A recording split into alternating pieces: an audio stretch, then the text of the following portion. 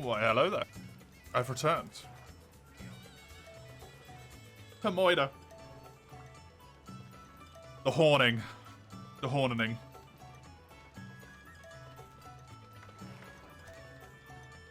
It begins. God, this game scares me. Specifically because I'm playing Horn. Not because I'm afraid of it in general, just because I'm playing Horn.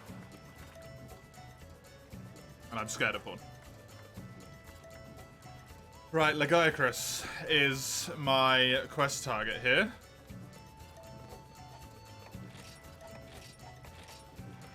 I wanted to farm Barrier. At this point, I'm probably abandoning this weapon, quite frankly.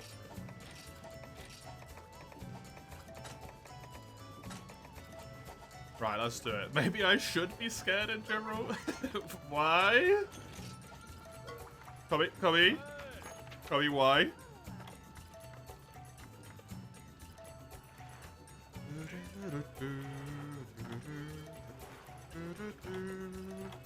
I do kind of need a Gobel Whisker.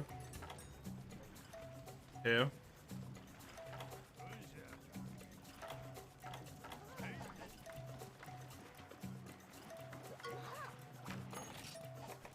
Fell Lagiacrus. Fell the Lagiacrus. I could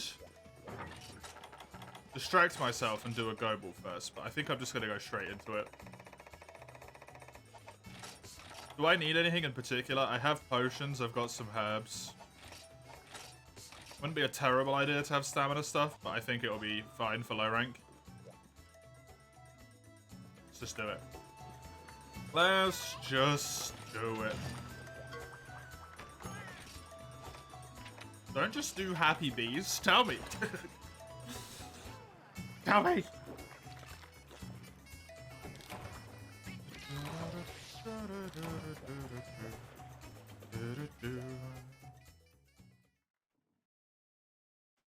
How hard could it be? It's only Lagiacrus. I've killed him loads of times.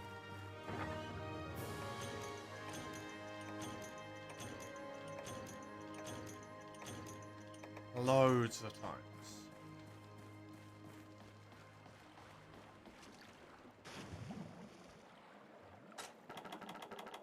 Now, most of them have been with Dual Blade. A lesser subsection of them have been with Longsword because of Lagiacrus percent.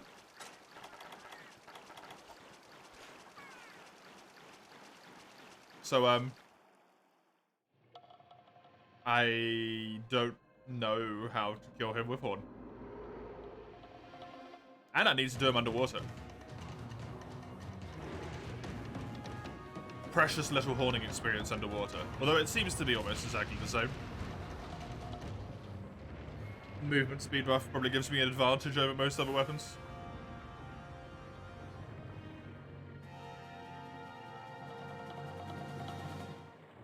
Hi, Lagiacrus. My weapon does have fire damage. That's a distinct advantage. If I remember, my only thing I really cared about was defense boost, yep. Negate stamina is not terrible either. Just so I can always be sprinting around.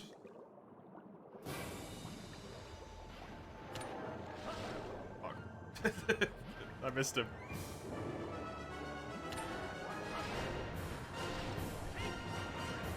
Knew that was gonna happen, I just wanted to get the extra hit off, the freebie.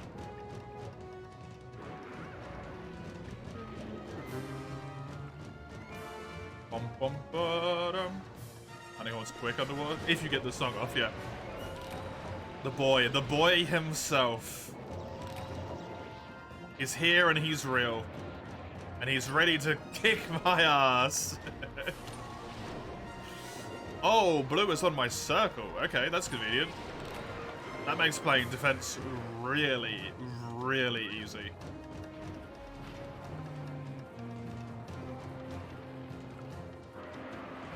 It's honestly so weird to see Char Char in this fight.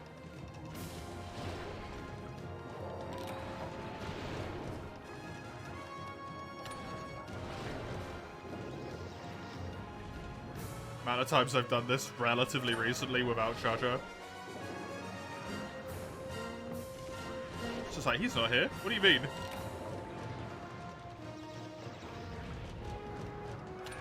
God, that doesn't exist yet.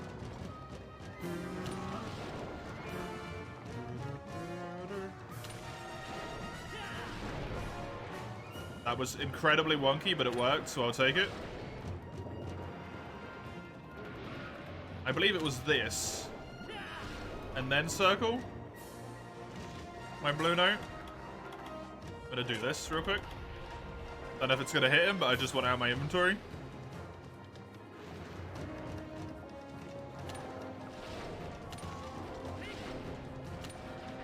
Yeah, it is the other way around. Cool.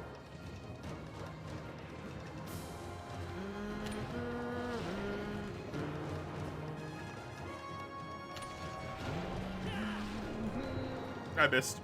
I missed. How much defense do I have? Oh, 118. That's really good.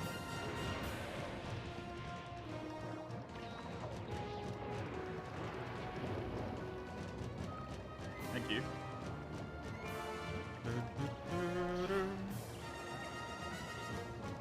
You know what's not going to be really good? My damage output.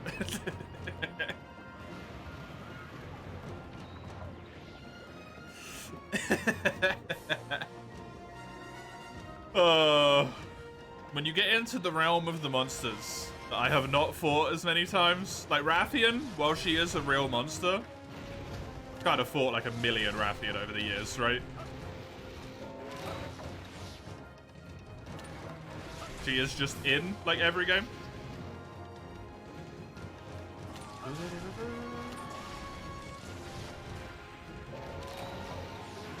So it's kind of a situation of like, of course I know how to fight Rathian. Like, Icarus is kind of only here. At least in his true form, he's only here.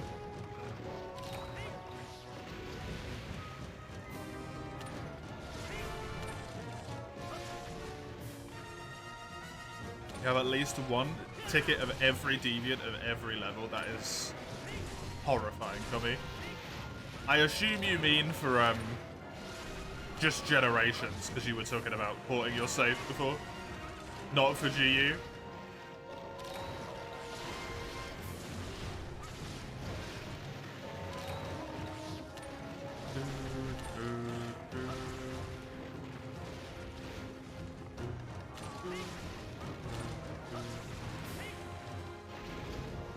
What if you should just sell them or turn them into something to open up box space for GU? Yeah. I mean, do you get extra box space in GU or not? There's a whole bunch more tickets. In GU, which will take up more box space.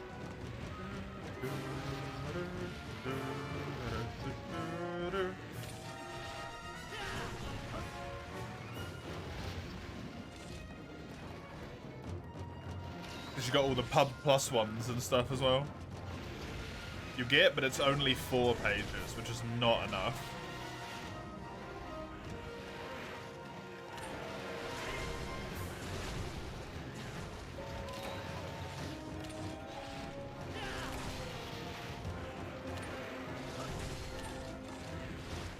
Very cool looking heavy gun. Just use it, Summers. Fuck viability, just use it. Already scraping by at 22 empties. Ooh. Yeah, that's a wee bit close. Just use it. I want the damage here from green.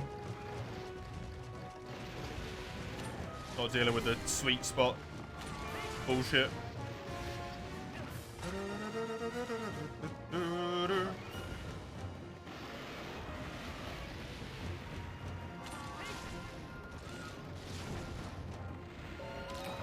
Killing low right Macau for anything. Kill whatever you want with it.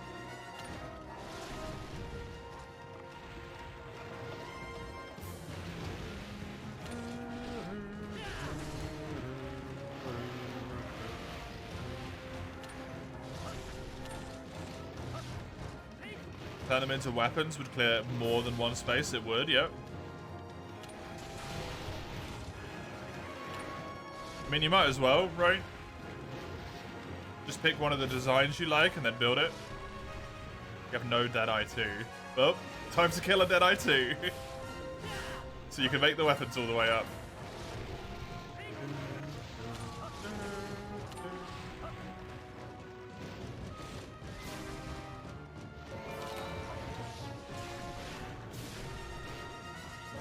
Gotta get more tickets to clean more ticket space, Cody. It's a never-ending cycle. Don't really feel like I'm doing too well here, by the way. This fight doesn't feel like it's going fantastically. I can't say I'm surprised, but I am. I was hoping it would go a bit better than it has been. So I'm a little bit sad.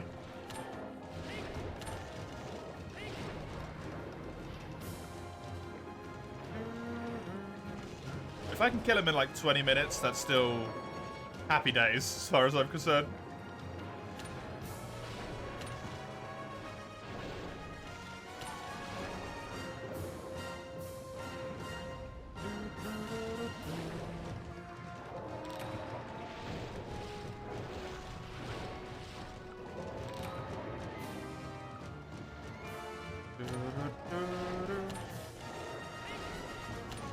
Where did he go? Oh, he went after treasure. Nice one.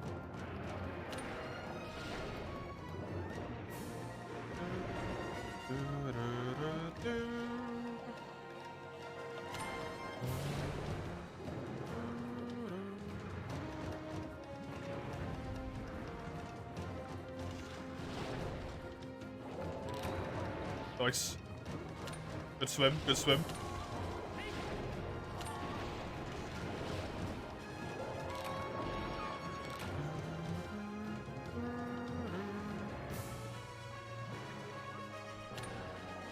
Also, like, why out of kind of seemingly nowhere, Cubby, did you get the urge to play GU also? I feel like very strangely just all of a sudden transferring your file. I assume you have the urge to play GU.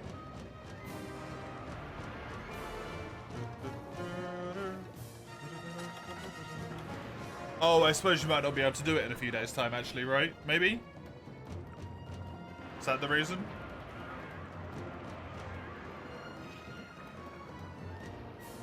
Hey, Ed said. How you doing? Tomorrow the service is gone? Yeah, okay, fair. That's the reason. Makes sense.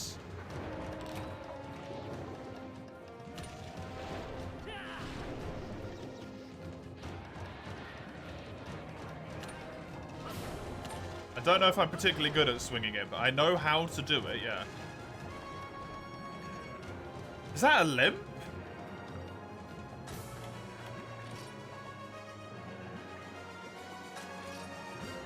That's a swim limp, right? You might have a crack in your arm? What, like in your bone, Summers, or? He's swimping. I'm gonna kill him in like 15 minutes? Surely not.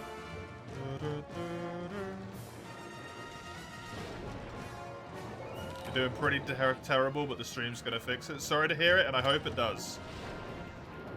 No pressure though at all. I mean, I'm playing for you and I'm playing Horn Enten. I don't really feel like I need to. What more can I give you? I can't give you my body, I'm sorry.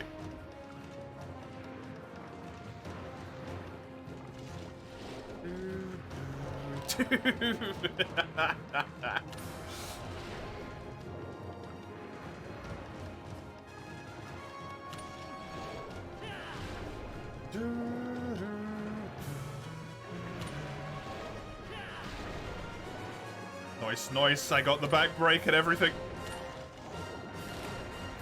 It's delightful. Delectable.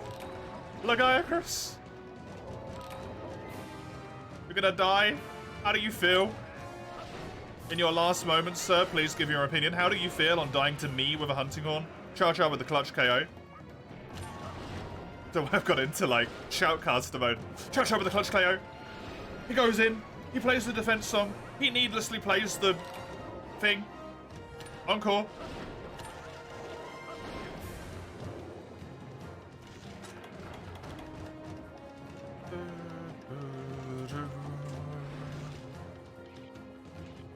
That sounds incredibly painful, Summers.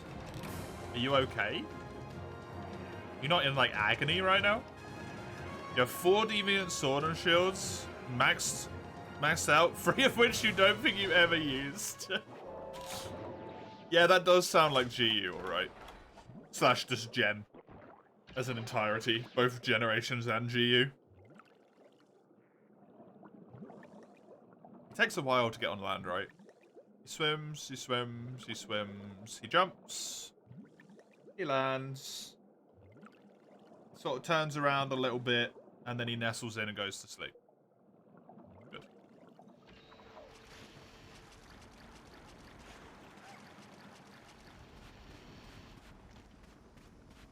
Come here, Bugs.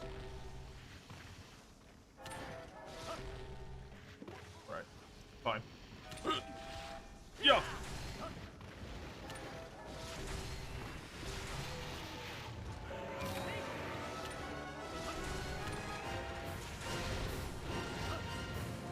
Watch the tail.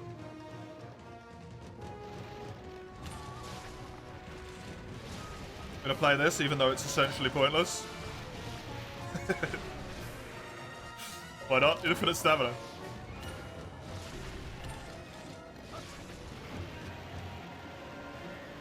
When one has the opportunity to flex on Lagiacrus,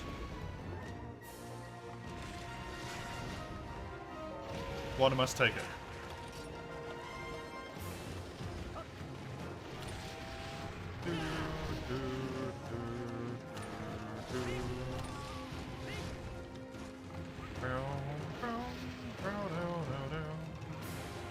Okay, good. Go, go, go, go, go. There's the chest break. Get the big boy damage combo going. I don't know if it does big boy damage, it just swings really quickly, so it feels really good.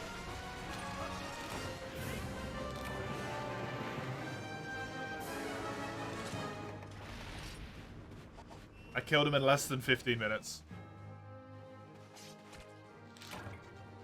Hell yes.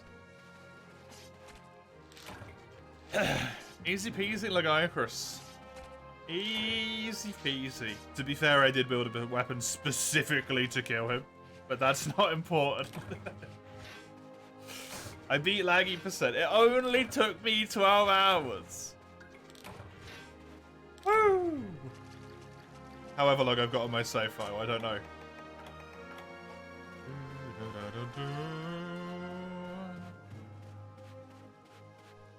I'm gonna go run and check if Sausage is done real quick. Give me a second.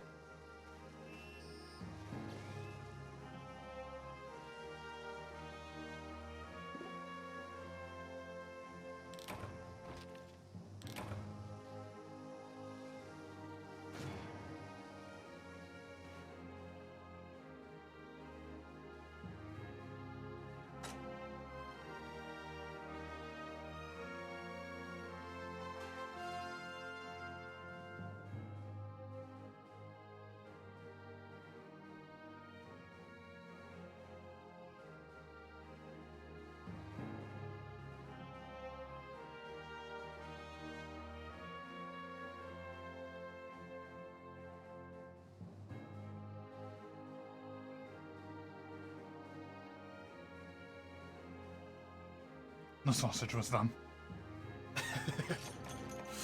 Now I have sausage. Does that make you feel happier, Enten? Sausage in my mouth on stream. 10 hours more than my PV. I got rusty. I got real rusty. For some reason, I made the really weird decision as well during Laggy percent to do literally every quest in the game. Pre-Lagiacrus. Just weird, really.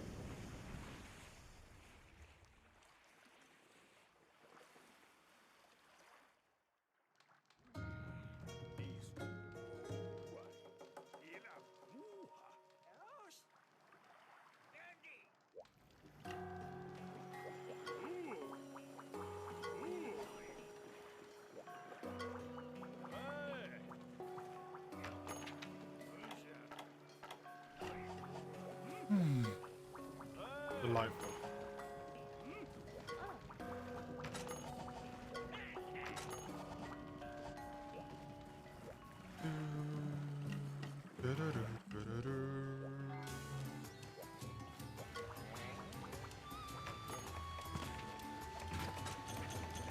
I think it's weird that his cats run away in the first place because of an earthquake.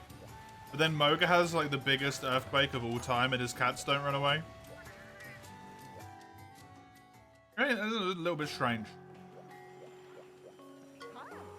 Just saying.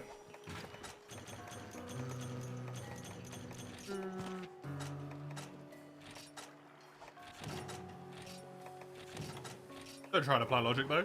Doesn't matter.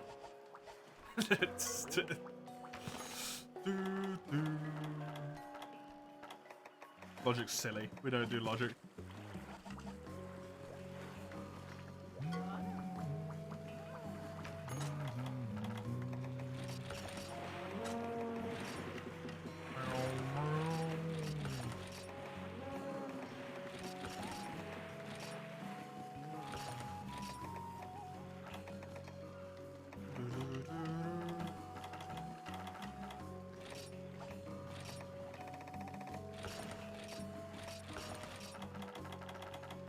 Will hopefully do. It's too much of my money than I should have spent most likely, but hey.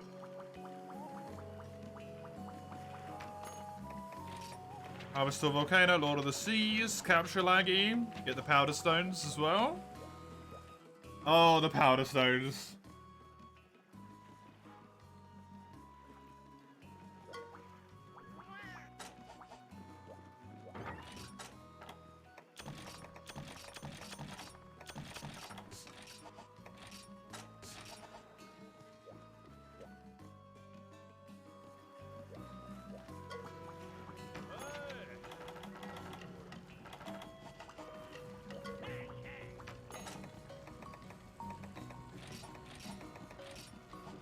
Oh yeah, this.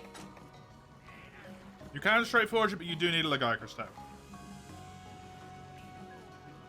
Which if I get a Legiacrus tail from the quest to capture him, I will make it. If I don't, I'm not gonna bother.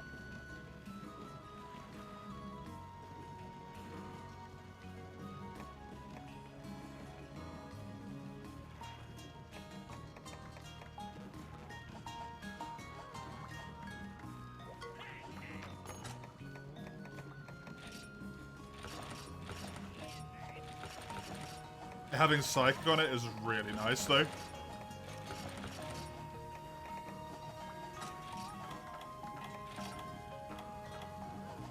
$121 defense. Do you reckon that's enough for all of low rank?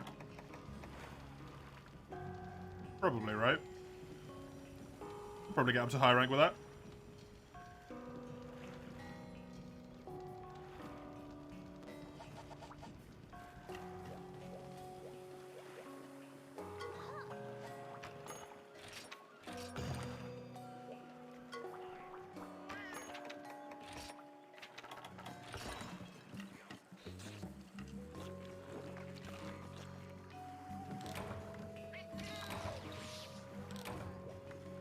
Hello, by the way, Falco. How are you? It's good to have you. Sorry, I'm shoving my mouth with a sausage roll. Because I took my break early, not understanding the consequences.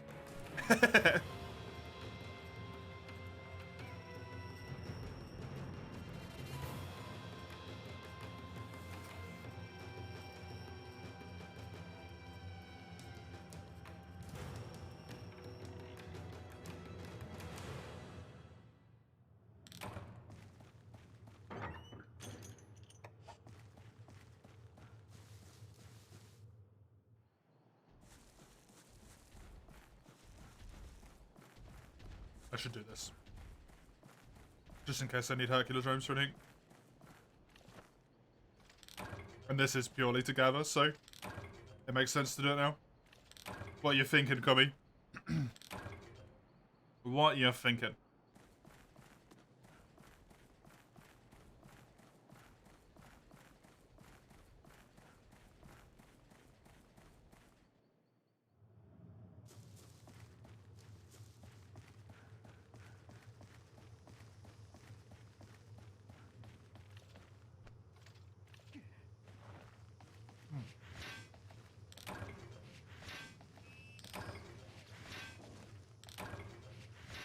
Man, that was good.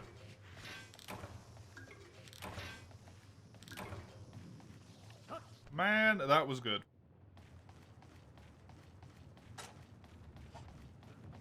Ordering the tickets and their eventual fates. You're half tempted to sell them.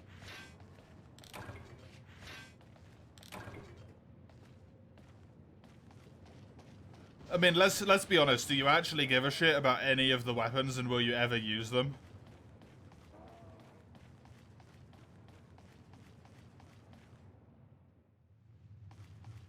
Because if you're never going to use the weapons,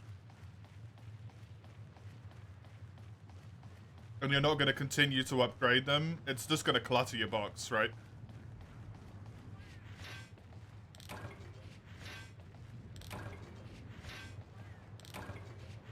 Red helm? Probably not. So just sell the red helms at least. Because you're never going to use it. So there's no point building it, because it's clutter.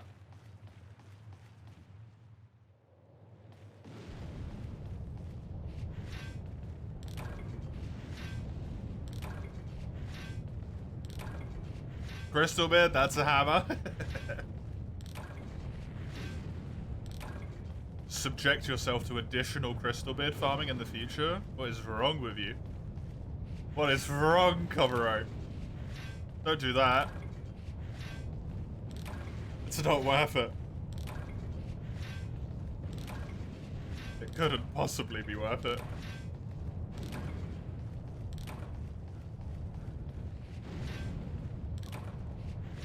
Man, I need mega pickaxes.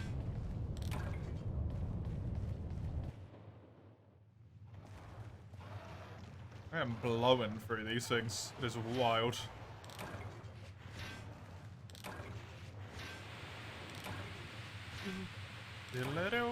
Oh, okay. I guess probably the best thing to do is this. And then this.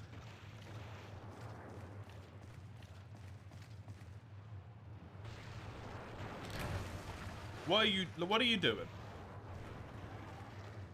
Trying to kill myself here. Set me on fire if you want, that's acceptable.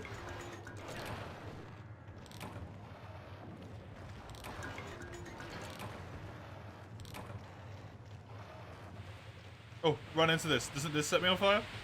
No, it doesn't.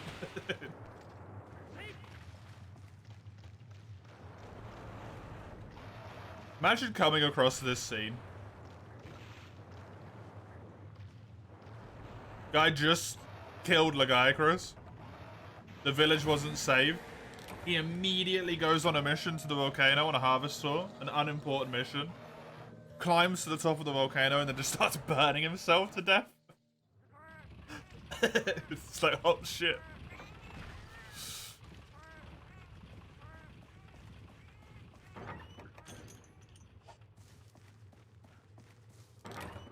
Stuff is not going well.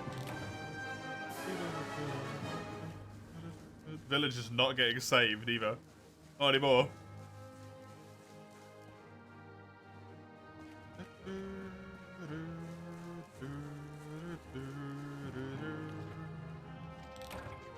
Yes, a worm! Yeah! So worth it. What a reward. One worm? I'm gonna do so much with that worm. I'm gonna make it my best friend. We're gonna go on journeys together.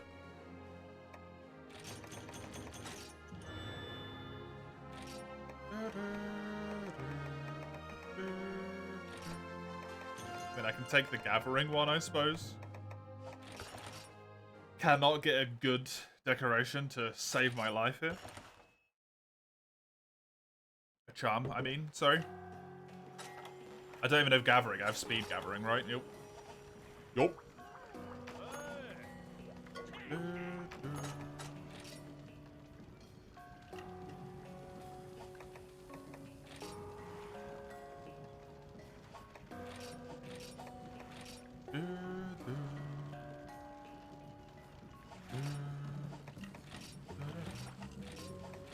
I'm gonna have an ice weapon, a fire weapon, potentially a lightning weapon if I can build the Lagiacrus weapon.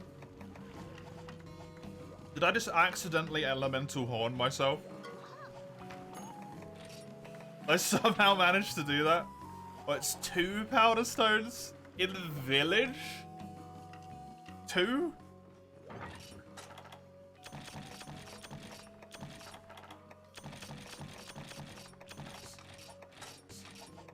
God damn it, man. Oh yeah, I didn't have any dash extract, despite the fact that I've killed like 3 friggin' fishy boys for a Ludroth. I've received 0 dash extract.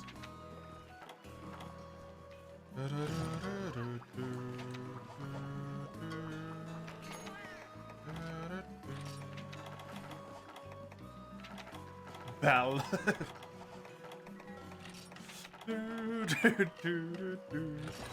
Hello, Berserk. I'm gonna resist my temptation to say something about that, but oh, I got Fighter and not Supercat. Disappointing. What's the one which gives you more speed? I can't remember what it's called. Transporter. You.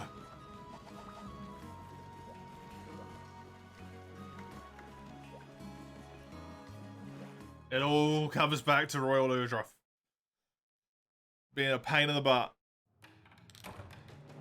Cool. Deliver 2 powder stones. With no stamina buffs, no supercat, and no transporter. Also, by the way, you have to run from area 10.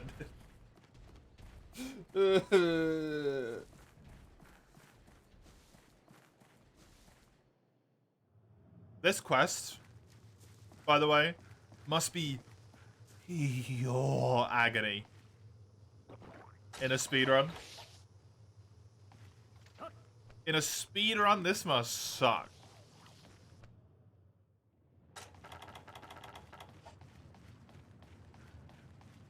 Because you enjoy it, actually, Panzer? Otherwise, you wouldn't do it. I also forgot to get more mining stuff when I really need to mine here. Gotta make that cool drink last as long as possible. Oh, they gave me nutrients. That's handy.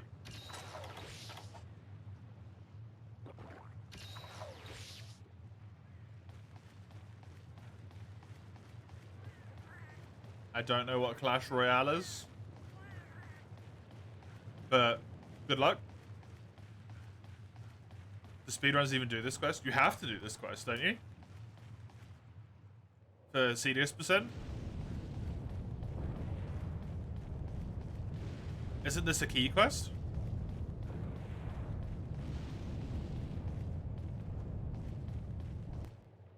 In this game? Deliver 2 powder stones is a key quest for some cursed reason.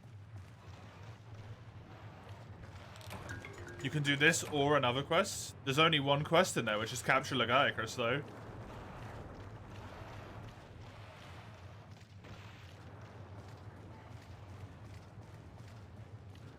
Or can you just do any other quest? That? Do they do capture Legaicus?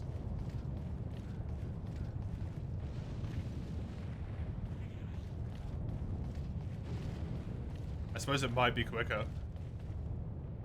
I don't know, do they? I don't know.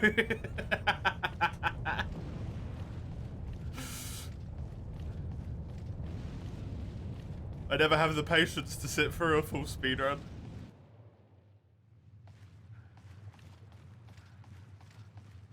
Not for Monster Hunter, for some reason. I can watch speedruns of other games, I just can't watch Monster Hunter speedruns. I don't know why.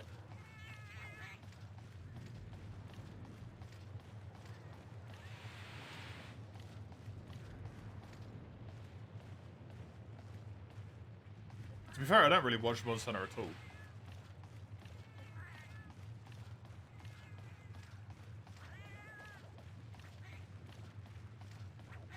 I play up to and over my quota of Monster Hunter for my own sake, because I'm like, I want to play it. Let me play it.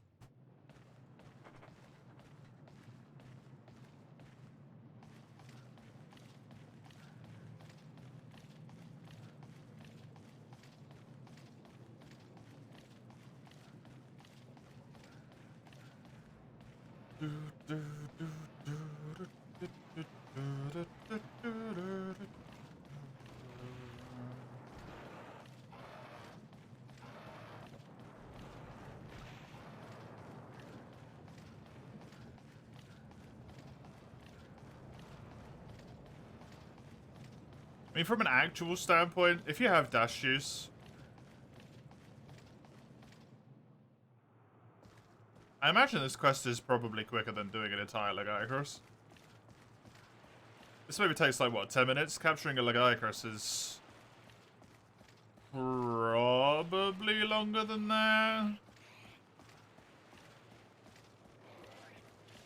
And also incurs the risk of, he swims away from your trap. At which point you have to reset. Clash Royale is a game that uses characters from Clash of Clans and makes a card/base defense hybrid.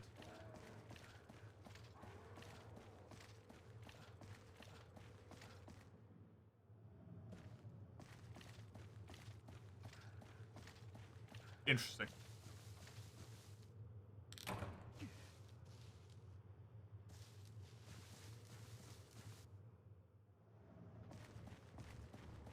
It's completely different from Clash.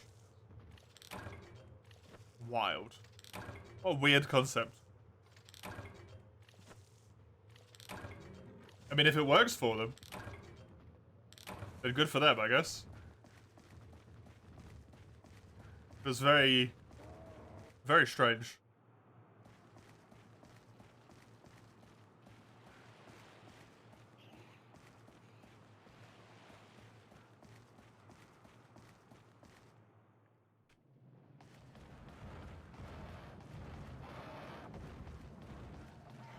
Hi, Oregon. Do me a favor and run over to the other area and don't stay in here. Yeah, spot me now, stay in here right up until the point where I'm about to get in here and then start off. That would be perfect.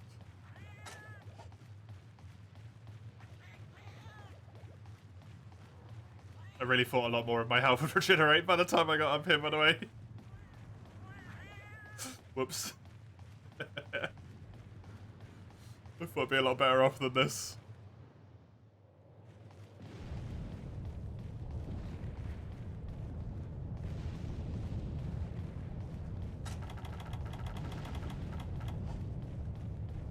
I do have a ration. Probably don't really need to pop a cool drink. I just pop one of these bad boys. That amount of Mystic Health will be fine. That'll be fine. If my cool drink runs out, it will not be fine. If my cool drink doesn't, then we're all good. We're all good.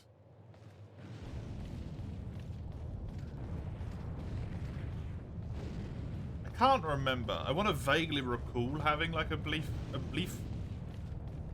play of Clash of Clans. I think because someone else in my college class was playing it. I don't know if that was real or if it just... I saw them playing it a few times and then fabricated a memory.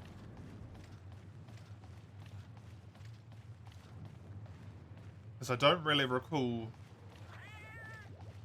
playing it right now. I just remember seeing it. I always liked the idea of those sort of games. There was one, like an in-browser game that had a similar-ish thing. But it was a little bit more like, oh, you little shit.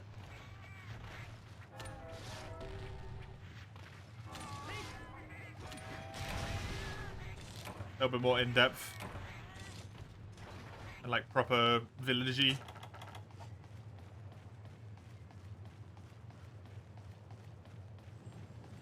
And you kind of could like never raid anyone if you didn't want to.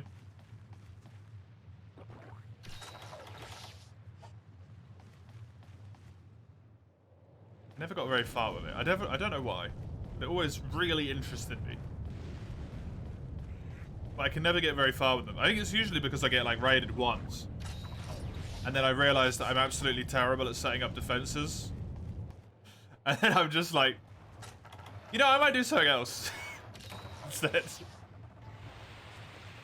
Of this game where I get to watch everything I built crumble around me constantly. Because of my own incompetence.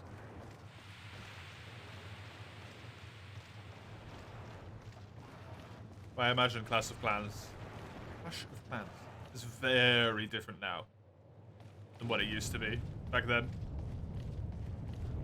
Since that was a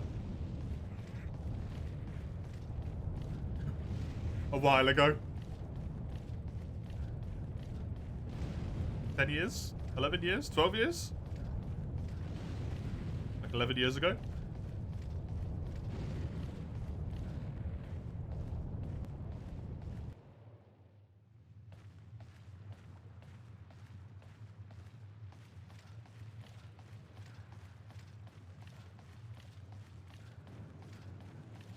Oh, I wonder if Uragan's managed to wrap his way back round into Area 7 again now. That might be a problem.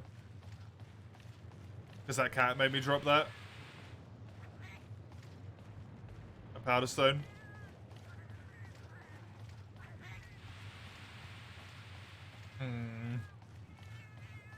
Please don't be in here, Uragan.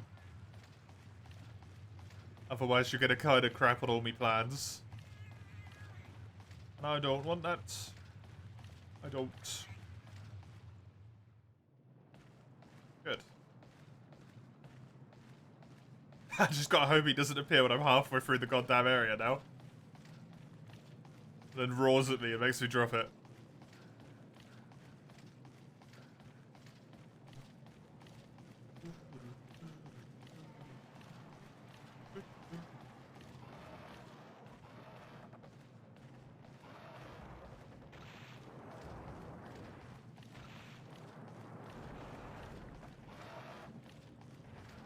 If he's in area 4, I can always drop out back into here. That's not really going to help me very well, though, in the long run.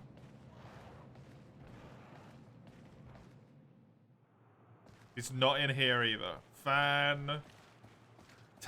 Get me to safety, please. So I'm done with this.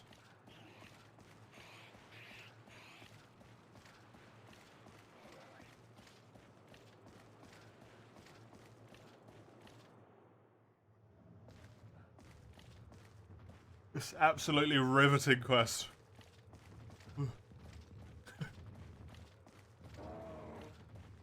Speedruns do this quest. Yeah, I thought they might.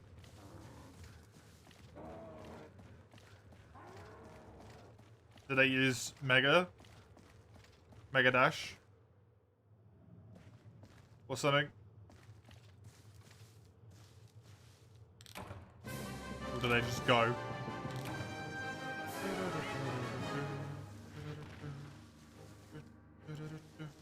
I suppose the only way to really get Mega Dash juice would be to get the, like, 10 well-done steaks from the canteen and then use them. Don't know if that cutscene length would actually save you any time. It might not do.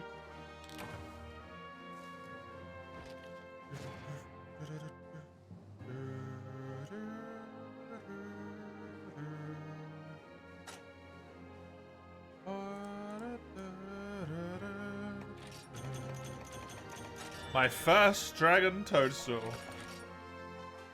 It has arrived to be duplicated.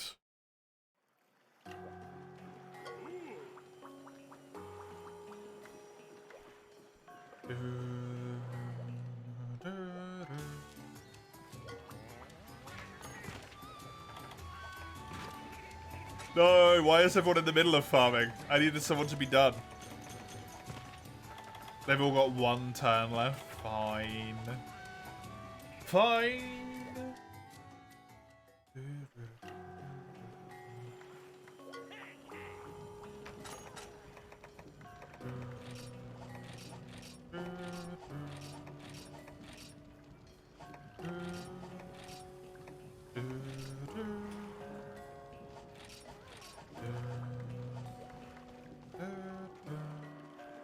Don't know if I'll upgrade this weapon any further, by the way. Because having to farm 8 Rathalos webbing, kind of incredibly crappy.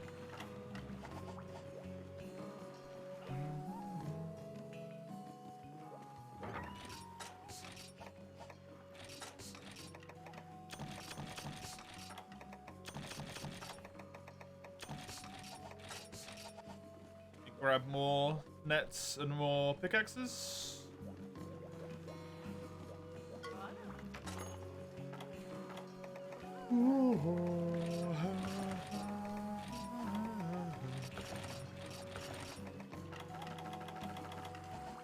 Do I want an extra trap for Legiacrus? It's a good idea and I should do it, but I'm not going to. I'm just gonna try and straight capture him with the stuff they give you.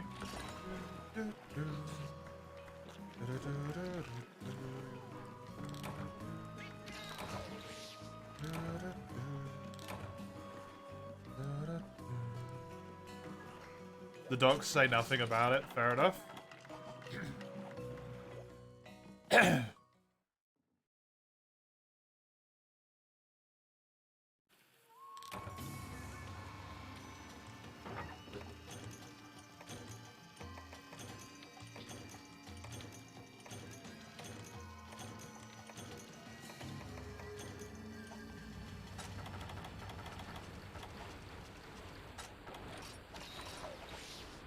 Capture laggy. It's usually in area 5, if I remember.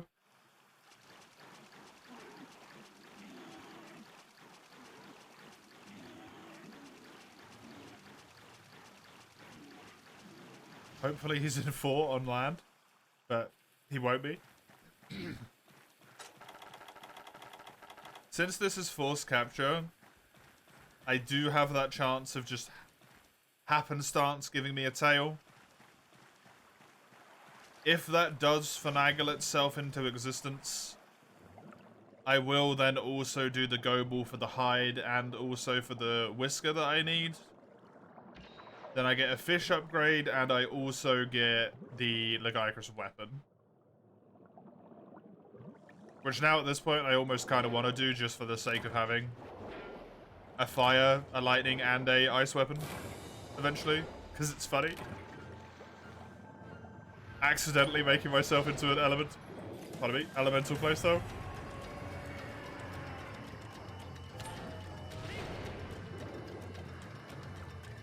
Just follows me. Actually hit me.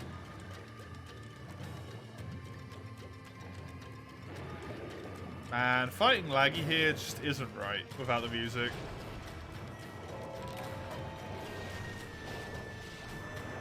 And it's sad, because you fight him here more than you fight him in Deserted Island, I feel like. At least I feel like I tend to, at least, maybe some more. Might just be the quests I end up farming tend to be here for some reason. Whoop.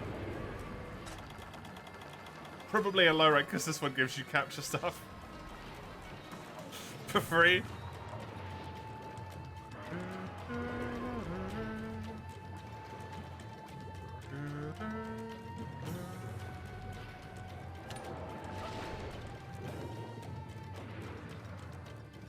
Now that I've found out how dramatically, disastrously bad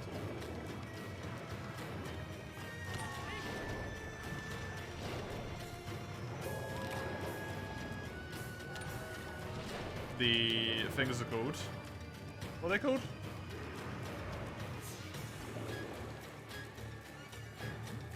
Boomerangs. Oh, I definitely am not getting that tail cut.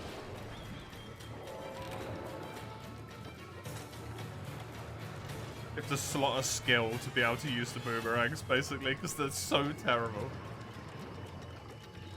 It's just impressive.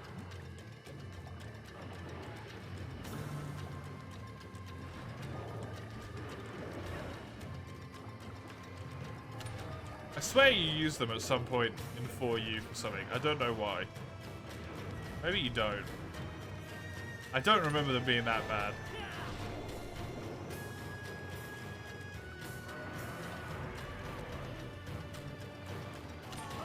I think I always get confused with the quest in GU, which says a Palico type Rathian's tail off.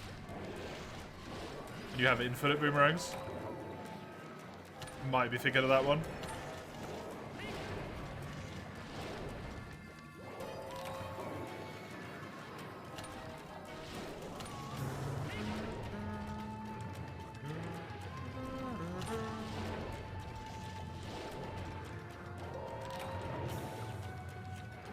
Is there an event quest?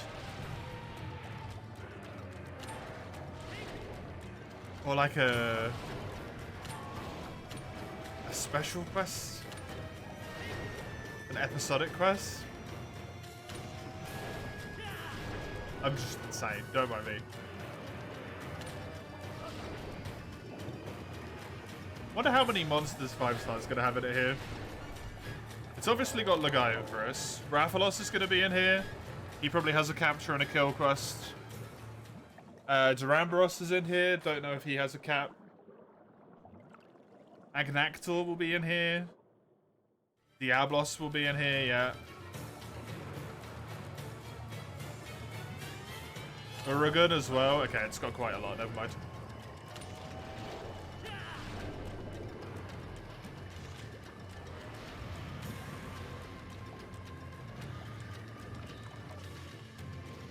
Probably get all of this tar done. Who's it, Uragan? Regretfully, a monster that is in this game. Regretfully. I wish I could pretend the same.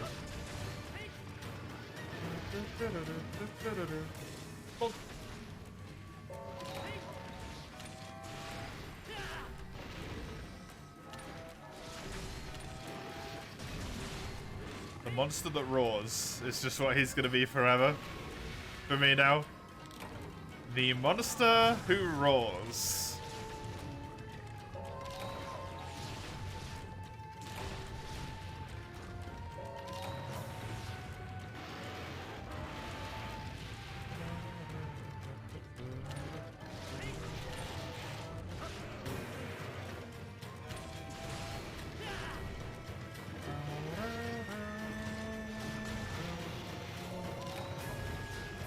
Good stuff. Very good stuff.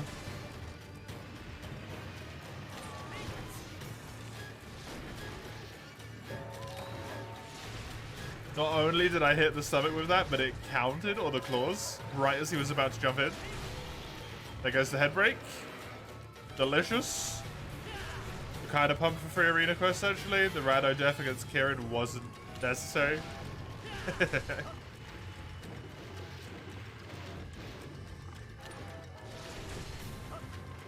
Did you die to Kieran, Eugene? Wait a second. You did? Oh no.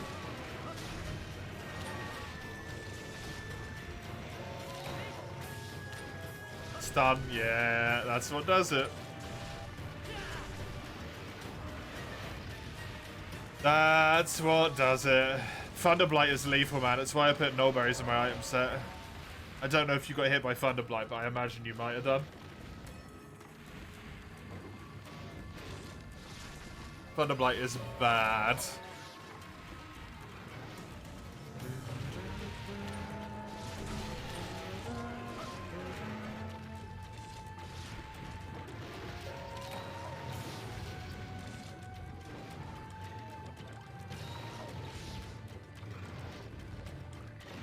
Water and ice too are disasters.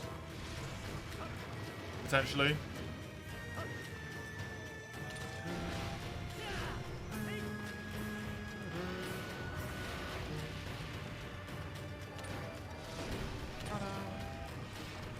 Yep. Did hit the head. Nice. Convenient.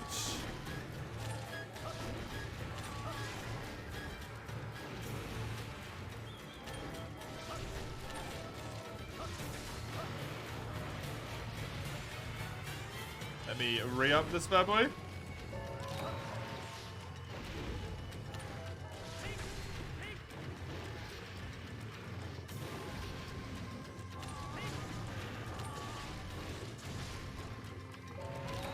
So I don't know if it's going to be the same seed, one weapon, etc. What do you mean, Eugene? You don't know if you're going to do it that way, the way that I'm doing it? Oh, the race you were planning. Right, yep. I mean, if you're doing a race, you kind of need same seed, right? That's kind of required.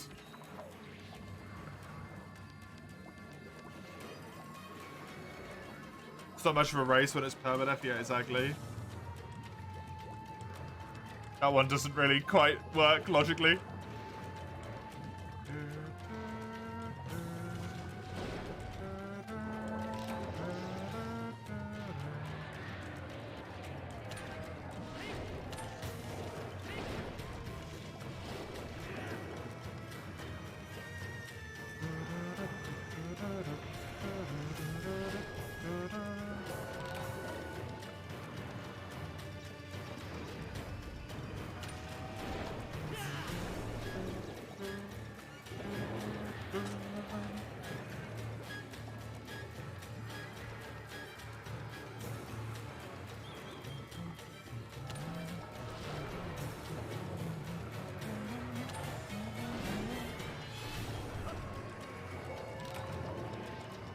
Give me another defense up, please.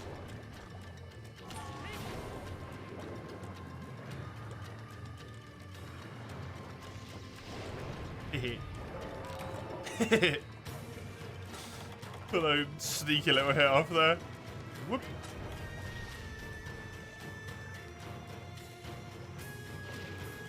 Well, somehow I got away with that. And I don't feel like I should have, but I will take it. But remember, I am capturing him here. He starts limping at some point. I am capturing. Capture quest.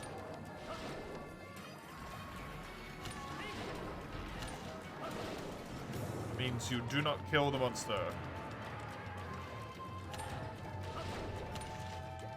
This one, by the way, not going as good. This Lagicrus, nowhere near as good as the other one went. Whoop.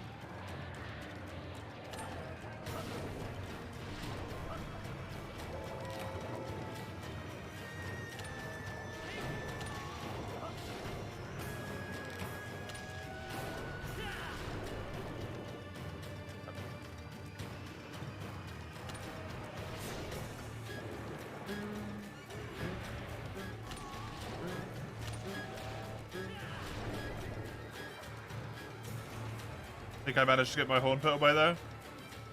Good.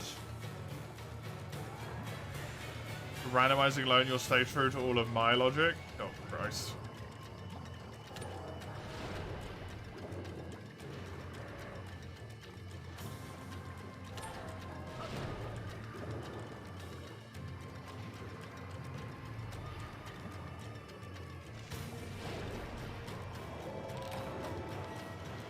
No invis? What do you mean, Eugene?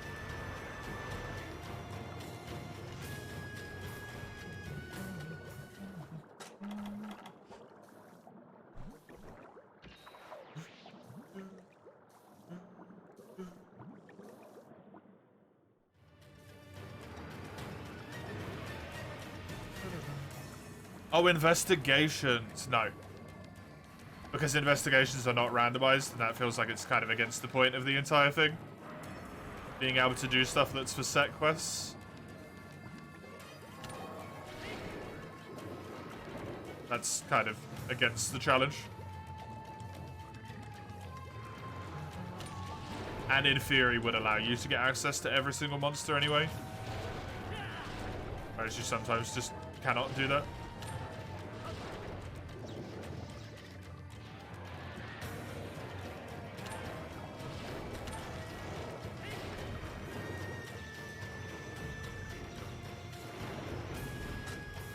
So why? What's in, like? Do you mean Gilly Mantle invisibility? What does that mean? No. Investigations. Makes sense.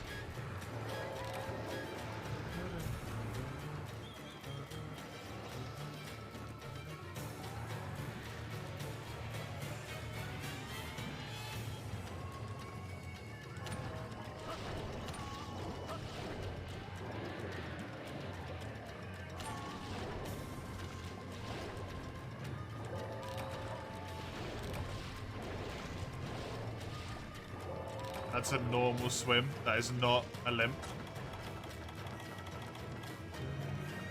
That's a limp.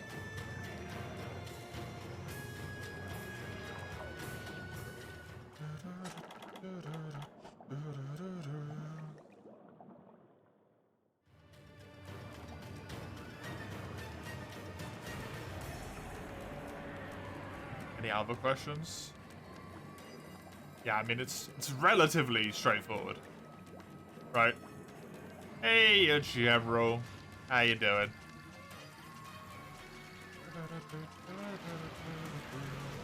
The Rambros is coming up, yes. He will be soon. Yeah.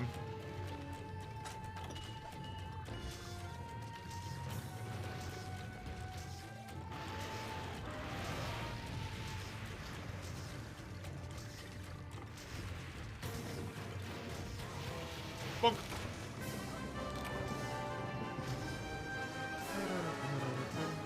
Easy peasy.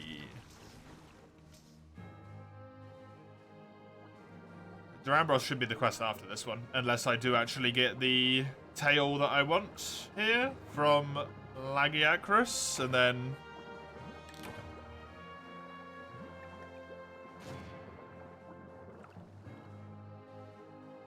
I will be doing Go Ball for a little bit. No tail for me, just a plate.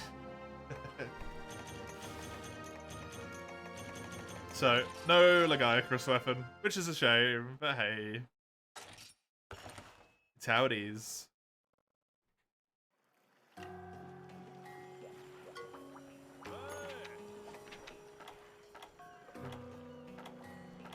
I really feel like I should do some of these, by the way.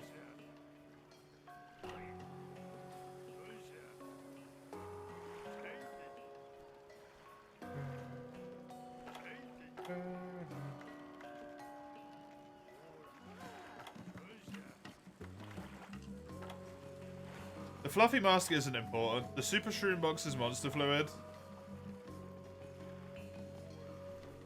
The real deal is a Gobel Whisker.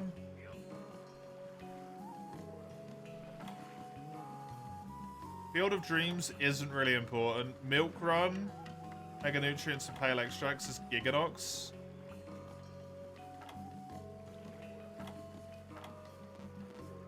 So the only ones I really care about is the Gobel Whisker and the Pale Extract. Maybe do some Giganox in a bit.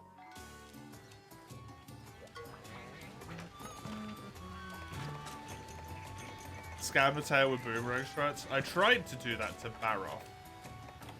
And we learned a very important lesson on that day.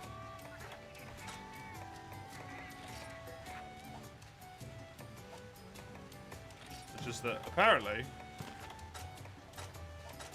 doing pre-damage and then using it to cut the tail off is not a thing. That's a lie. That doesn't exist.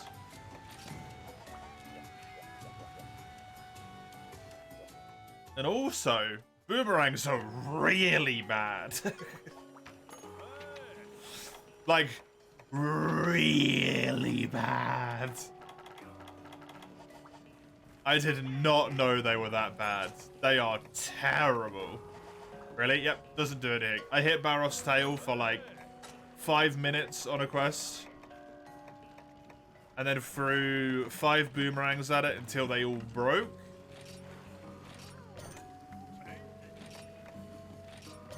Which didn't take long.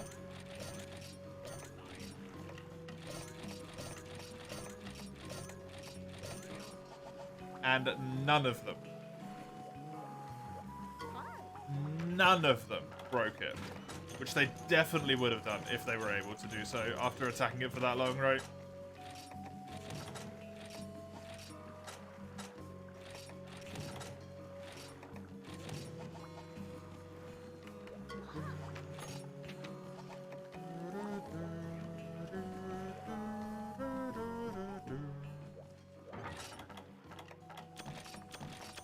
The fact that they require you to build a blunt weapon with a tail is just... It's just cruel. Quite frankly. It's just straight up mean.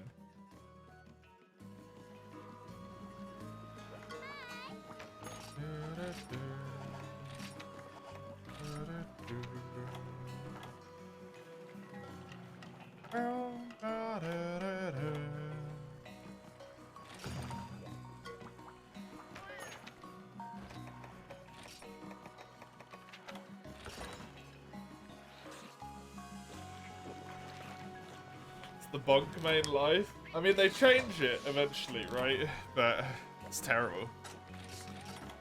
They don't force you to play melee, to play cutting, Eugene. You can technically get them through, like, capturing monsters, but the chance is just terrible.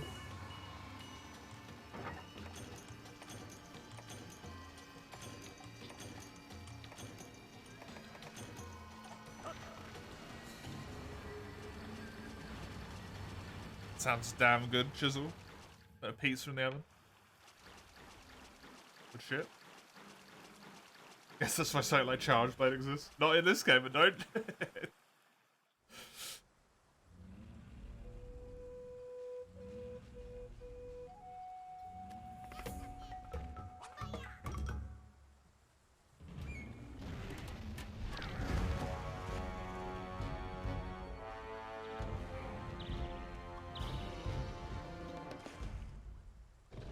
Have 50 minutes of riveting flailing about? What do you mean? I have fire damage. I do have fire damage.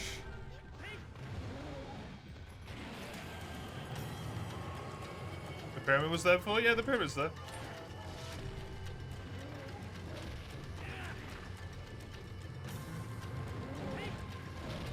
I'm sure you do, sweetie. I do have fire damage.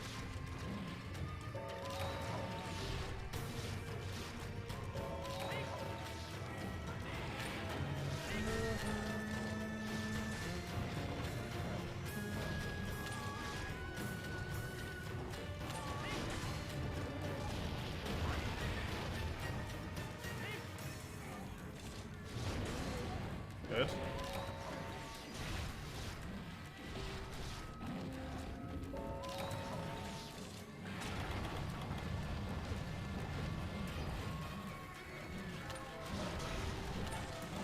And I've done no damage to the legs here, so there's no way he falls over. Ooh, I actually got it. What the hell? I have no idea how that works. I will take it.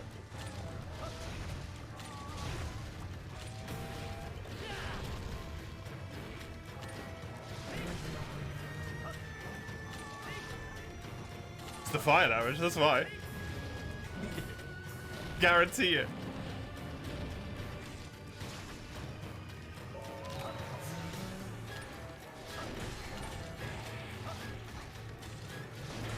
Nice one. That's a real shitty position for him to fall in. At least I can get to this.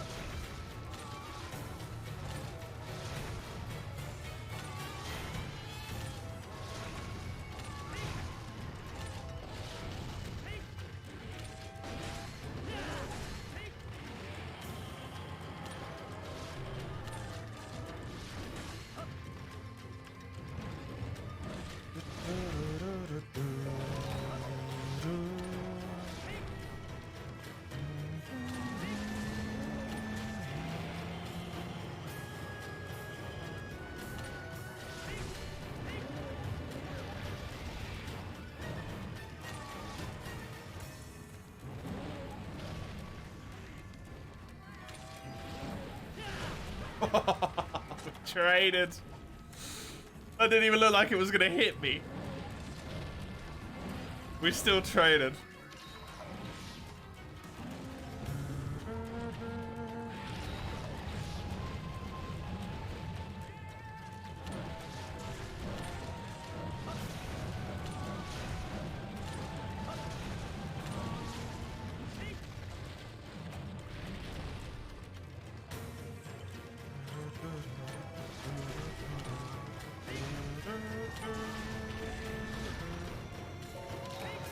Keep that defense boost going, please.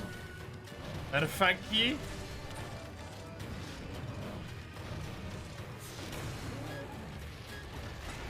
Got myself a sharpen here now.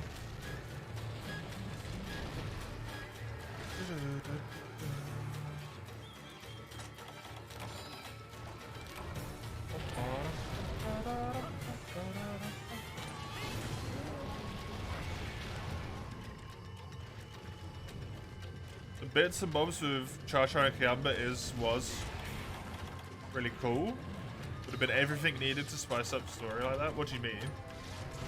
Like with them chasing down the mask and stuff in the cutscene?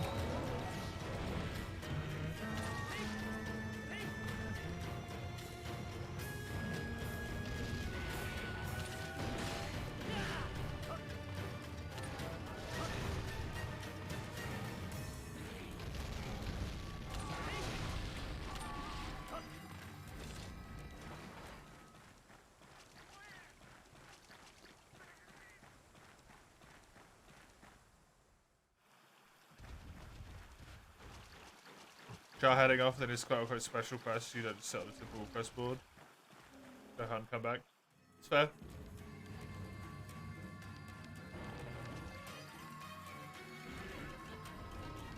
It's also kind of annoying at the same time, though. Where, like, Cedius is locked unless you get the mask for them. It's kind of frustrating.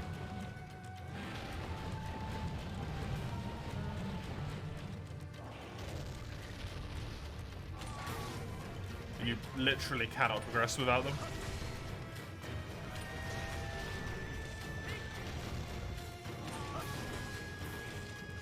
So all the weekly content. When does the weekly content get introduced? Is it on Sundays, Summers?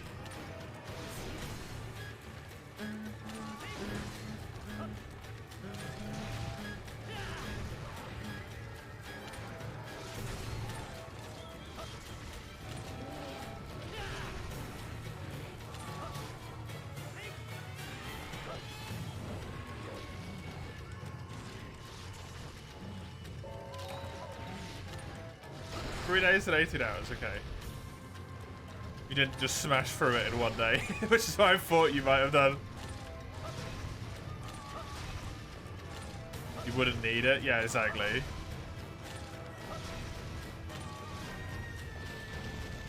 But you have to get it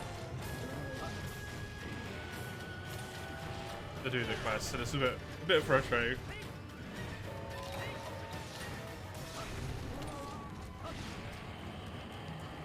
But the idea of the quest to rescue Kasha Hayaba is kind of cool.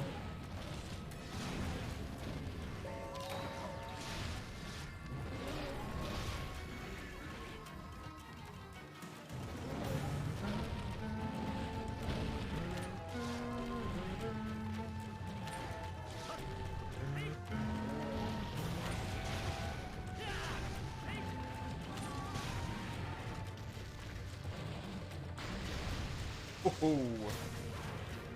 Even though it is basically just a hunt, it's kind of cool to have an extra objective to it, in a sense.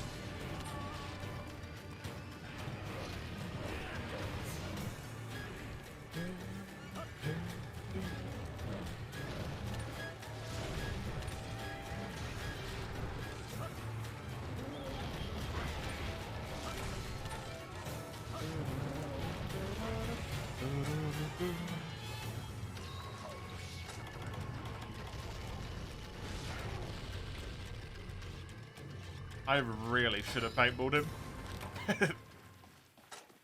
Whoa. Whoops.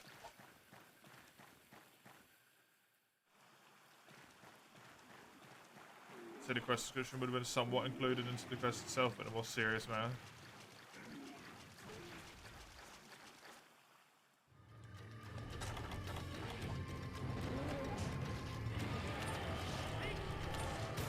I like the Monster Hunter. Honestly, has its like clearly serious moments and clearly not. And that they tend not to be too overlapped. Like the Palicos and the Shakalakas and stuff are always a bit goofy in the cutscenes, right?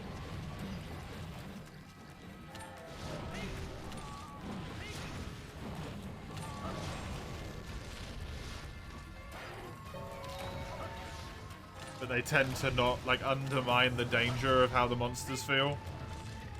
Which is why I wouldn't want them to necessarily, like, pop anything into quests. Like, Shakalaka's being tormented by small monsters the whole time, right? Cha-Cha, sorry. Kayamba here literally pisses off Duramboros and then hides. For the entire quest. While you deal with it. They're in of themselves quite funny, but it's still like, it's a Duramboros. It's serious.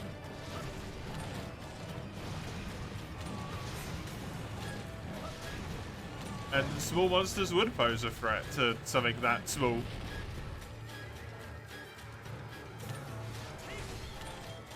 I don't think the quest system needs to be spiced up, to be honest. Even from a like hypothetical perspective, it works.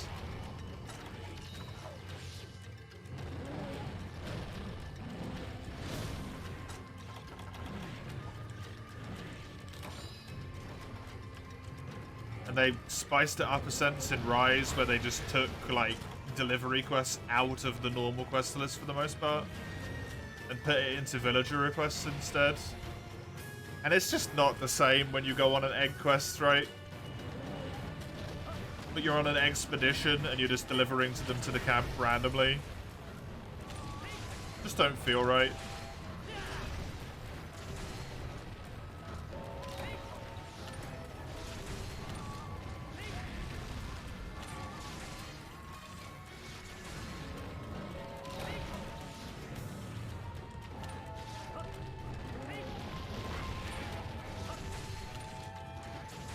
And Rise also had that, like, collect the packages quest with Yomagi.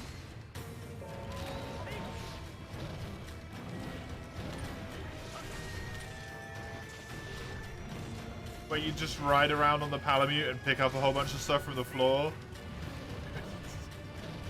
It didn't fit, right? At least I don't think it fit. It's really weird.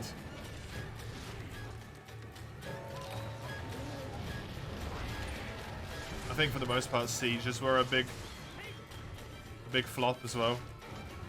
There's a different quest type there.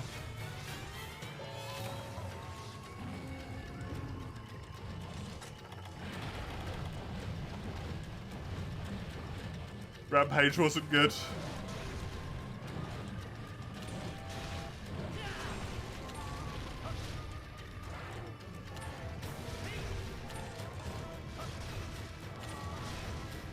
Yeah, World goes out of its way to directly mock other games for having escort quests. With the Baroth quest being called the best kind of quest.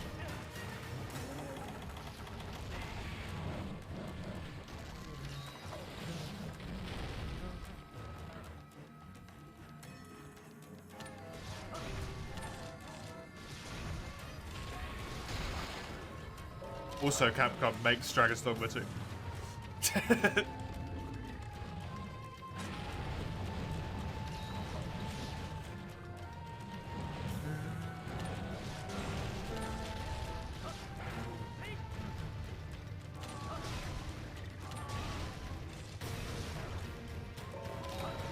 Sliding down slopes with eggs was dope. Couldn't you do that in World as well?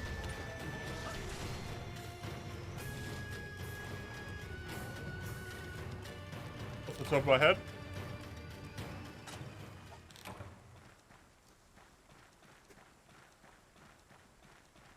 So pretty cool. It is, yeah.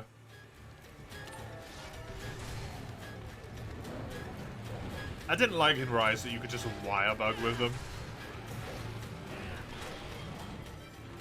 You could just zip along the floor with the wire bugs.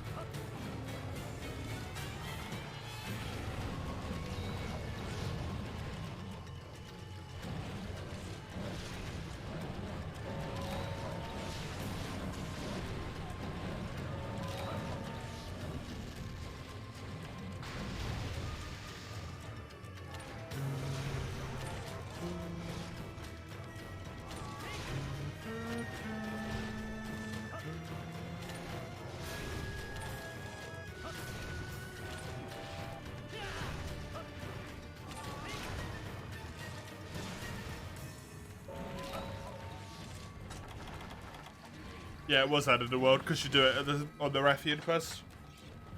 The Wyvern Egg Delivery quest. You slide down at the top of the thing there. I don't remember. You played a lot of different games in the Xbox 360 era. You never liked the escort quests, yeah.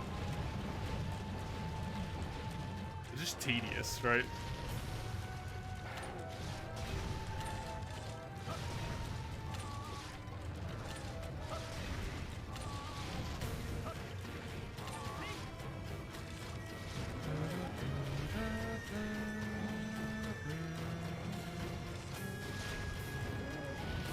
If you recall correctly, they even put the egg sliding into a trailer of World. Of course they did.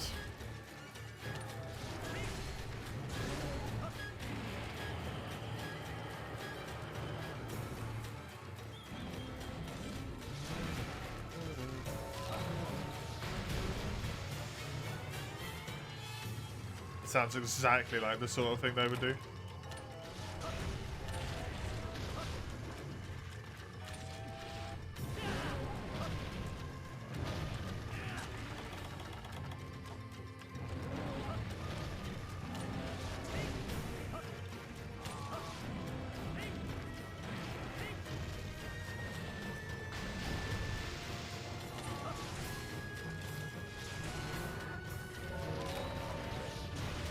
You still get chills when you think about your hype when you realize that we're getting a newest gen monster now.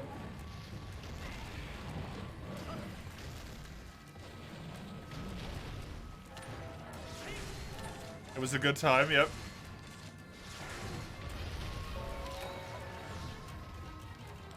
Maybe you should keep up with all the Wilds promotion material and trailers. I mean, I'm gonna watch the one in summer. The problem is, at the moment,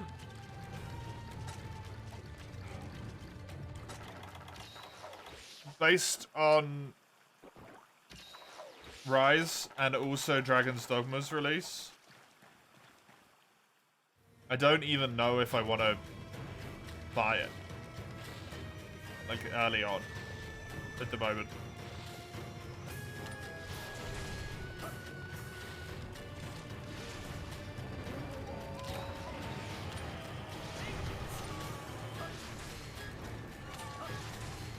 I want to see what the combat looks like. I want to properly see what the combat looks like. And I want to see how the maps look and stuff. Turn-based? I honestly would not mind that. Stories was fun as hell.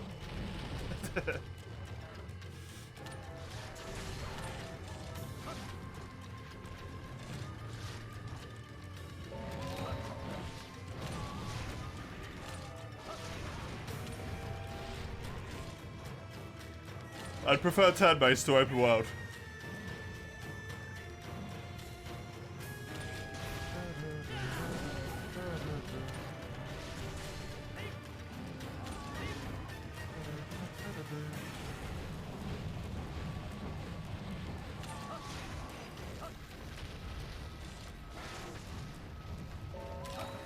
Hello, base.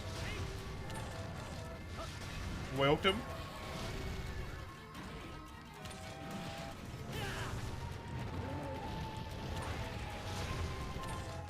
Going back to the roots and using sticks for attacks? No. Absolutely not. I will not buy it at that point. No way in hell. If one has a beard, we can both touch at the same time as how long it is, yeah. So fucking old.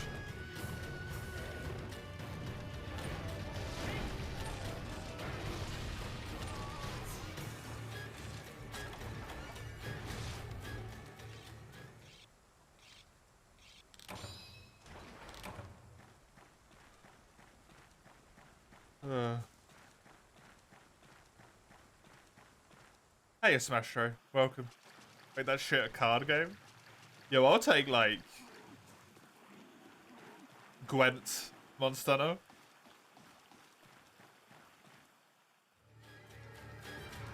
I'm down.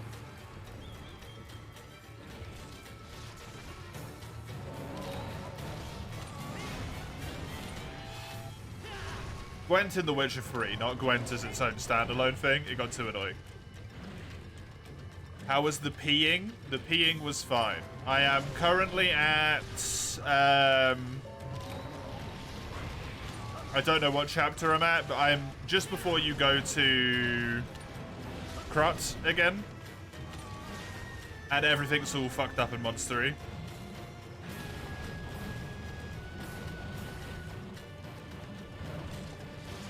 And the ground's gonna be all like split open and stuff. I'm literally just about to go back out from the train station again.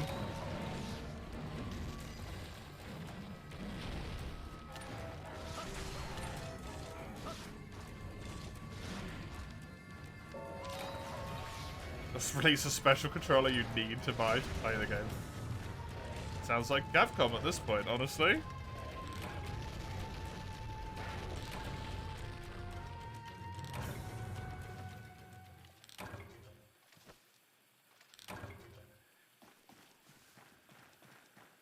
I didn't finish yet, no. Train station revisit? Yeah, right at the end of the train station revisit.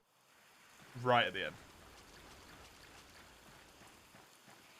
In Phantasy Star Online, they made a card-based game, so they put cards as a weapon into the main gameplay, and you really like that idea. It's kind of neat.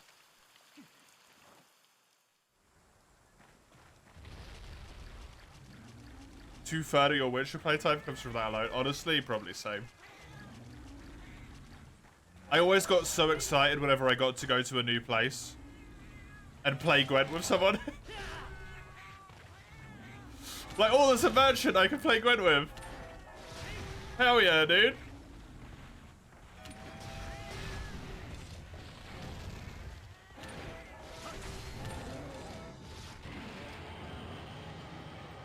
Remember where at one point, N10, where there's just a whole Gwent tournament?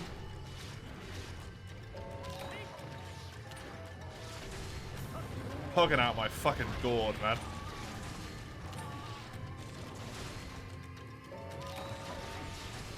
Hogging out my fucking gourd. So good. Good progress, they'll be finished next weekend, yep. I probably will. You never dealt with a standalone game? How's that one? It's PvP. Thus, shit.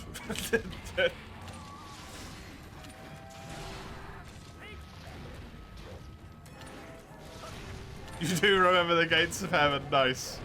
Good. This is the best sentence you've heard this week.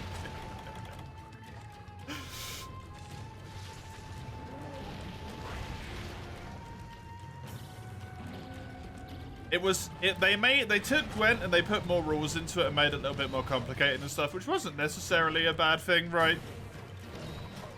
But the problem was because they made it into a PvP game, approximately 10 matches in, once I'd got past all the people that had never played trading card games before ever, right? I went against the same deck 4 times in a row and then never played it again. Literally the exact same, like, play pattern, build pattern, All of the cards exactly the same. Not a single different strategy. And then I was like, you know what? I'm good. I've had enough.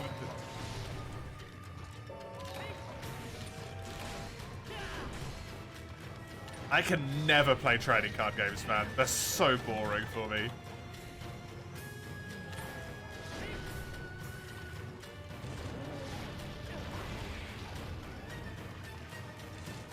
I tried to play Hearthstone for the longest time. And I'd always get from like rank 20 to about rank 7 or 8 or so. And then it was just meta after meta after meta after meta after meta. And I'm like, man, I just built a deck with the cards I had that I thought sounded like fun. I want to do this, right?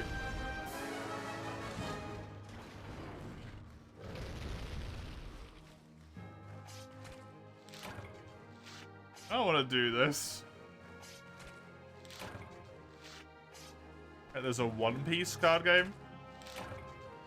Weird.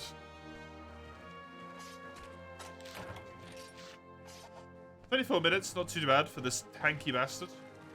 Let me go and be right back real quick.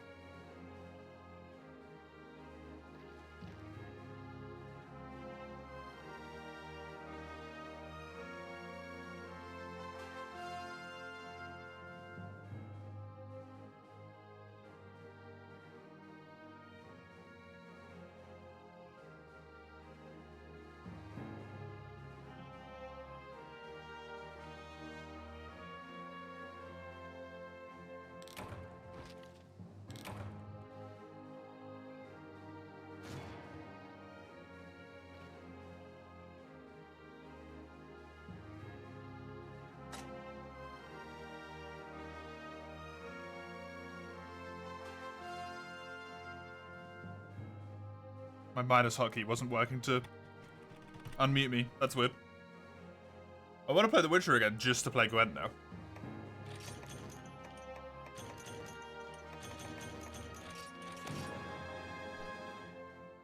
You were out of town one time at one of the stores you went to. Apparently hosted a tournament. That is amazing.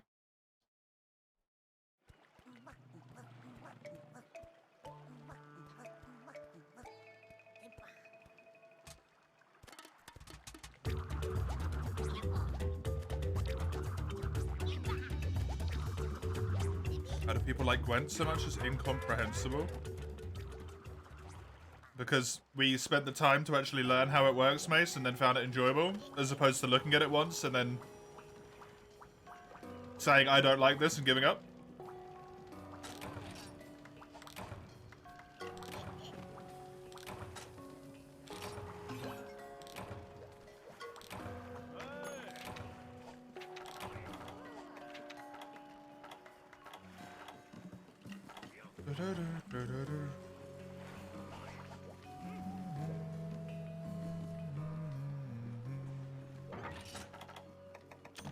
You looked twice? Oh, forgive me.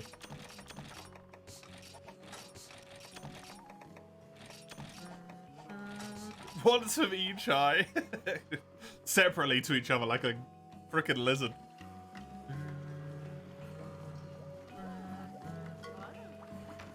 You own real life Gwent decks? That's a thing. Man, CDPR really milked that game. It milked the shit out of that game.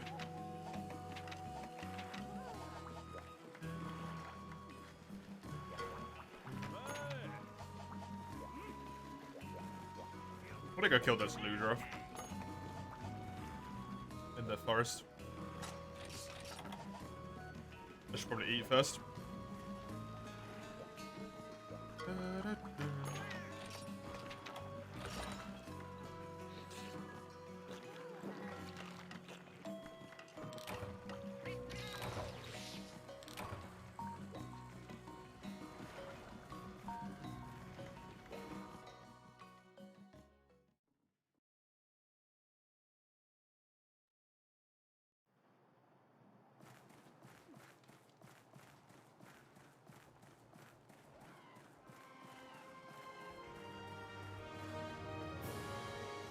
just based on the free.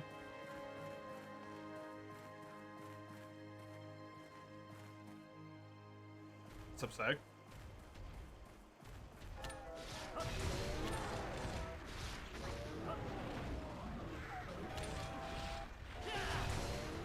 Nice. Ah.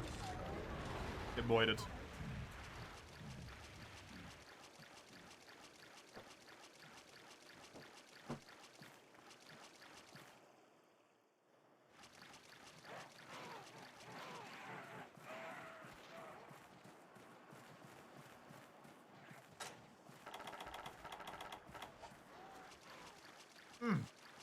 That was good.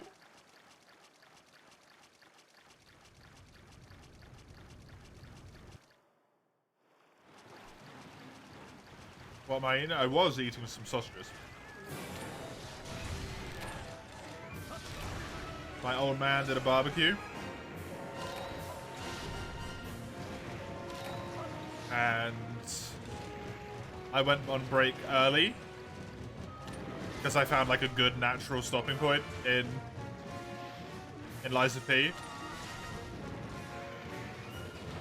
And then in my foolish error by going on break early, I wasn't... the barbecue wasn't done yet.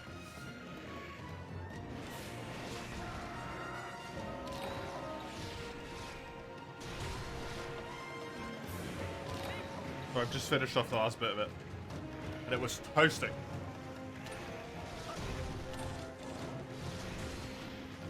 If we ever see each other in real life, you're gonna bring them with you.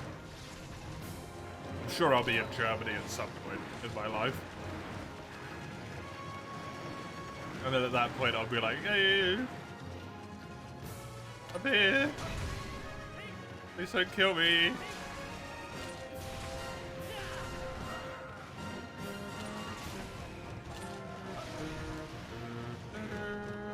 Germany will come to you.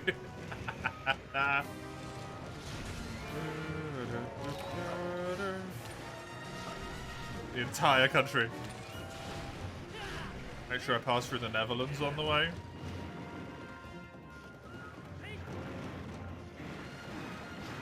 I mean, I probably won't, because I'll probably come down from Sweden. Nice.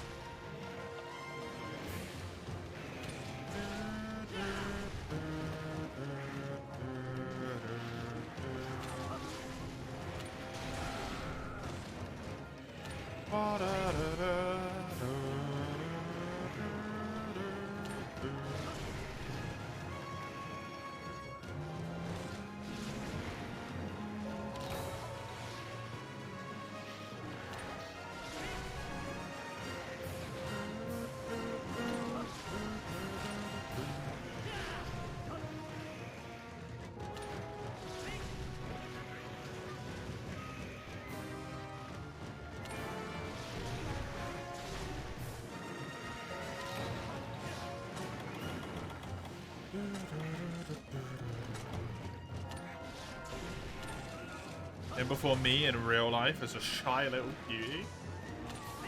Well, I'm not little. I'll tell you that much.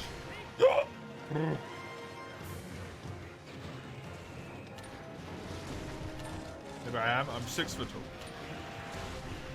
Or cute? Yeah, I'm not really cute either. I wouldn't say I'm shy. I am quiet though, which would probably confuse a lot of people. I don't talk that much. I don't talk that much at all.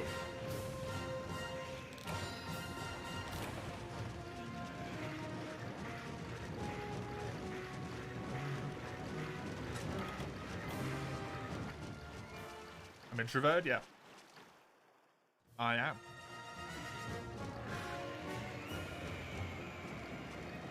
Is this a streamer? I don't, though. Like, if I'm not streaming, I don't talk that much of me at all. That's what you meant? Yeah, I mean, I am introverted.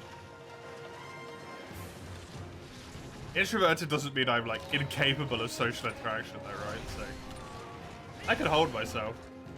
I will get tired quickly. Especially with, like, not strangers, but people who are, like, in a weird in-between of, like, I know you, but I don't know you well enough for this to be, like, a comfortable interaction. It doesn't? No. Extroverted means that you get energy from hanging out with people. Introverted typically means that it costs you energy to hang out with people. You get your energy from time by yourself, alone, relaxing. Whereas extroverts get energy from being around people, from doing outdoor activities. You know, that brings them life. It's what feels relaxing to them. Whereas someone who's introverted might enjoy, like, time spent alone, or maybe more quiet time spent with just a few friends. You know, on an indoor type occasion, maybe like a board game cafe.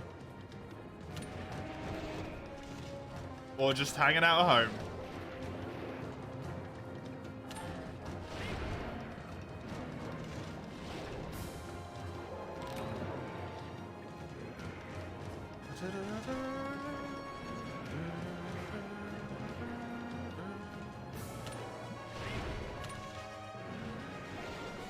But you are able to be perfectly, like,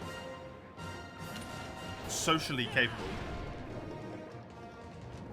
Typically, you will likely find a higher proliferance of, you know, less social capability within people who are introverted. More so just because they do it less. They'd rather not talk to people. But it doesn't stop you.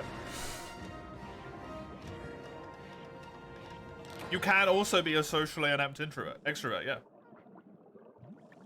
Because it doesn't necessarily involve social interaction. It can just be like, you know, you got a few days off work, you're tired, you're exhausted, what do? An introvert, maybe stay at home.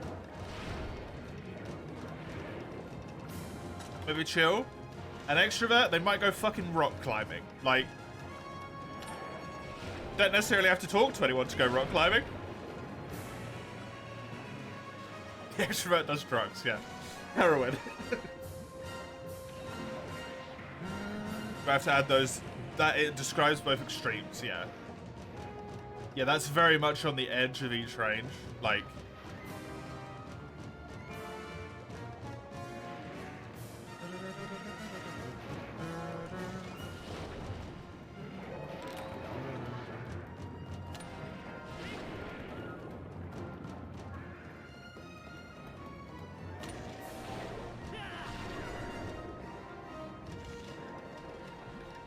it's a scale. It slides in the middle. Most people are somewhere around, like, towards the middle of each extreme or directly in middle of the bar. So if you've got, like, average in the middle, extrovert and introvert, most people are within, like, the 50% of the middle of the bar. I'm probably, like, 50% towards introverted. Probably no more than that. Like, I'm not truly hyper extroverted, right? I just have a tendency towards introversion. You can rock climb as an introvert too, go kayaking, okay, you just get away from people, true? True. Was merely an example, not excluding people. So, like, you know, there's not someone at the bottom of every mountain range like, you an extrovert? No? Go back home.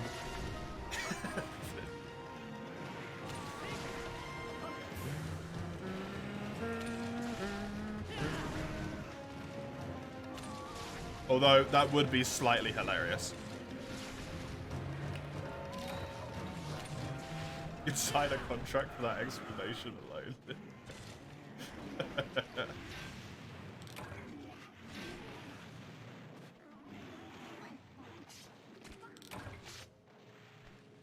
The forest is your house now. Outdoors, boys.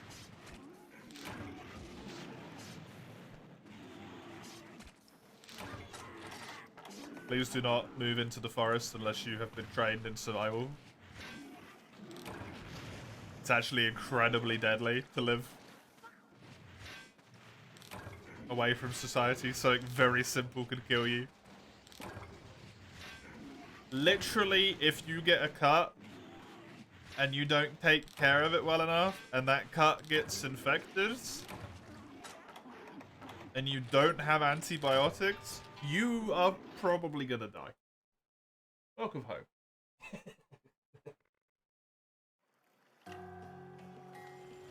I got bad news. Yes. How you doing? Hi. Good day, otherwise. You got 2 bits of chicken and pop up. Well, you can spread them out. Reheat.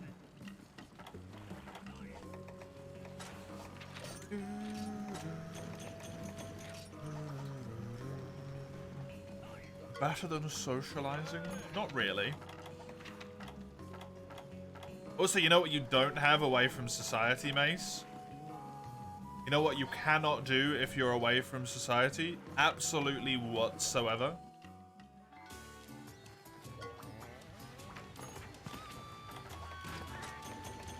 Play Xenoblade. Play Monster Hunter. No more Splatoon.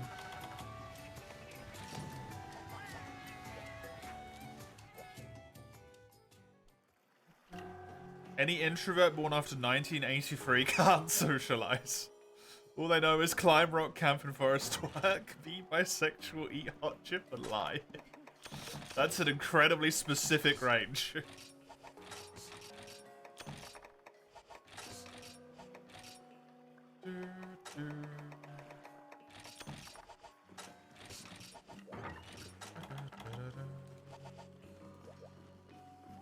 You'll take a dynamo and make your own power. Solar panel that bitch. Mace, how are you gonna make a solar panel without a society? Do you know how to make a solar panel? I get the distinct feeling you don't.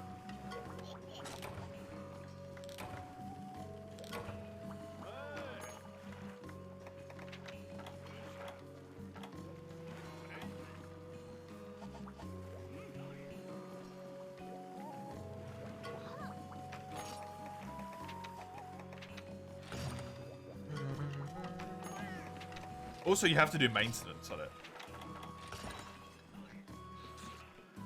To eat hot chip fly.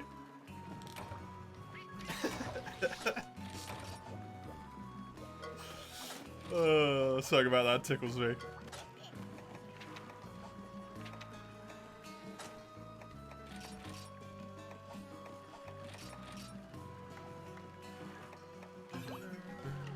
What's so funny? I don't know. I just like it.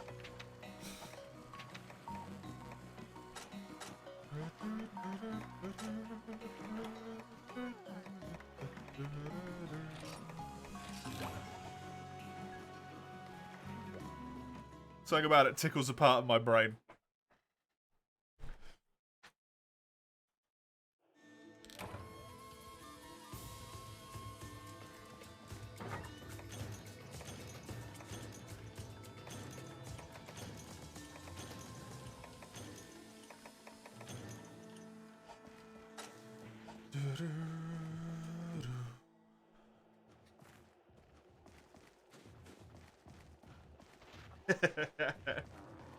That's well, my dear.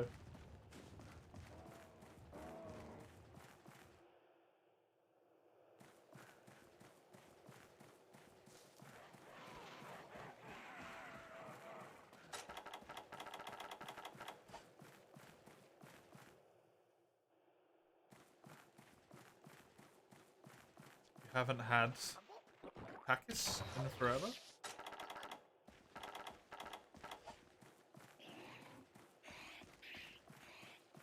I can't agree on the hot chips a good part, I'm afraid.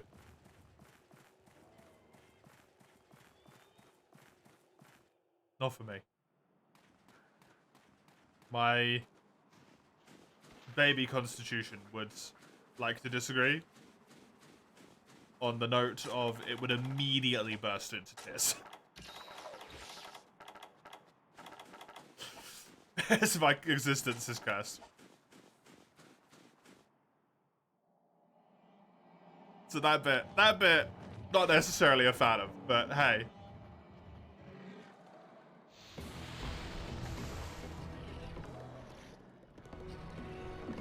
That might be a bit of extreme that I'm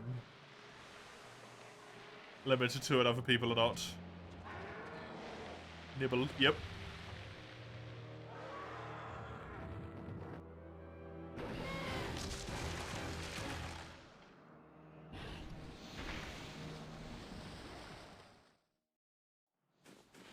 That cutscene does a really good job to show how actually horrifying Nibblesnarf would be in real life. And then you fight him in-game and he's just like a big floating head in the sand. That's the fight.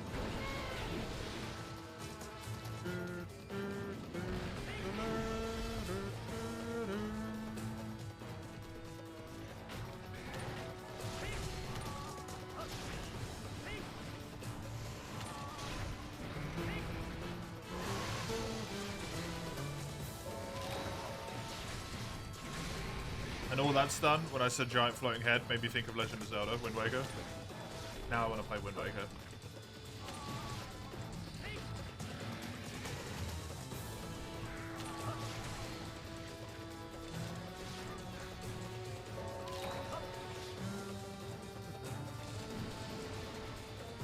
I wonder if that's on the Switch. I even own Wind Waker. Not anymore. I used to. Back in the day. Back in the day. Before I moved. The first time to the land of the Swedes. I had it on Nintendo GameCube. And I had a Nintendo GameCube.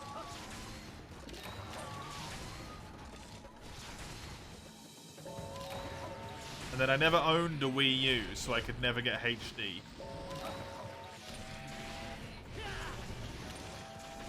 No. Oh yeah, we have a Wii.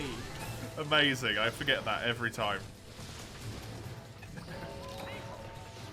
It's in the loft. Wait, no, it's not. It's down here now, isn't it?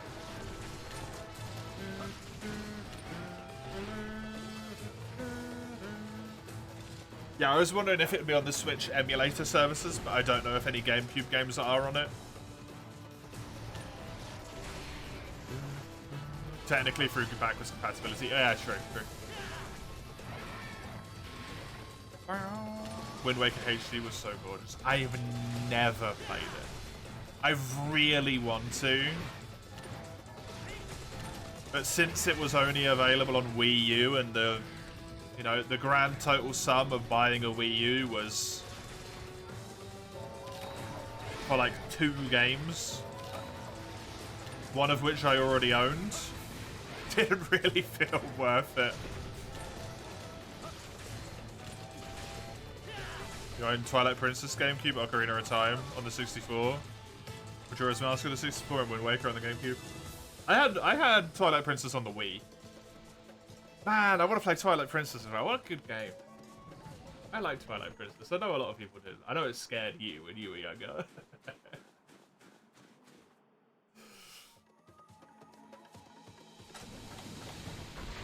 I really liked Link looking a bit more adult instead of being a literal friggin' child.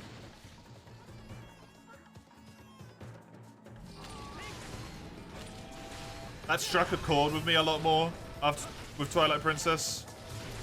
I feel like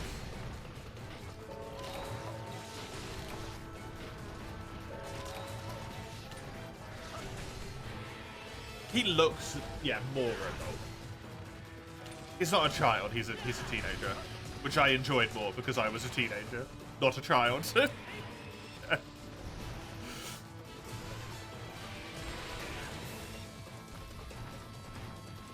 You like TV? One of your favorites in the series? Nice. Wind Waker's just on the Wii U in the game. Yeah. Yep.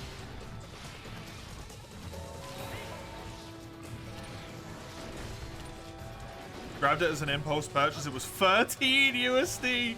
That is amazing. What's your favorite traditional Zelda? Yeah. You don't get the Breath of the Wild and Tears of the Kingdom hype? To be completely honest, I don't either, really. Like, I was really hyped for Tears of the Kingdom, Breath of the Wild, sorry, when it came out.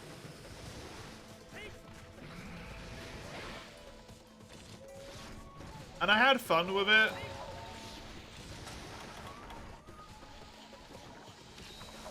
But after like 20 hours or so, exploration felt like more of a chore than an enjoyable thing. But that's just open world fatigue. Hitting me again.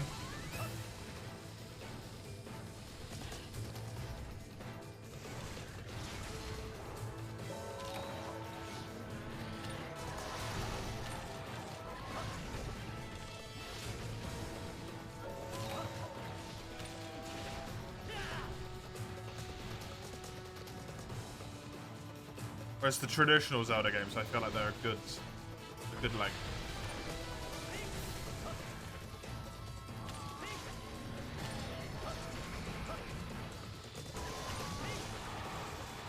Ultra Hound's the thing that allowed you to like combine the things together, right? That's how people made mechs and stuff. Zelda game was too. I don't know. Someone forces me to in September.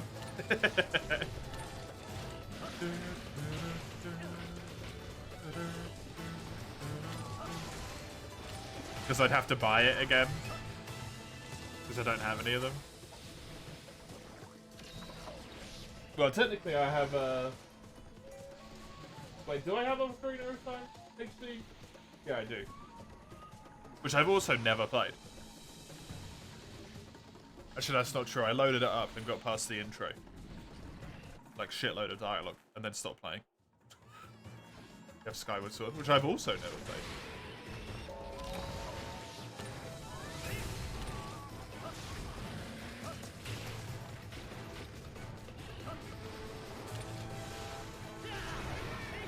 I watched a now dodgy YouTuber play it.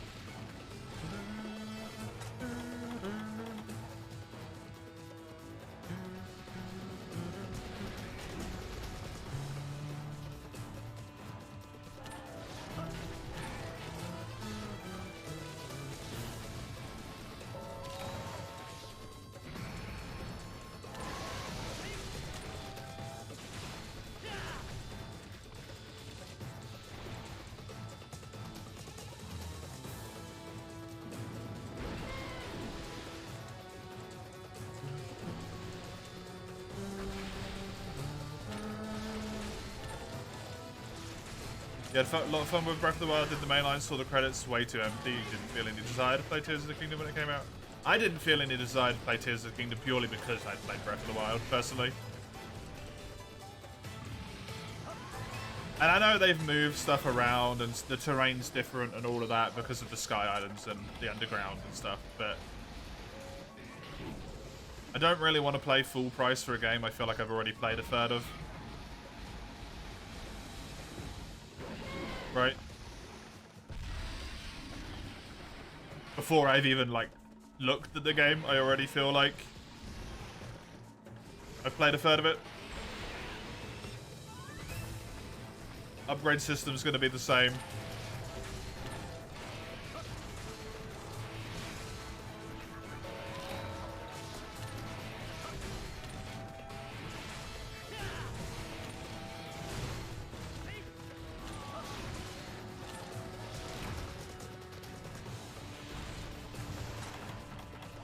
The underground stuff, while neat in concept, I imagine is mostly just irritating because it's dark as fuck until you achieve a specific objective.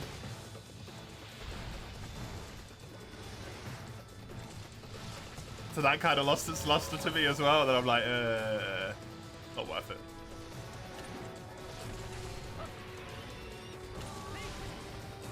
Grab was cool for a while, yeah. That's sort of how it feels like it would be. Really, really cool for a little bit. and then the novelty of the concept wore off, and you're like, you know, I'm done.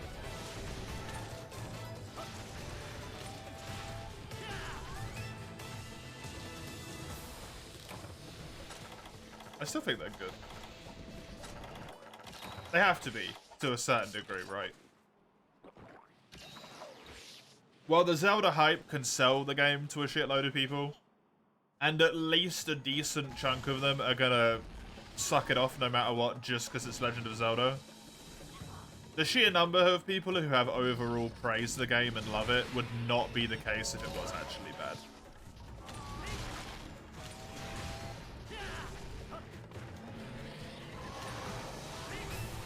I just don't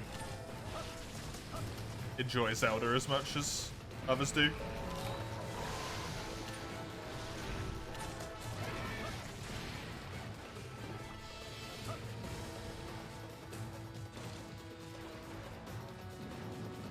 Underground was cool for a while, but it was empty. For as much emphasis they put in Sky Islands, there wasn't that much. Yeah, they hardcore sold Sky Islands, right? In the trailers. And then it didn't really seem like there was that much with them. Witcher 3 is the only open world you've even actively touched, speaking of today. Yeah, I tried Cyberpunk, but kind of fell off it for a similar thing.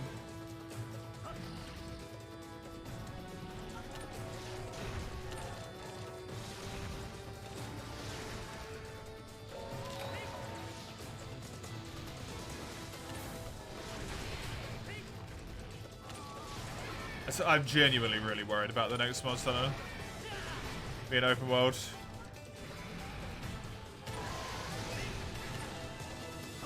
Because it seems like the logical step to go after, ironically, world. I just don't think I'll have a good time with it.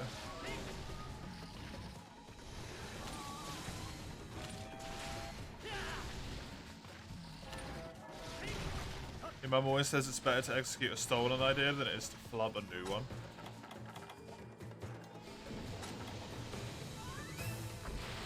I wouldn't agree personally, but fair enough.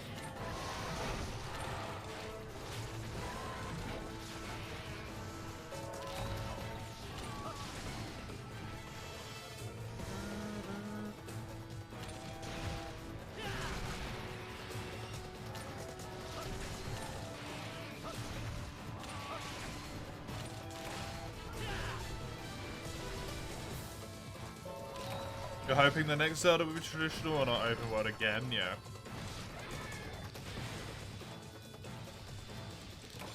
It's going to be interesting to see what they do with the next one. Because Tears of the Kingdom and Breath of the Wild are 2 games, technically, right? But like, even they have said it's a DLC that got out of hand and they made it into a new game. It's kind of just one game. In all truthfulness, it's kind of one game.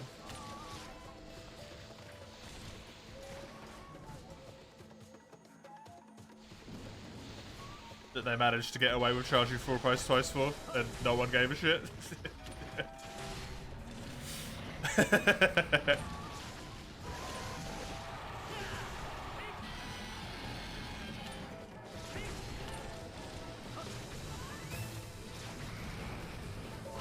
Want to do a rando now? Of course I do, Eugene. I would love to. Don't know if you're talking to me, but absolutely. Unfortunately, I'm stuck to this.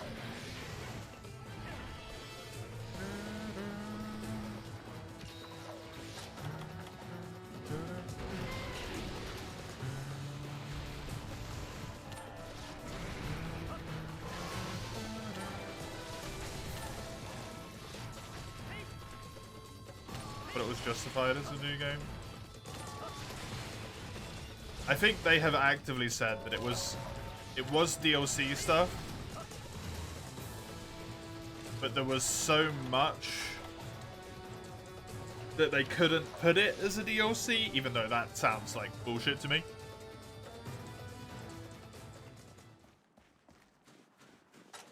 So they made it into a new game with a new storyline.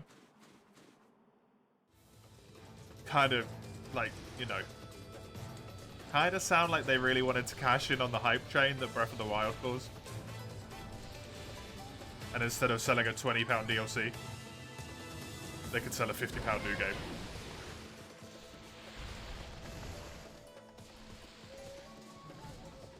But if people enjoyed it, it doesn't really matter, right? End of the day. End of the day. People who bought it and had fun with it, they think it was worth the money, who cares? Who cares?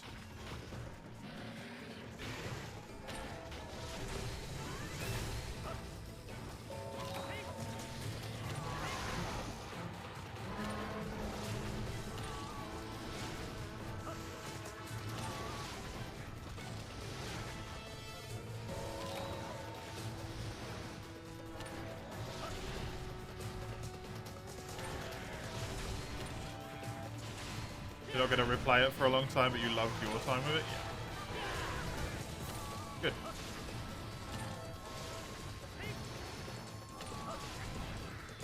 That's the important bit.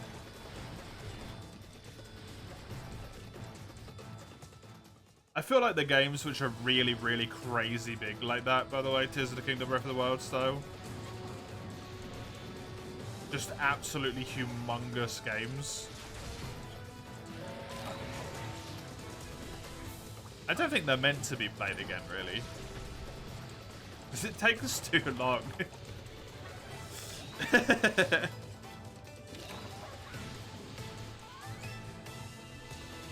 Mace doesn't like fiddling with mods at all, Eugene. It triggers his paranoia, and then he feels bad about it for a long time.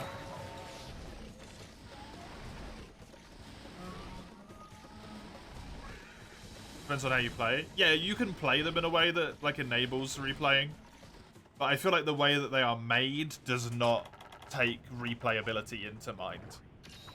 If that makes sense.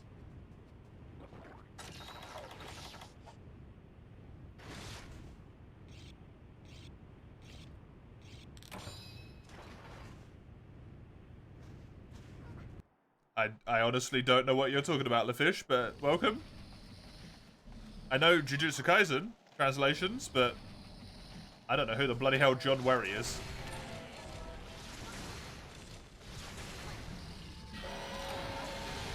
Yes.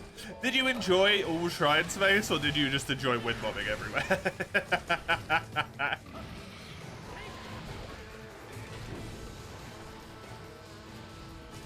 The shrines were kind of like, I feel, an excuse to wind bomb more.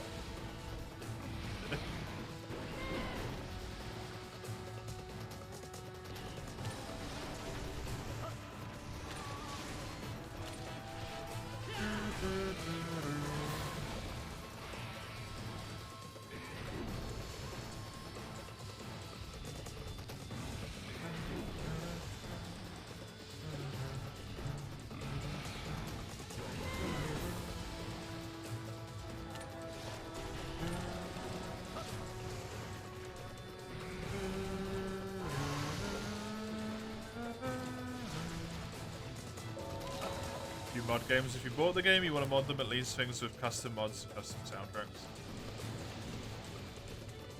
I don't actually tend to mod that much, to be honest. I know a lot of people do.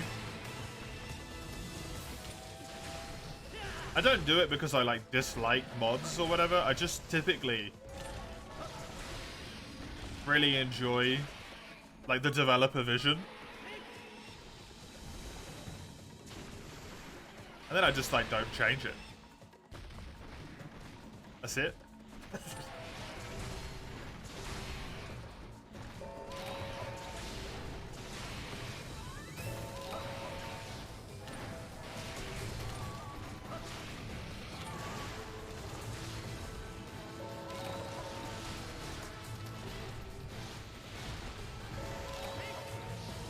You put an Elden Ring randomizer, your first boss was Melania. Perfect. There is actually an Elden Ring randomizer in the challenge run queue.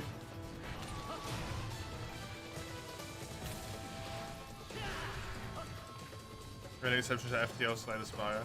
I actually like doing like full game mods more and just small quality of life stuff, like cutscene skip, for example. And then like randomizers are kind of a full game thing.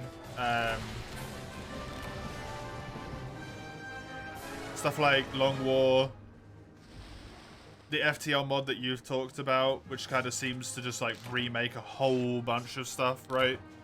Even Clagger remover, I don't necessarily know if I'll use it that much, to be honest.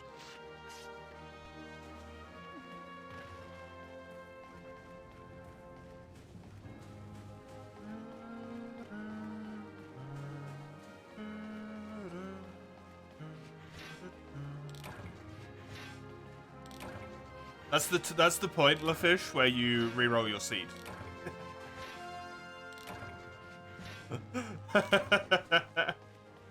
You get Melania as your first boss, and you just remake the seed. Whoops.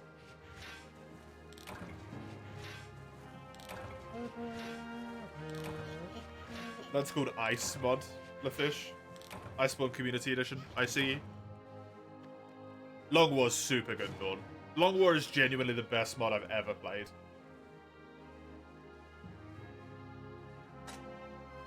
Specifically for the first game.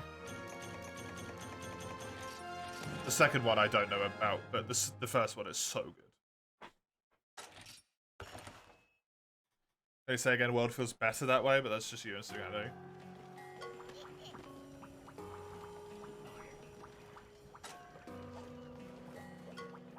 How do I explain this in a way that makes sense?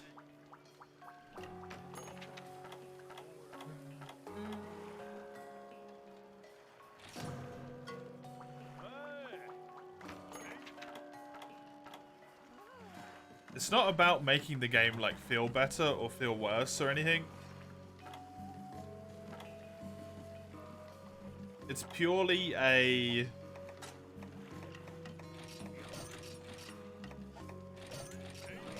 even though it's not necessarily a good feature of Iceborne, nor a feature of Iceborne that is liked,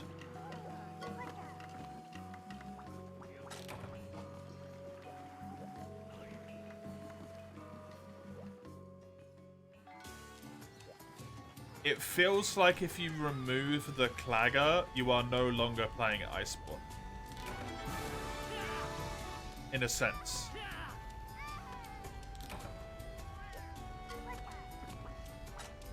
You have returned to playing World. Base World.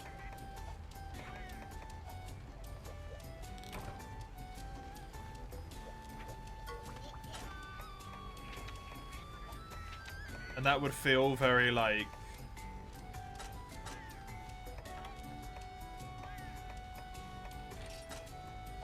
wrong for me. Like it would be the juxtaposition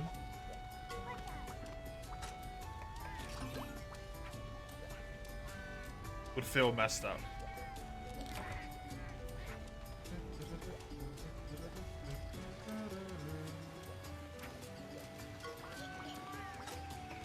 Because I'm not playing World, I'm playing Iceborne.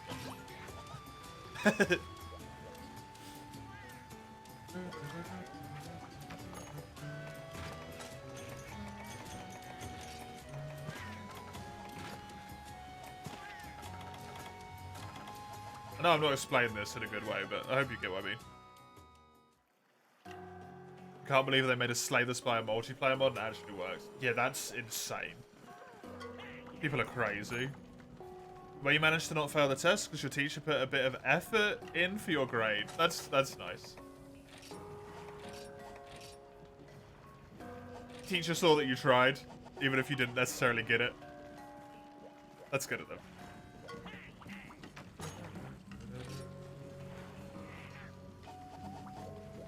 Yeah, I got it. I didn't want to say A for effort and then your grade wasn't an A. Felt confusing.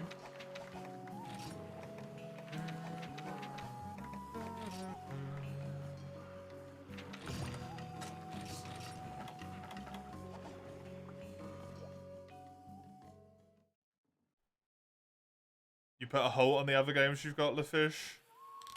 Playing Helldivers 2 like there's no tomorrow. It's so much fun. I've really, really wanted to play Helldivers 2, and I still want to play Helldivers 2. I still want to play it to this day.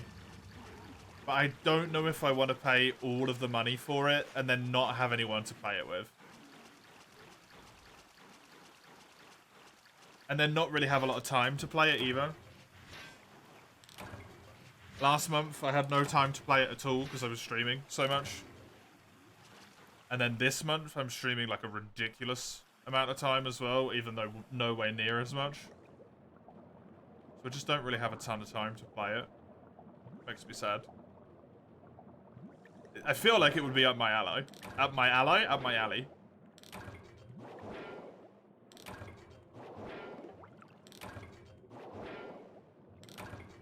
I was streaming or playing Dogma? Yeah, I'm not even playing Dogma anymore. I don't know if I'll go back to that game at this point.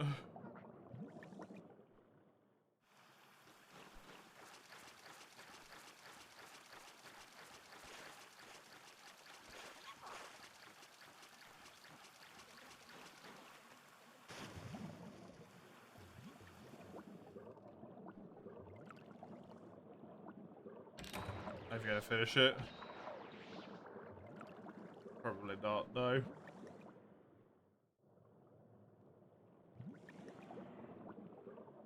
After I learned about the mechanic we were talking of the other day, and as explained in the stream spoilers channel in the Discord, I can't even bring myself to play it.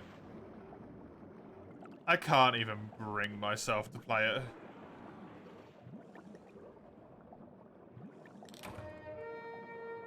I'd rather just play Total War and have fun. I mean, as long as it doesn't contain spoilers, Lafish, yeah? Because it is still fresh.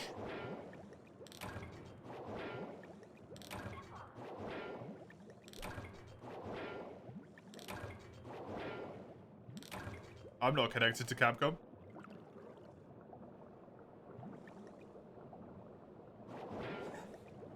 I'm not a Capcom creator, you can see that under the stream.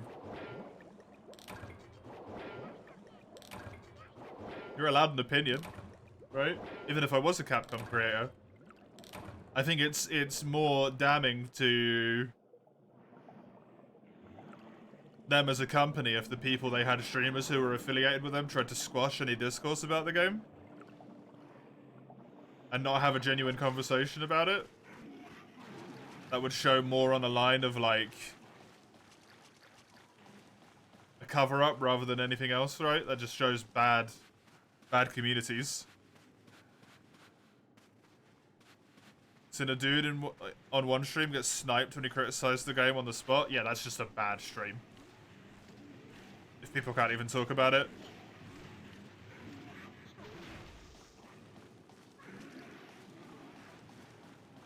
There was one grade called Expectations Exceeded, which one of them were told we should add every subject because we showed up in the first place.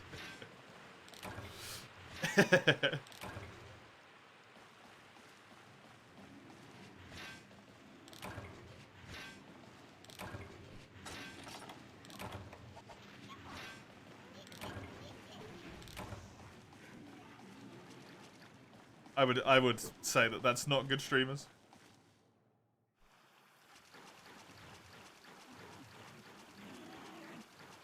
The only thing I can think of why that message might have been deleted is if the thing they were criticizing contained a spoiler of the message within to where the streamer had not got there yet, which then makes sense, right?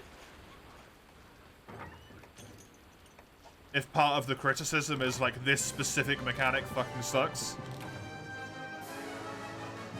and then that would be a spoiler, and then that you would shunt that out of existence, and it could lead to some like confusion.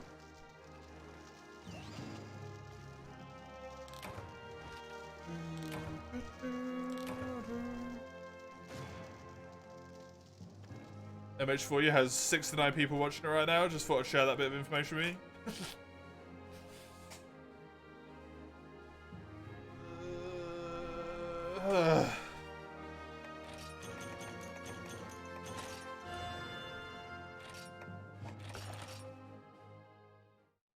Or just blatantly disallowed language. Yeah, like, overtly swearing. For example. It's just not okay, right? Like, bad swears.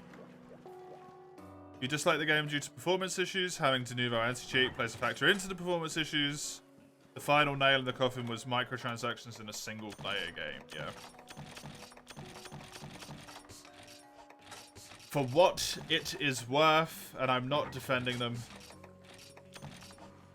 I just like to point this out when I can.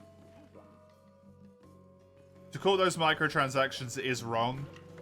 They're not microtransactions. They are like a booster type DLC. It's the only reason I say it. It's still shitty. They should not have done it. They fucked up badly. But they're not microtransactions. Because you can't buy them over and over again. They're just like a crappy...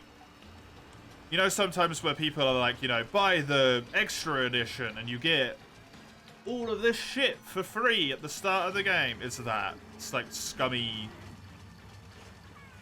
Scummy have an easier time. Crap.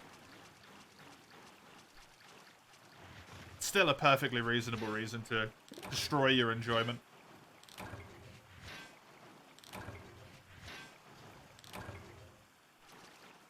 Yeah. A lot of people looked at those and then immediately swore off the game forever. Which hopefully means Capcom will not be fucking idiots, but they will, again in the future. Complete morons.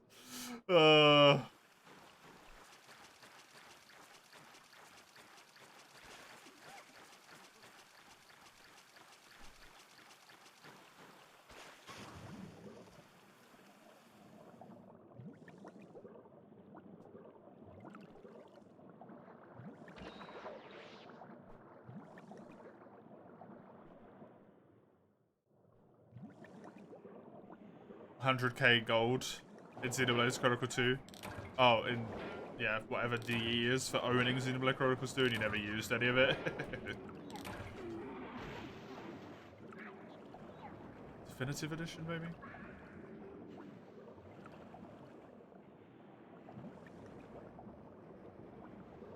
What's E? That's same, Lafish. Same.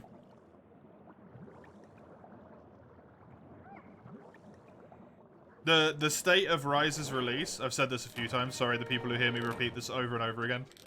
The state of Monster Hunter Rise's release, base Rise, literally an unfinished game, released, charged full price for, and then they title update finished the game, and had the audacity to call them title updates, followed by Dragon's Dogma 2, releasing in a state where the performance feels like the game has not been finished, like it hasn't been optimized. The game itself, story-wise and all that shit, might be finished, but the optimization is not finished, thus the game has not been finished being made yet. Means to me, of the games that I play that Capcom produces, they have released 2 unfinished games in a row. Sunbreaker's a DLC, it doesn't count.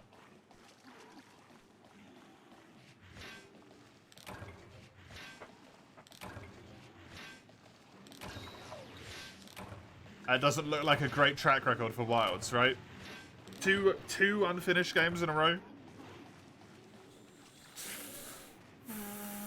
Don't necessarily know if I want to fuck with that.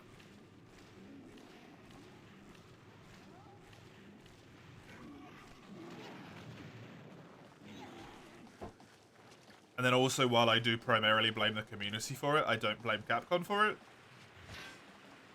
I think the trailer for Rise, that first trailer, was a disaster. That was a disaster.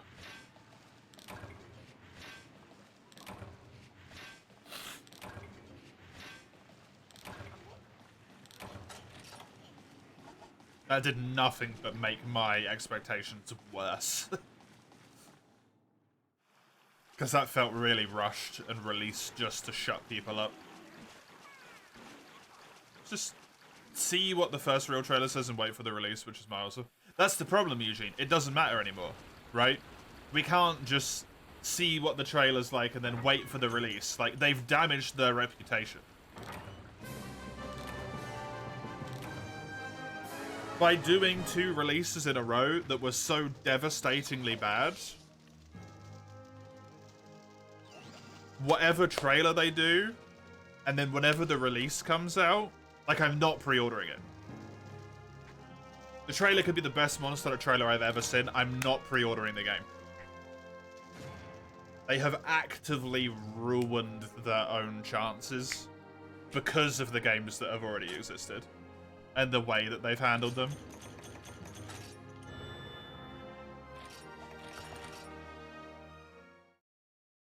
You can't just wait and see anymore, right?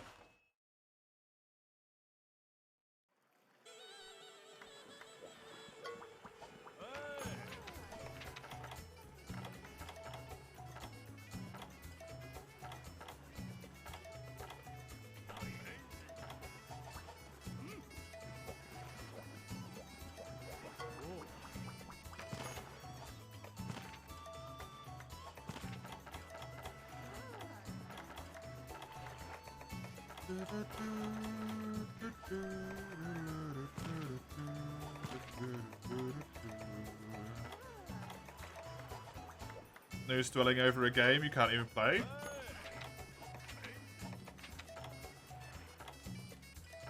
That's... I feel like you're kind of missing my point here.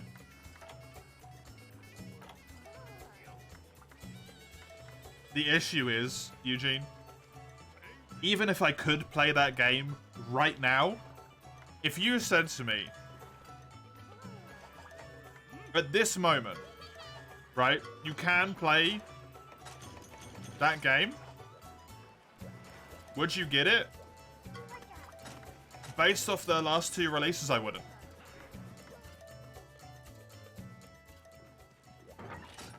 I would turn it down. That's how much they fucked their reputation with me. Because they've absolutely shot it in the ass.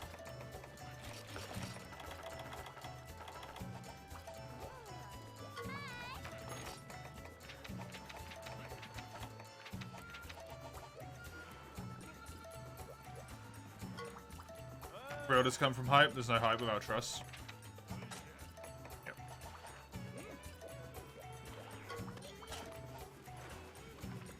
Just what you think about it, yeah.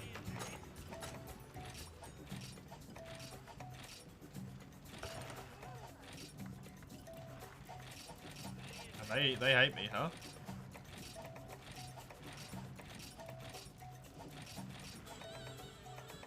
I guess I'm gonna go get the stuff for this one, because the other one's kinda poopy. Not gonna lie. Kinda shite.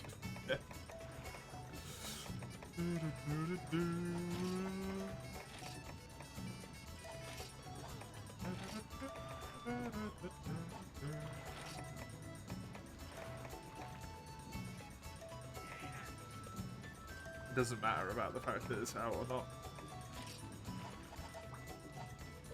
Gaming's an expensive and unstable hobby.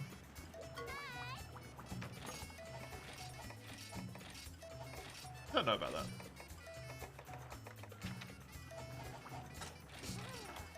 It's definitely expensive, but I would also say, like, good luck finding a hobby that isn't expensive. To be honest. you are gonna struggle to find a hobby that's not expensive. Unless it's like drawing pictures in the dirt outside your house. Like, that's how specific it is.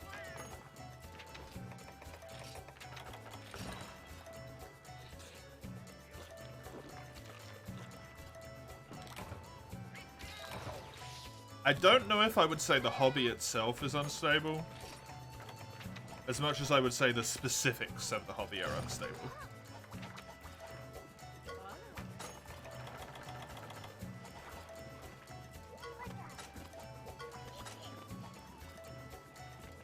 But I think this sort of comes down to a bit of a mentality which is horrible to have, which is just don't trust any developer.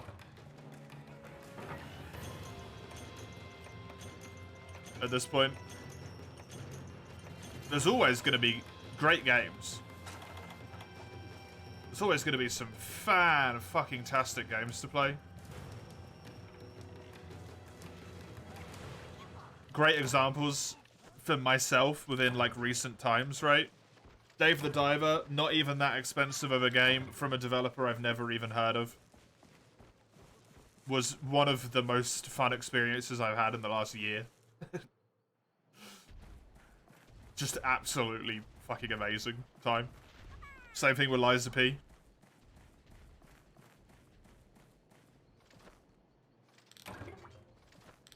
Full-on Souls-like.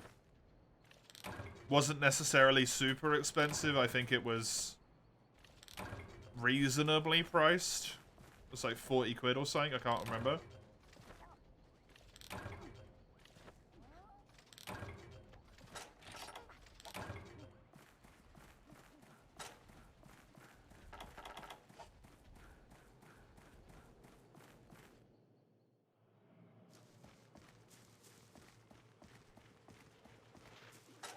Game looks amazing. Plays amazing. Never heard of the developer. Right? Terraria, it's like £3. You can get Terraria for like 60p sometimes, and it's got like 100 hours of content in it. It's amazing. There's always good games. The hobby is never unstable. Helldivers, right, LaFish? I doubt the majority of the people who are playing Helldivers 2 had even heard of Helldivers 1. Kind of came out of nowhere, and it's like one of the best shooter games of the last few years. Everyone loves it to death.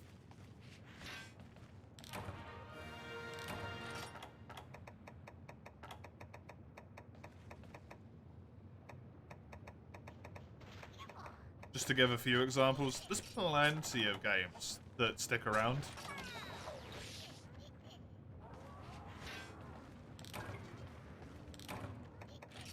I think the problem is at this point is that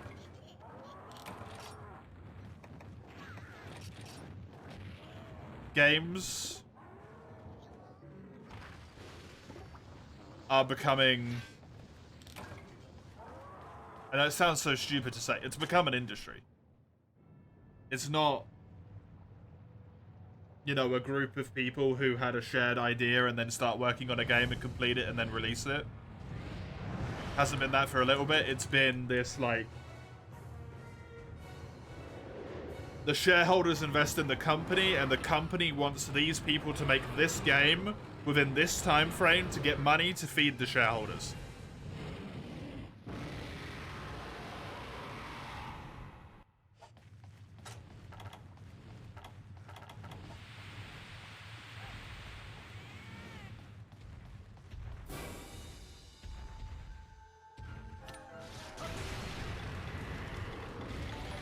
So you can't necessarily, like, trust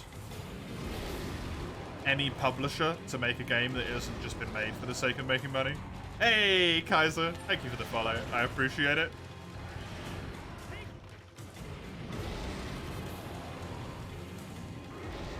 FTL, 2 people, $10 US, one of your favorite games of all time. Yep. The hobby is incredibly stable. Incredibly stable.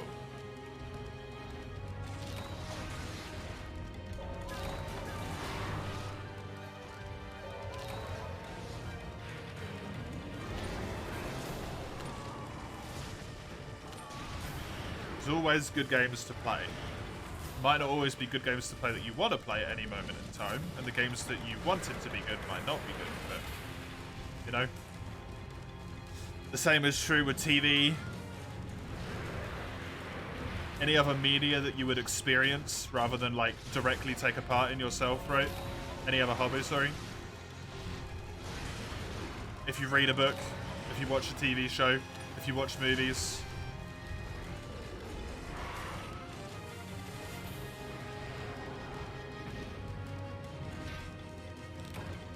Wait for a book to come out for years, and it could be shite.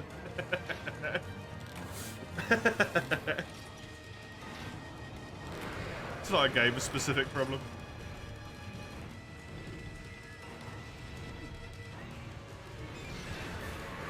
Obviously, like, performance can't be bad, but there's other issues that equate to similar things. Casting could be bad. Book could just have poor pacing, which ruins the whole experience. Game budgets are going out the world, yep. Said this before as well, I do also think that is consumers to be at fault a little bit there as well.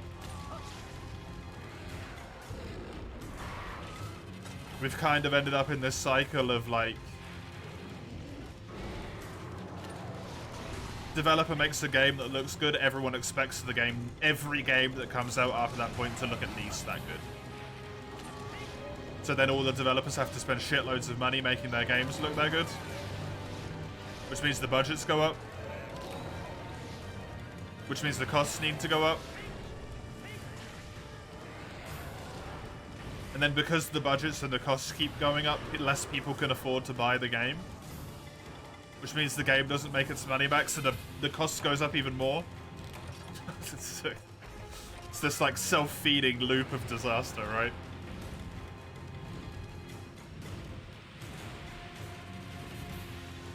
But then no one buys the game, so you put the cost of the game down. But then you need to still make money somehow, so microtransactions. If that trend still goes, so it's got to crash eventually. It already is. We're in the middle of it, LaFish. Look at AAA games. AAA games at this point is almost synonymous with like going to be shit. Ubisoft tried to coin a quadruple A game, and like shitloads of people said it's the worst game they've ever played in their lives.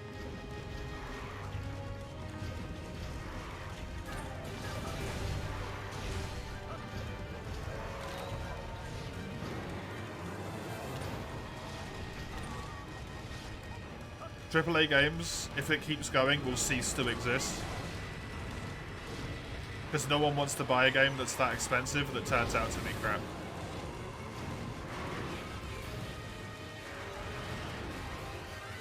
Because it was a group of 5 people working 18 hours a day to make a game that needed 50 people on it for 2 years in 1 year, right?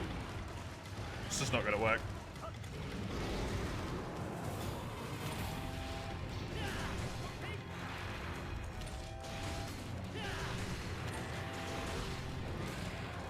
We're already at that point.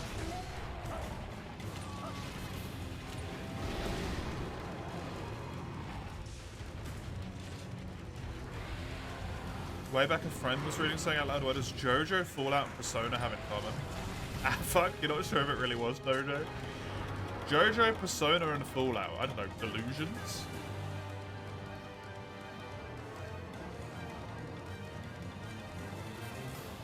Getting shot in the head? Does someone get shot in the head in JoJo? That happens in Persona, right?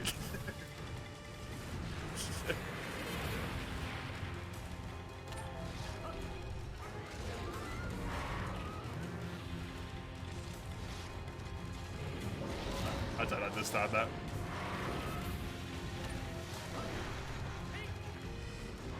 I've never watched JoJo, so I've never played a Persona game.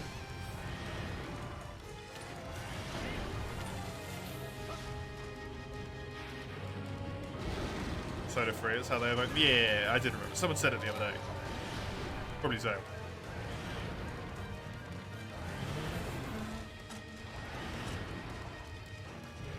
Get shot in the head in Fallout New Vegas. That's how the game starts.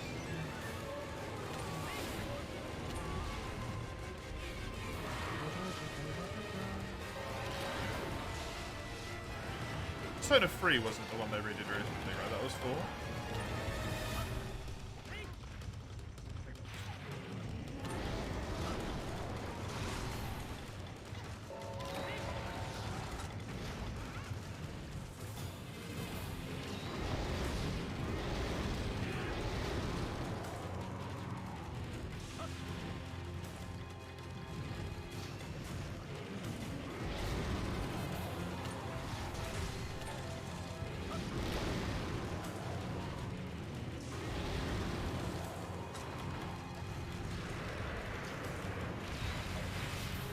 more reason is the shock and potentially getting shot is able to awake their persona.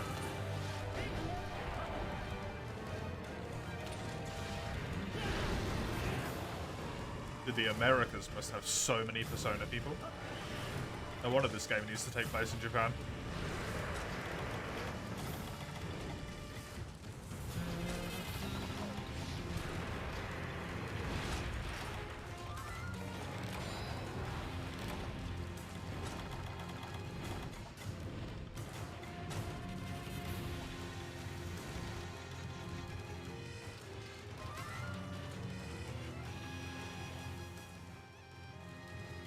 If you know you won't get shot, the potential's just not really there, yeah.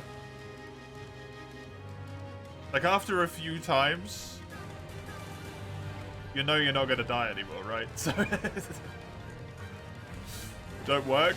I guess if they only need to do it once, then, like, maybe it's just the repeated action is enough.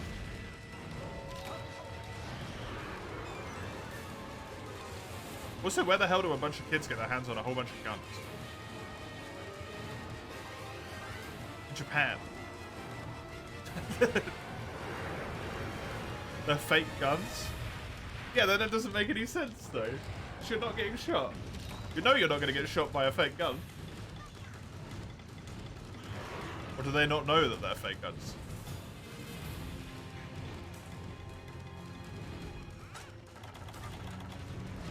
Someone gaslit all the kids into thinking they're going to get shot. That might be even worse. The shadows will ever believe it's real, then they become real. Oh, okay, right. So it's like a...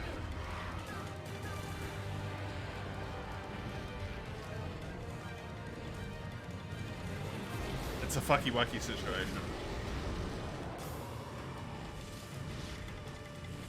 That's the law reason for 5, not 3. Eh. Retroactively applies, I guess. Whatever.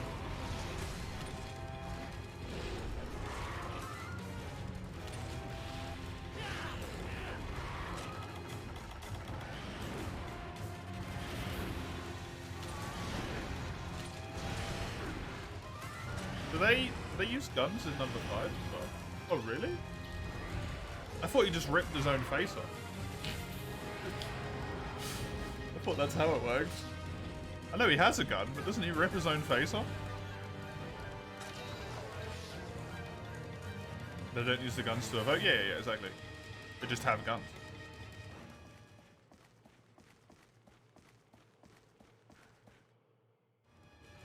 Guns are Antwerp. Oh, really? I always assumed as soon as they pulled their face off that everything they did after that point was just like... magical. But doesn't Ryuji have a sword-off shotgun? Dude's just carrying around a toy short-off shotgun? That would be concerning. Isn't his stereotype also like the ostracized kid that is loud and annoying and no one likes? Or something? No, that's joke. Sorry, I can't remember. I know way too much about Persona 5 for someone who's never played it.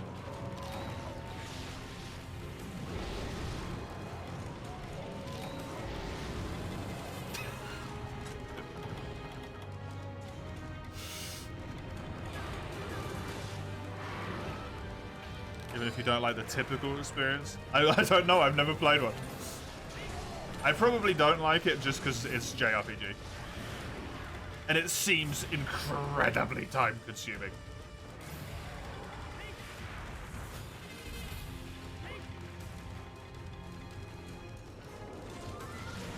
I watched a little bit of it and a lot of it seemed like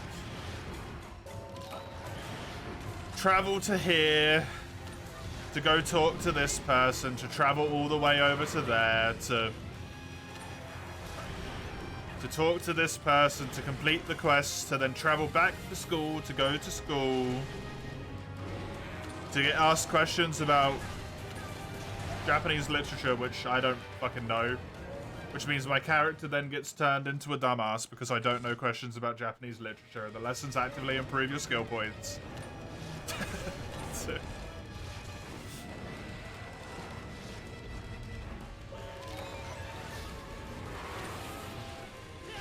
Repeat like 5 times and then it's the weekend so you can go into a castle or something. I don't know. But also manage all your social links. And also make sure you've got enough money.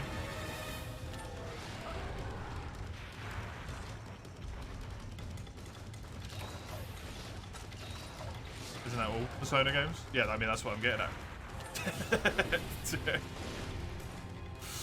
That is what I'm getting at, yeah. That's why I haven't played one.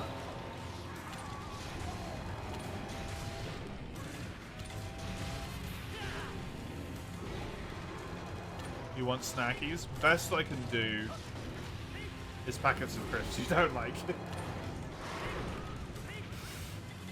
Because it's too late for you to go to the corner store.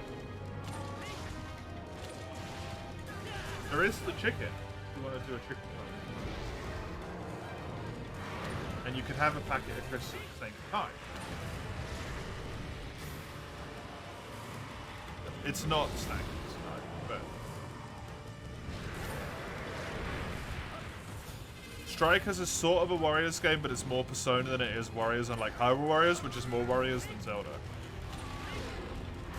Hyrule Warriors looks like a disaster, quite frankly. Do you think kimchi will go up?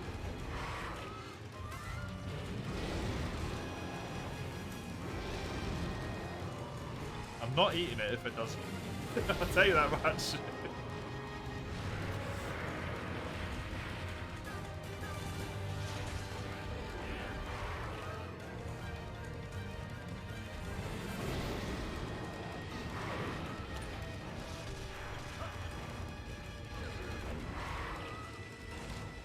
I mean, it does already have the flavor.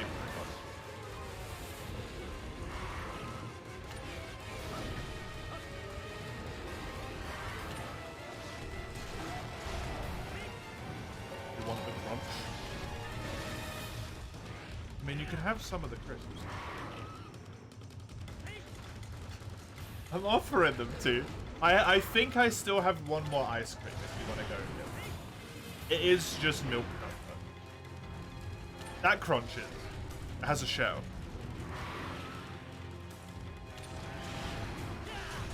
Strikers is Persona 5 but with an active gameplay and too many enemies on the screen. Fair enough. You think you just want to complain?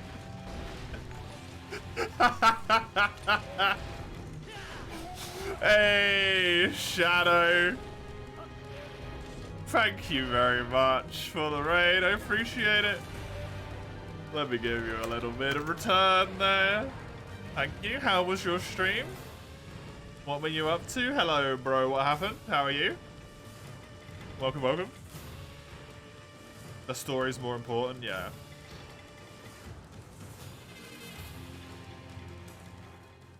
I'm gonna be kind of honest. Even though I feel like the Persona games usually have like an underlying message they want to tell, I don't care to experience said story that is tackling incredibly heavy and significantly important themes through the bunch of like 14-year-olds eyes who do not have the emotional maturity to deal with that, but for some reason in this game they do.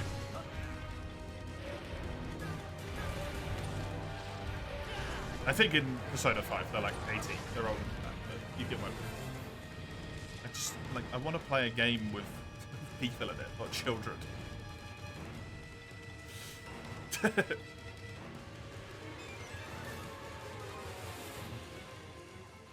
bunch of preteens.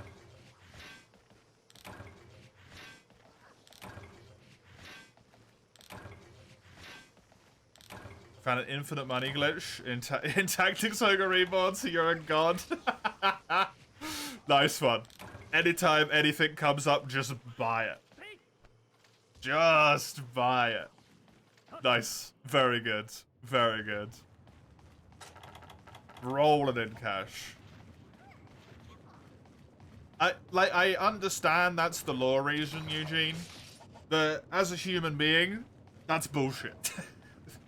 Right? Come on.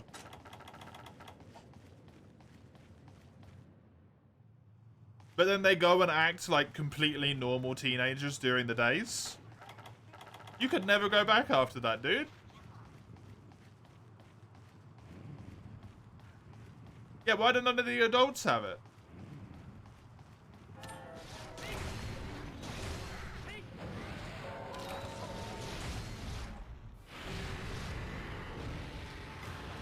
They have the palaces.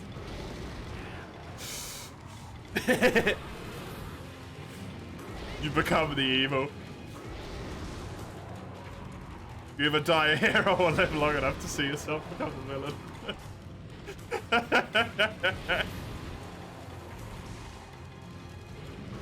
Gravalos, will you stop?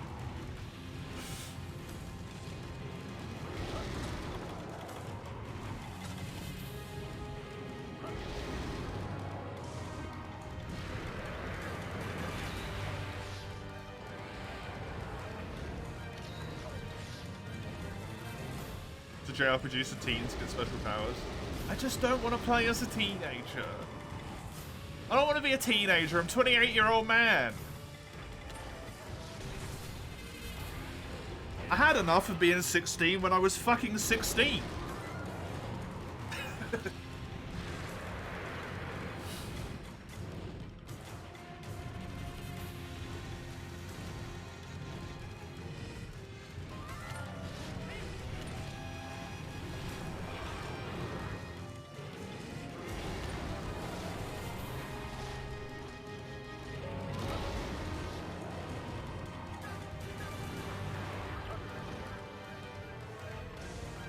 It's decadent?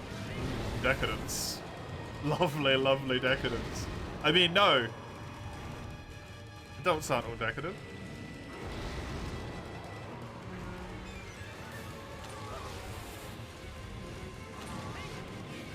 JRPGs are just not for me, okay? I can't accept the level of bullshit they want me to go through most of the time to accept the logic of why their world is the way it is, right? I just can't accept it.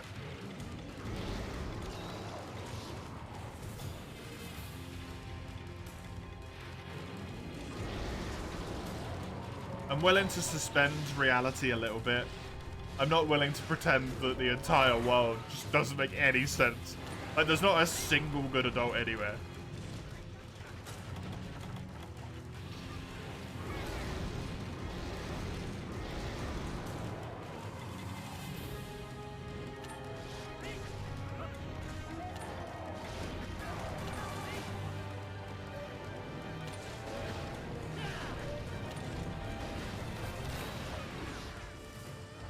How come a Chasha and Kyumba is so good, you'll never understand it. Are they? I don't really know how good they are. Everyone always says they're really good, but I don't know if they're just talking about, like, personality or damage and stuff. Hey, Skullbot, though. Good to have you.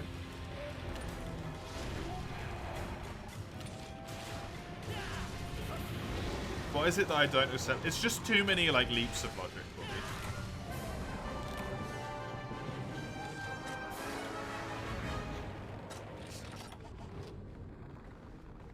The fate of the world is always on a bunch of teenagers.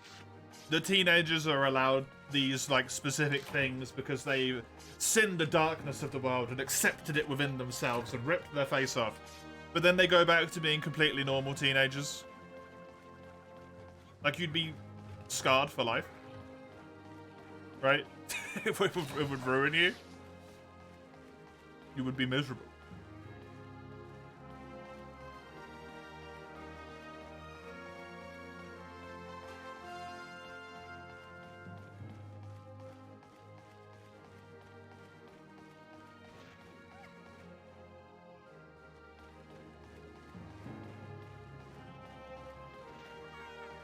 That's what you like about it? They overcome said shit?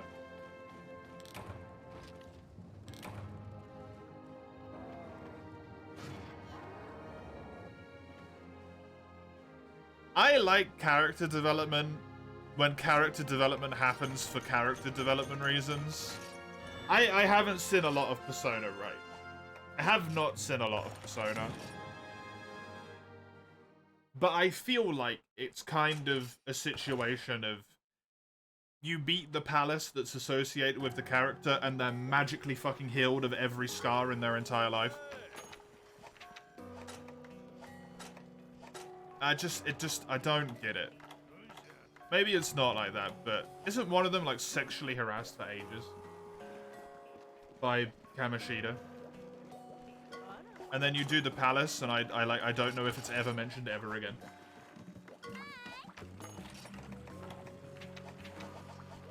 Right?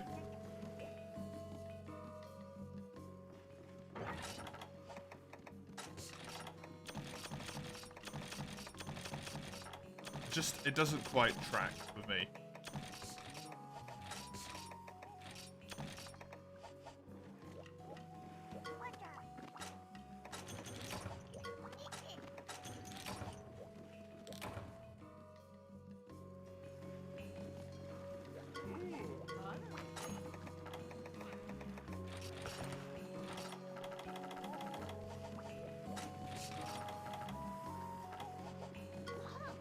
I just don't find it fun all the time. Right, like, very important part I shouldn't leave out. I just don't typically find it that fun.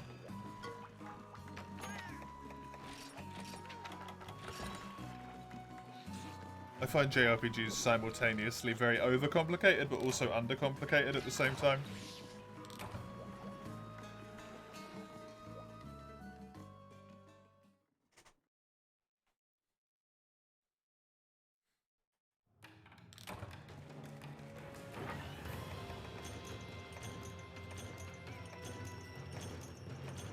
Since I can actually talk about Fire Emblem as an example has like... You've got the rock, paper, scissors system between like the different types of weapons. And that's all in there, and then there's the different types of classes and what skills they have equipped, and then that all does stuff for all of a whole bunch of different characters. And then you've also got attachments to those characters which can give them extra abilities which do extra stuff. And then you can also, like, teach them, and then that allows them to level up in a whole bunch of different things. Then they also have weaponry which they equip, which gives them different effects. And then really, all of that sums up to, like, just level them up in their main weapon, and none of the rest of it matters. So, you got all of these mechanics, and it's so complicated that for the majority of the game, unless you're on a really high difficulty, 90% of this bulk can be pushed over here. And you just go, like, level up the bow, because you look like you'd be good with the bow. And then you win the game.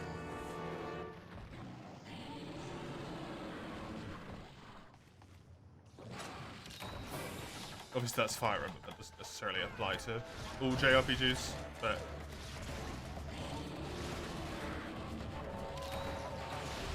That kind of felt like my experience in Caligula as well.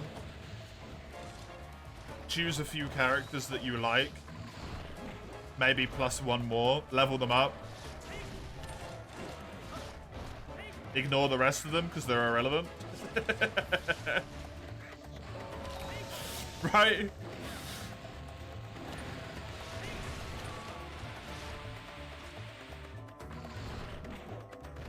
The only reason you do it is if you want their story stuff.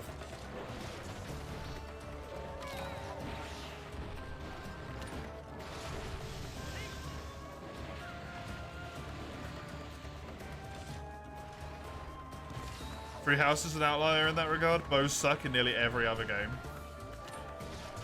Wait, really?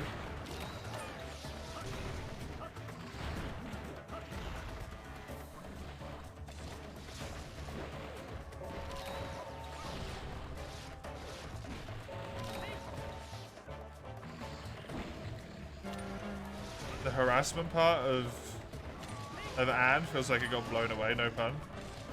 They feel like they don't want to talk about it more, so they wrote it like that.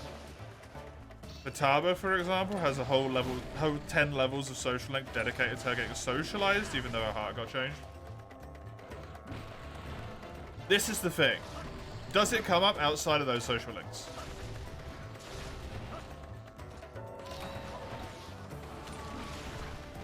It does, okay. Because if you never interact with that, which you might not, right? Because there's a lot in JRPGs, you can't interact with all of it. Sometimes it is just really, like, disconcerting the way that stuff works a lot of time.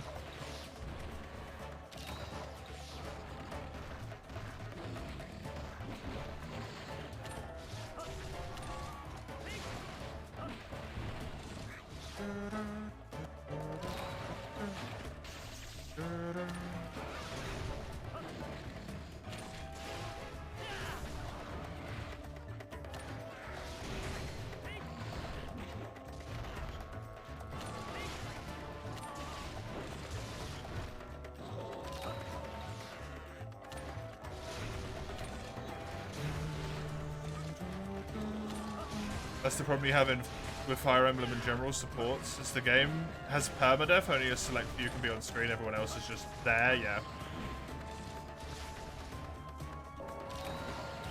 Did you like Engage, Dawn?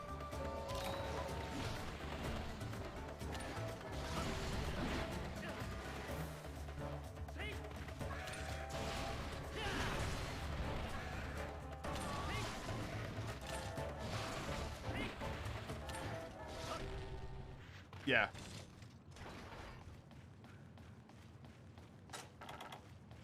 It's just really hard to commit to a game, in my opinion, that you just don't have fun with, right? I don't think that's particularly controversial. You gotta commit to 100 hours to a game that you just don't think is fun.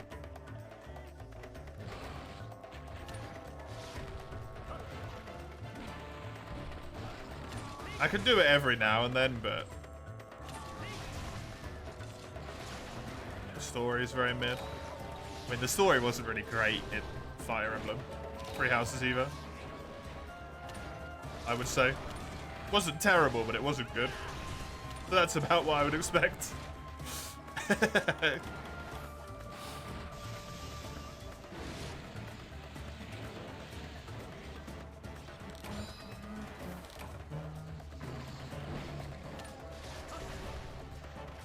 I'm not even talking about specifically Persona, right? Like, nothing against Persona as a franchise. It's just how I kind of feel about JRPGs as a whole.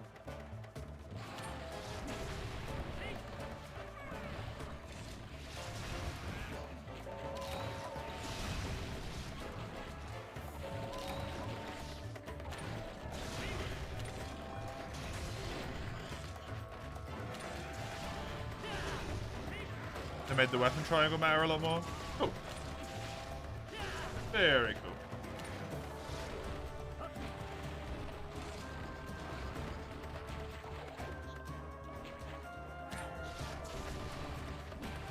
If anything, like, if Persona was a different game, slightly, I probably would play it. Of a different medium.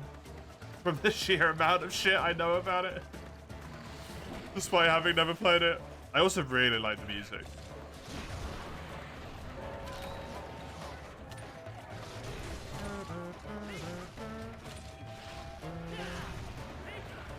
Nine and 10 have probably the best story. I don't know if I'm ever going to go back to the older Fire Emblems, to be honest. I kind of want to, but also, like, it feels like such a pain in the ass to try and get a hold of. But I don't know if I want to mess with the irritation of it.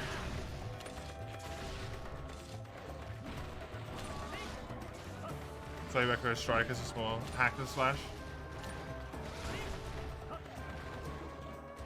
None of the social stuff.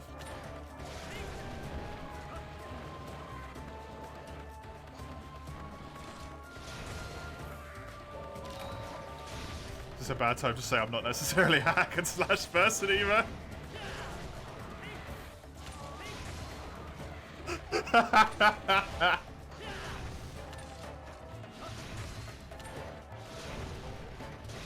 It is what it is, yeah. Unfortunately, I have played Dynasty Warriors. I tried Dynasty Warriors. I've seen Hyrule Warriors. Neither of them really looked like... if I played them, I might enjoy them more.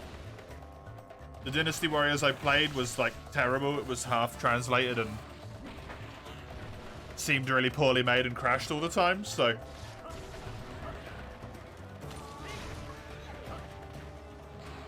That wasn't the issue, I just didn't find the gameplay that fun, because I just felt like overpoweringly winning everything all the time.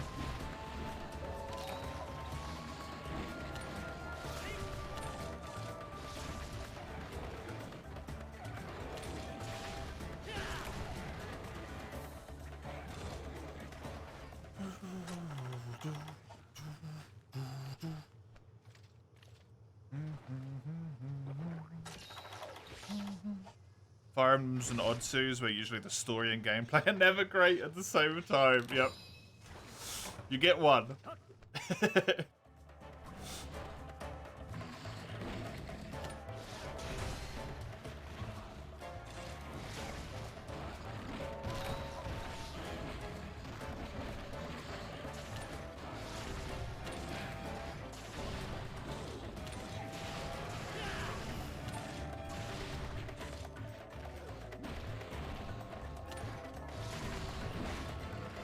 For what it's worth, I say this a lot. I wish I liked JRPGs. Because I miss out on a lot of stuff because I don't enjoy them. I miss out on a lot of stuff that people seem to think is like, you know, Game of the Year material. And it happens quite often that it is a JRPG, so it's a giant bummer. But I can't force myself to like something.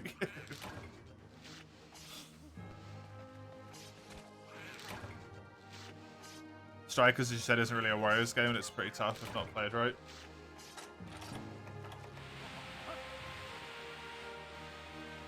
Maybe. Maybe if someone forces me to play it at that point, yeah. Baldur's Gate 3? What about Baldur's Gate 3, Summers?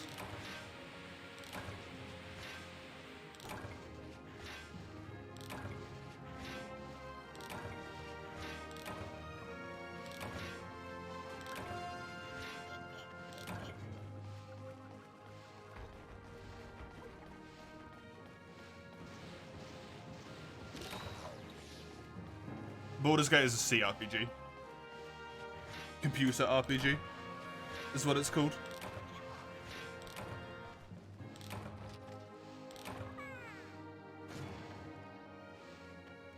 It's an RPG that's the type of thing that's so typically complex that it can't really be ran in a sense other than on computers. Ignoring the fact that usually most of them are based off TTRPG systems, but don't worry about it. That bit's not important right now.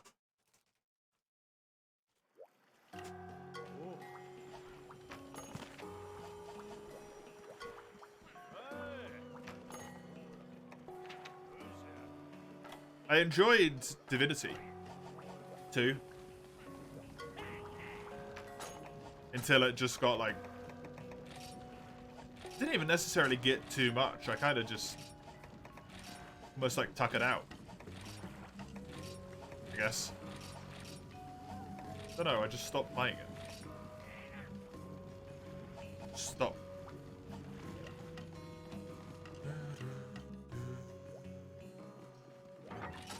I Baldur's Gate 2 for PS2 a bit, like 12 or so years ago. Yeah, there was quite the gap between those, weren't there?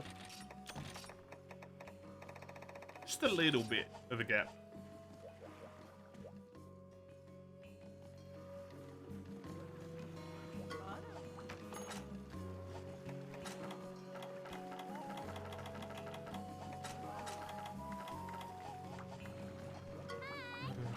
Yo, do you sell sap plants? What, armor spheres? Not armor spheres, sorry, armor things.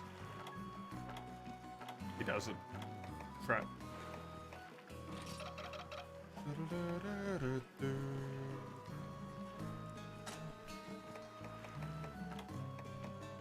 I did see that the old The old, the old Baldur's Gate and the new one are incredibly different. So, not just visually, but in gameplay as well. Didn't the company who made the old ones like go out of business or something? Why do I want to remember that?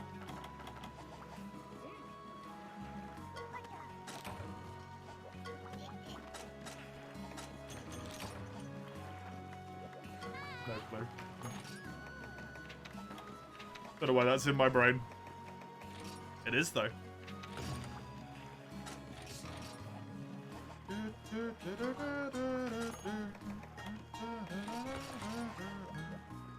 You barely remember anything of it.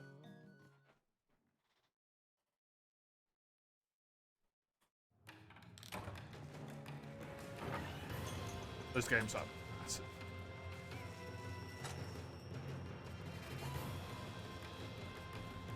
They are chunky games. I'm sorry for the yawning. It's 9 hours in.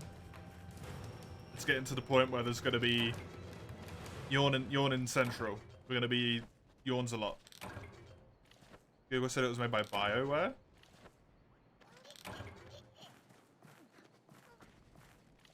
Okay.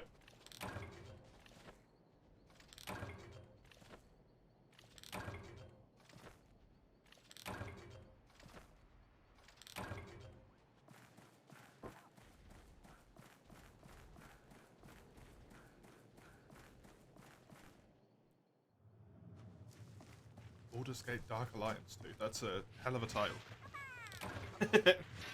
That's a title.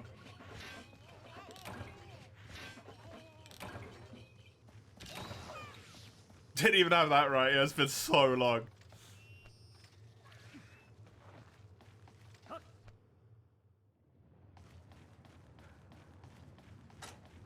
I don't know if you would say this is appropriate or not, Summers, so correct me if I am off the mark.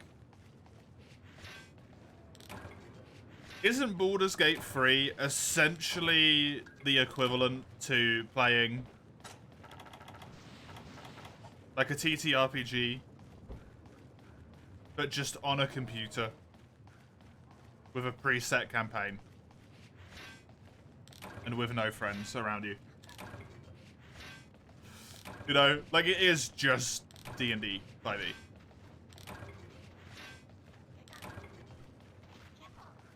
You heard that Larian left Wizards of the Coast, so there won't be a Baldur's Gate 4. They left? Oh, what, like they broke partnership with them? Be interesting to find out why. If that information is available.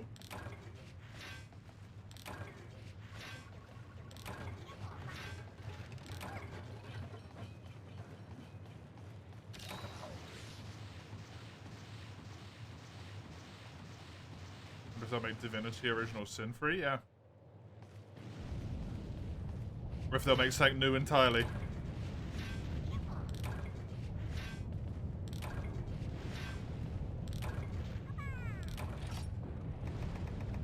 Kayamba has successfully hindered my attempts to kill myself. Just inconvenient.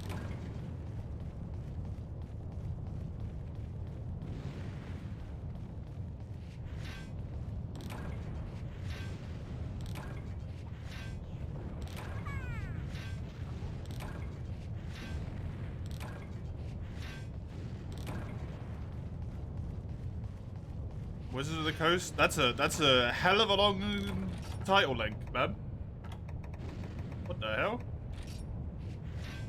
Wizards of the Coast not to blame for Larian leaving Baldur's Gate 3 and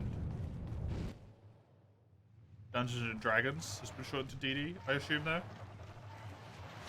Behind Sven Winkel in assists. That's a name.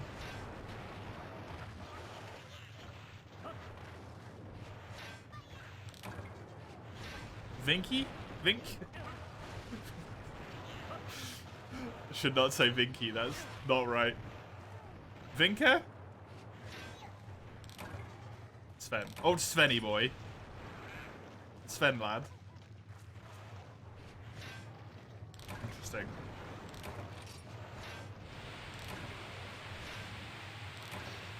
It's definitely not wanker.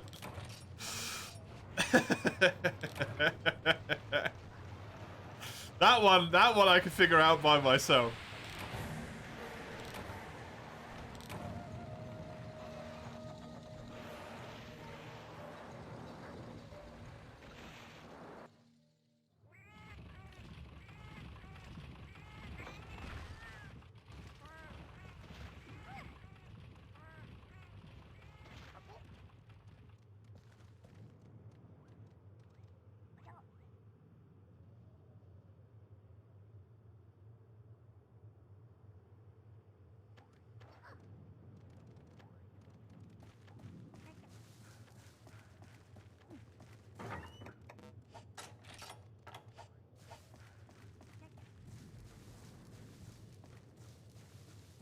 Okay, apparently I didn't pick up a single account item this entire time. That is astounding.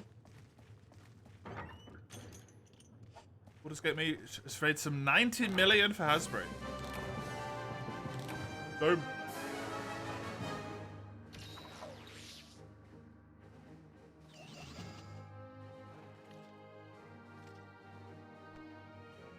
Oh, Jesus Christ. In December, Hasbro announced a huge wave of layoffs that affected over 1,000 staff just before the holidays. Following the news, Sven offered his condolences to a massive group of Wizards of the Coast workers affected by the cuts, drawing specific attention to the fact that nearly everyone at the company who was part of early discussions about Baldur's Gate 3 had left. That sucks.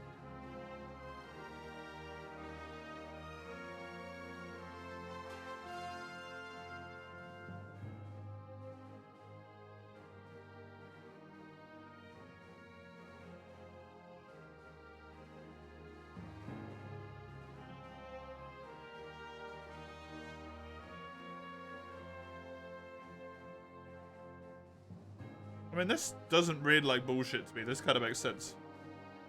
Fair. They spent a lot of time and effort and energy on Baldur's Gate 3. I don't imagine their heart would be in it to make Baldur's Gate 4 straight away.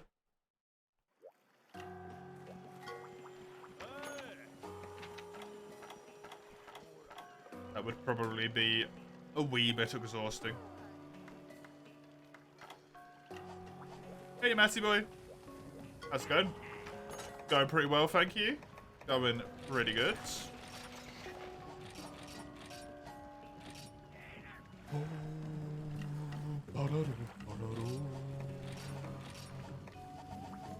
I did not finish Lies of P, no. I am in, I think, like, the final 3 chapters. But I'm not entirely sure. I will almost certainly finish it next week. Unless I really just mess up bad.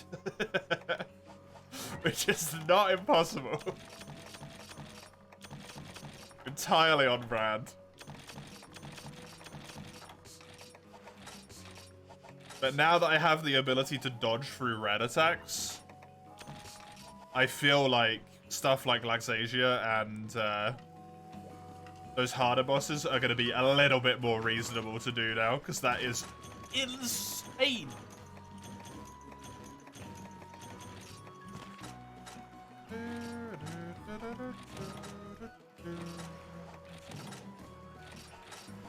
And it doesn't even put me at a heavy weight limit either, which is wild. In old capacity.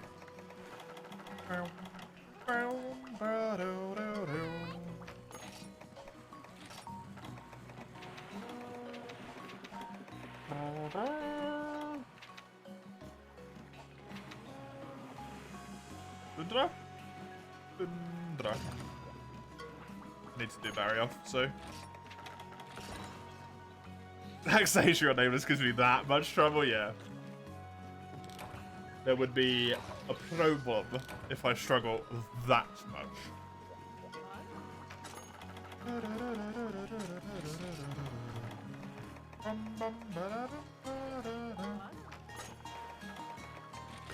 I've played surprisingly well. Honestly, going through that game, doing surprisingly well. How are you doing, Matty boy? How's stuff going for you?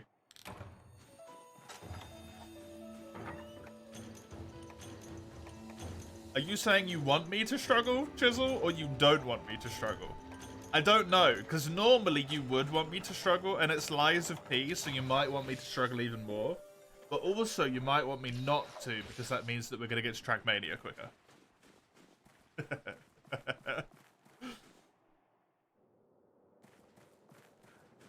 Theoretically. I mean, it's also a flat truth. Like, the quicker I get through all the non-Monster Hunter runs, the quicker I will get to Trackmania. That's just a straight fact.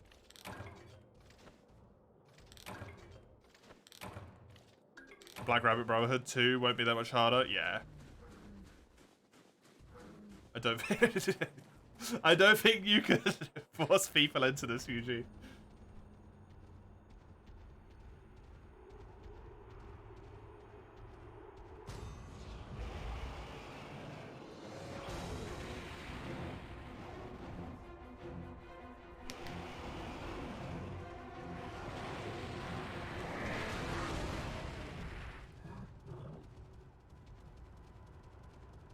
What time do the nearest shops to us close?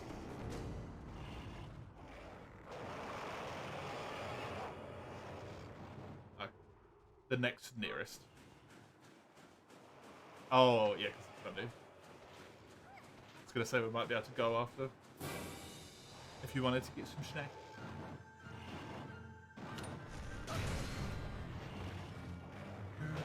People are free to say no.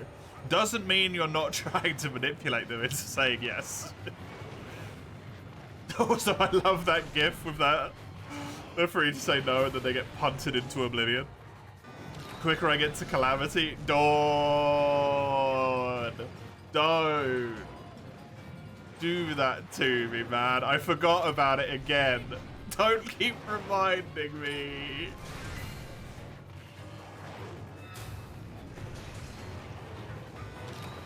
I forgot about it. I was enjoying a blissful life. But there was no Calamity.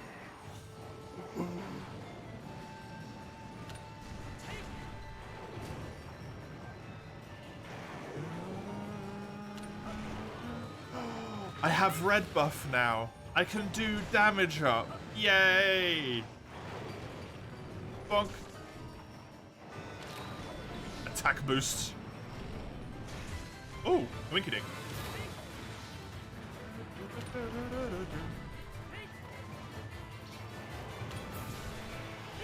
Honestly, I'm kind of a sucker for this just default horn. Just because I really like its songs. I like being able to do attack boost, defense boost, and health boost.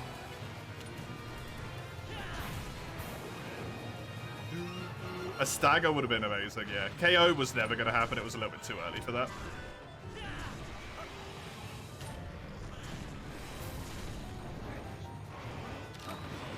See, like, health boost. How good is that?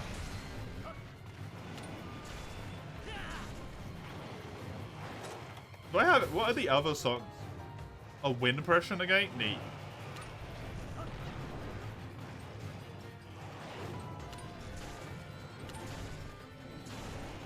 Actually kind of like this horn, not gonna lie. I don't like playing horn in general, but I like this specific horn while I am playing horn. Just to clear that up.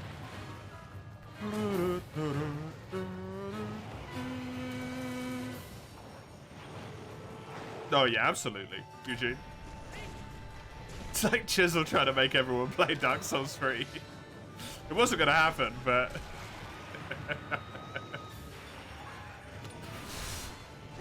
the attempts were made, nonetheless.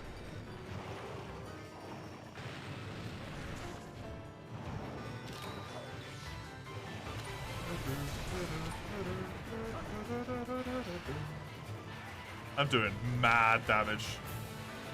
You wish you did give DS3 more of a chance? Did it just not jive with you, or...? Oh, is this the wind pressure negate? Didn't even play it on purpose. Probably pretty good.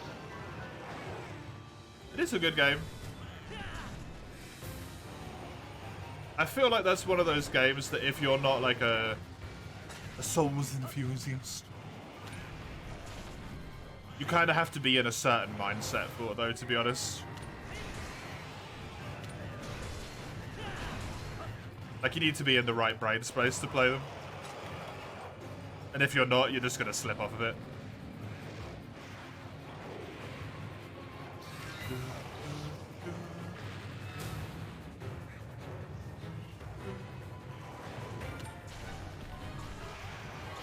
You were fed up after playing 1 and 2 to keep up going, yeah.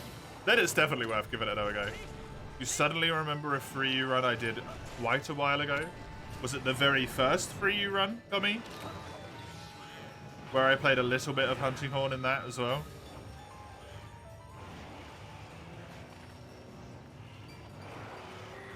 The same as the very first 4U run.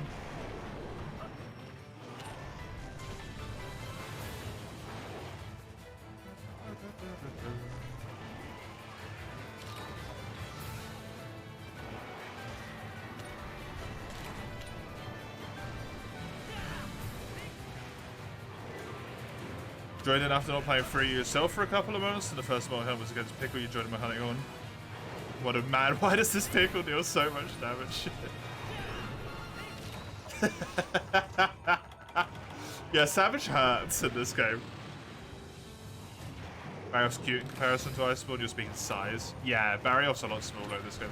All of the pseudo wyverns in Iceborne for some reason are really big.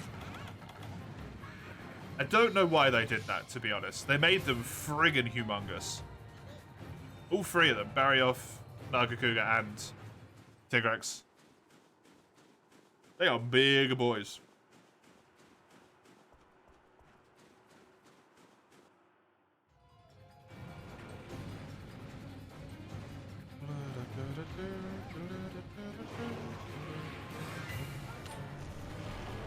You're talking about old days there, though, Conroy.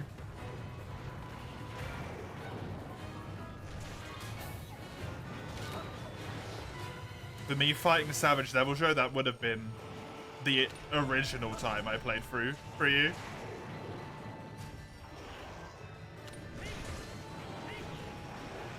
Which was 2 years ago.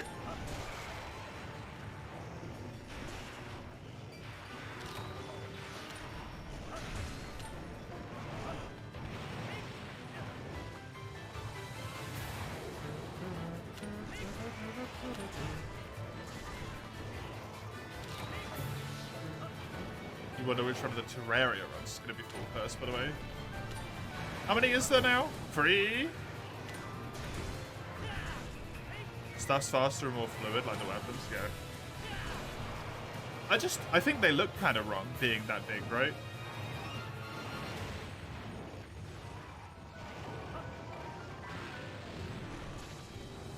They don't look right.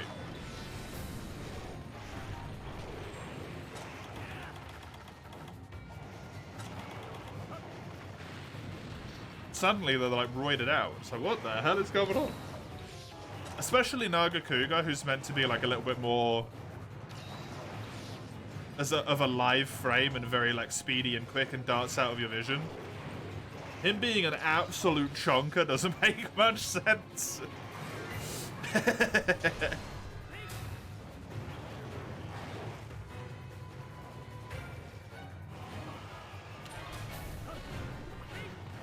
Pickle is surprisingly good matchup against Hunting Horn. Pickle's good against Hunting Horn, or Hunting Horn's good against Pickle? Because the way that reads is that Pickle himself is really good against the Horn, rather than the Horn is good against Pickle.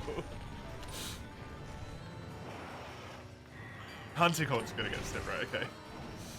Like, he counterpicked you by being Pickle.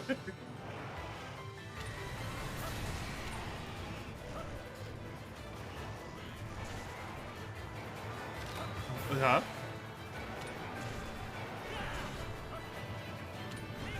Imagine Zora try to sneak. Pickle, that's true. I can't disagree with that. Pickle is very effective when applied to hunters directly.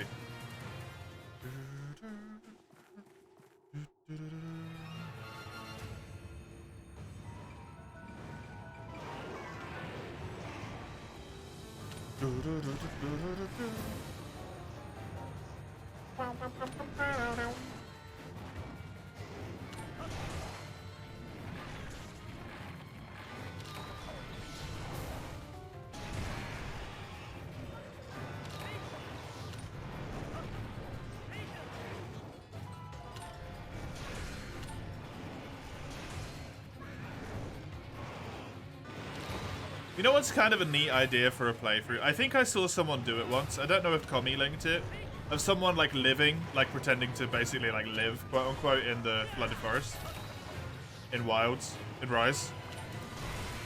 In Wilds. In the Wilds is what I wanted to say there.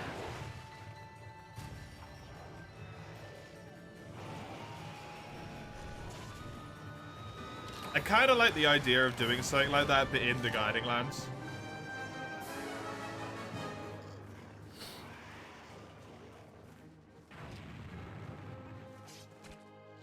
Where you basically just start off with like G rank basic gear, like metal armor and metal weapon.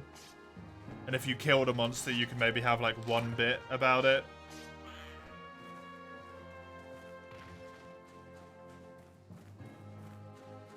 Could like pick one of the bits of armor to make or anything like that. The only problem is you'd need like all of the stuff already built so you could just switch to it whenever you'd done it. It's kind of a nightmare with the weapons, right? Kind of a disaster.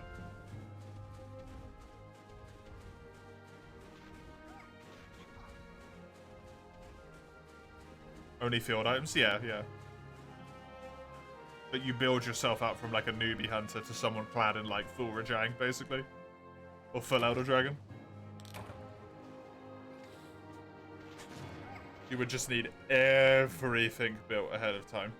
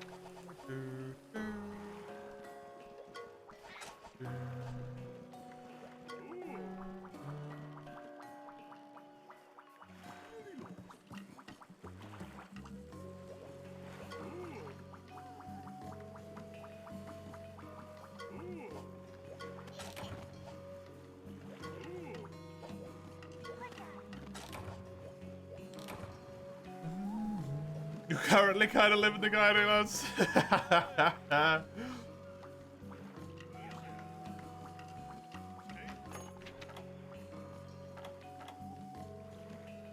I need more resources, but that's it.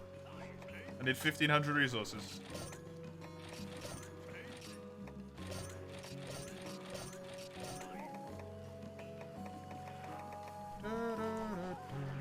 Didn't I have a Rathian? I had it today. Perfectly timed. Good.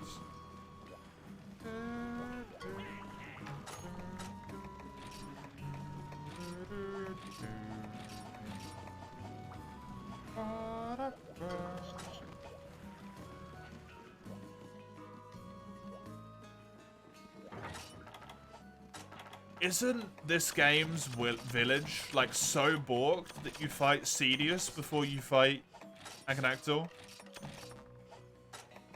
It just popped back into my head. You can't trade lava nuggets in until high rank.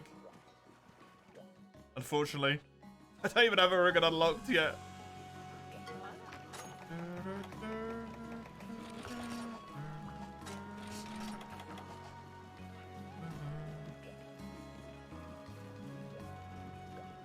I should eat first.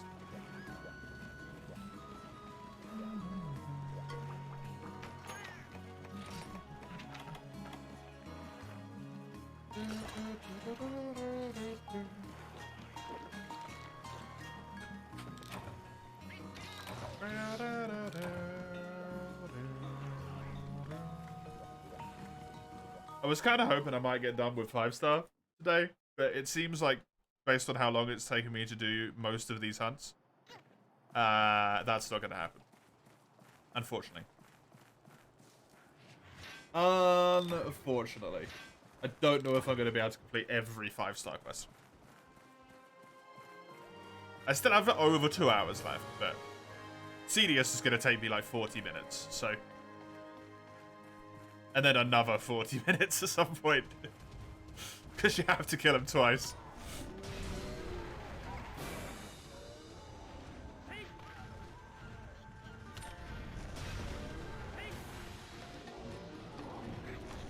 Or you have to repel him, and then you can do his quest again. At which point you probably kill him.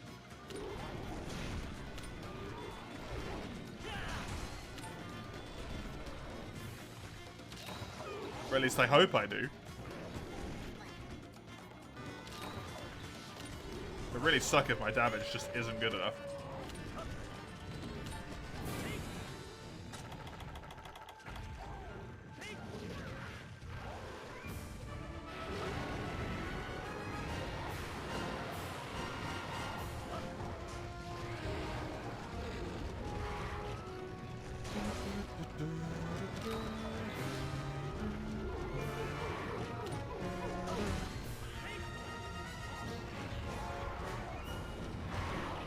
This is the point where if you were a smart boy, you would run for your life.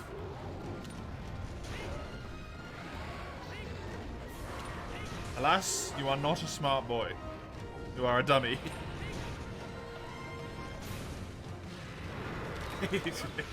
Then the Great Jaggy charges the Rathian. Yeah, he's a dummy.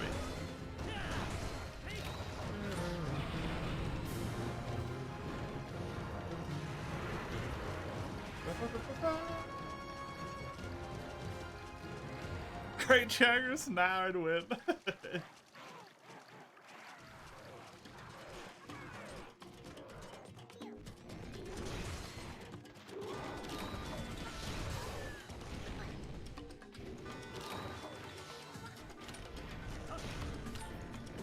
I mean, Great Jagras has been known to get so big that it eclipses a Devil Drake.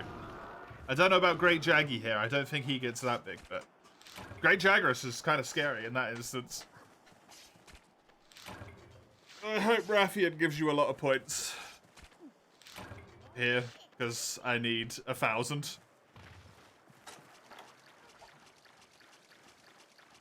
If Great Jaggy gives 150, surely Rathian will give like 800, right?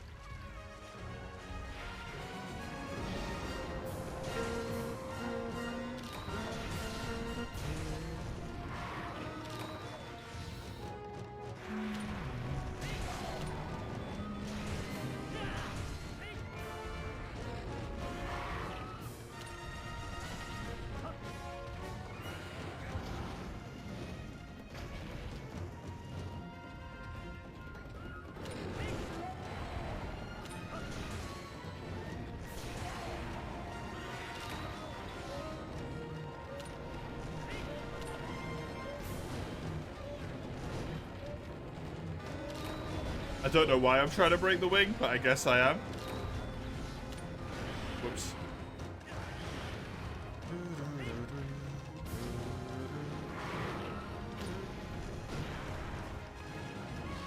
I don't really feel like it's a day for Cedius, to be honest. I don't know why. It's just not feeling Cedius-y.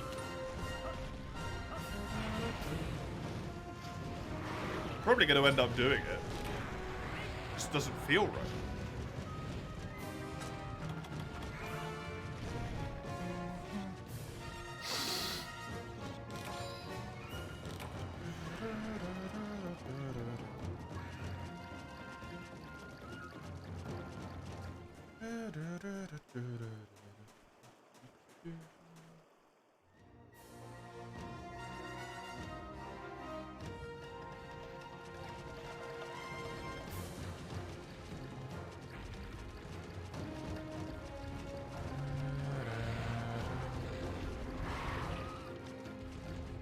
God, I love Moga.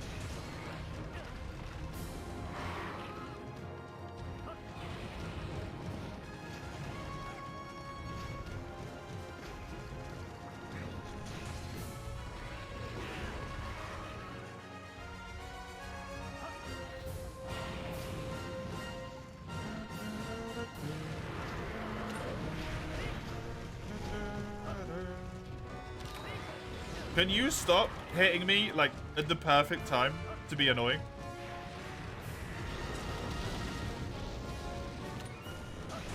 You pain in my butt. Nope, she can't. In the memes?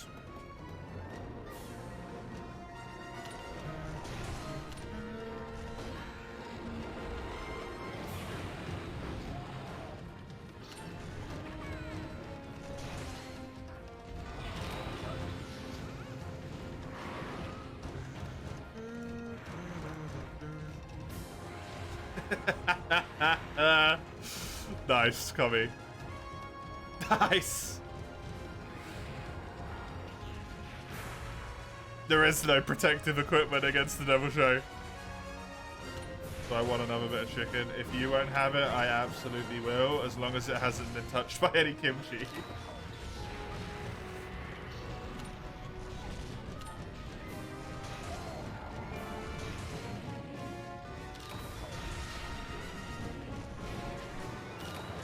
Even been in the neighborhood as kimchi. It's gonna make me cry.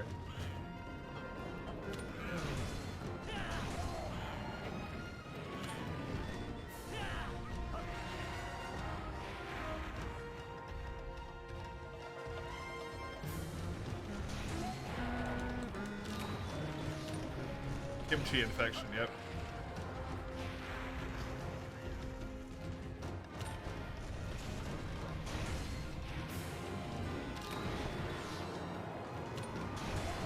Plus.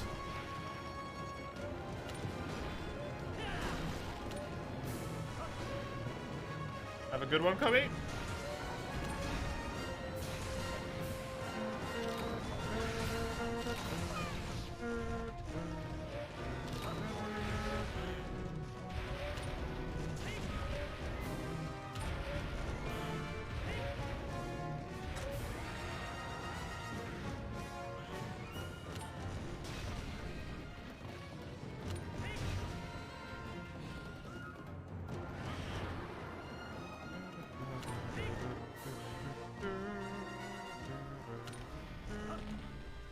You don't even die in this game. Come here, get knocked out, and then you can run away. There you go. Whining Kelby. Trying to flee constantly.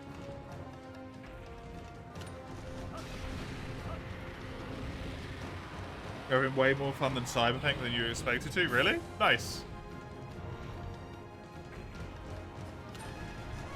Have you turned yourself into being fully made of gold yet, Mace?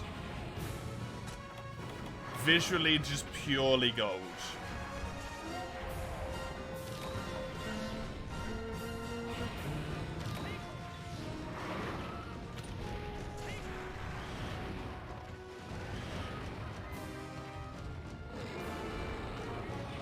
You have a gold and white suit jacket?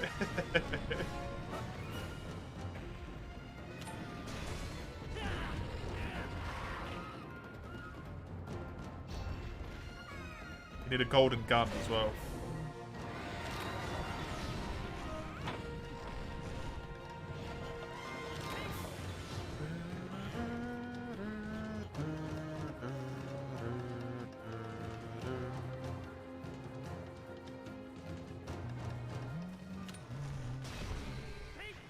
If that's a thing, you're getting it. I have no idea if it is, but hey, I'm sure it probably is.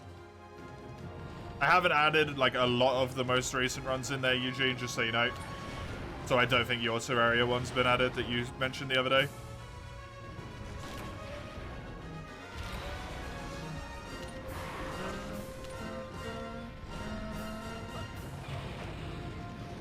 You are a true swordsman, you deflect bullets. Good.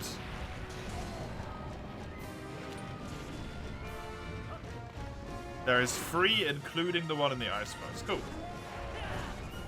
Calamity drops only, and the 1 weapon per boss thing.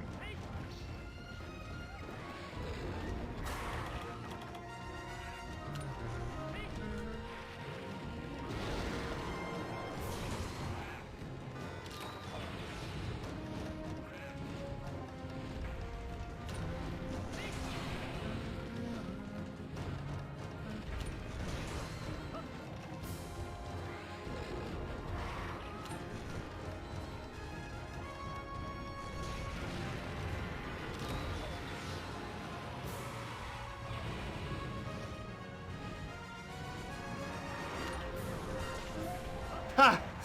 Dunked. Turns out Raffian is worth 800 points.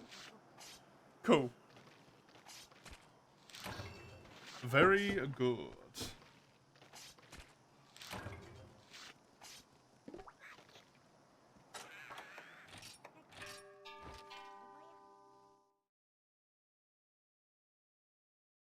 I feel like the worst one of those to start on is Calamity. Unsurprisingly. That would be brutal.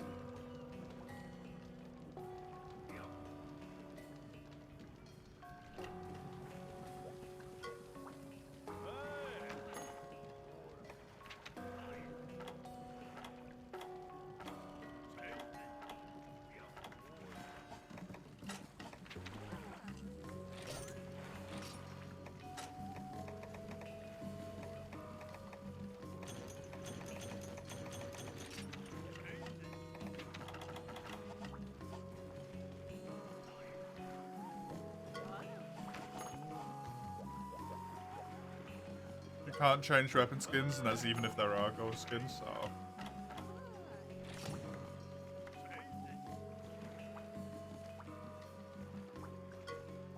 Shame. Shame.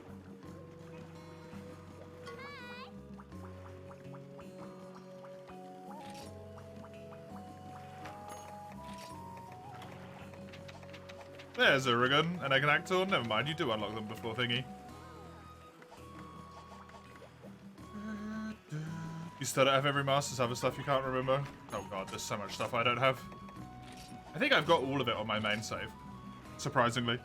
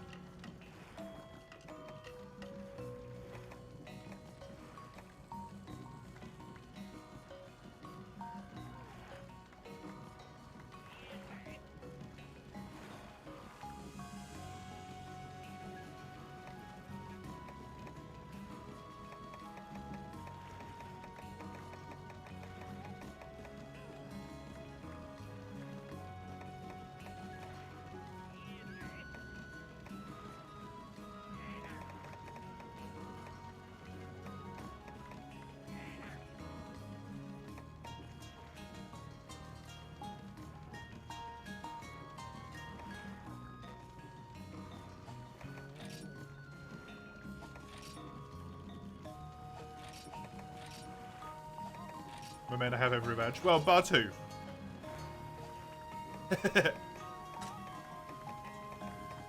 I don't have Gold Crown Small and Gold Crown Large. But I do have all the other ones, yeah. I do have all the others.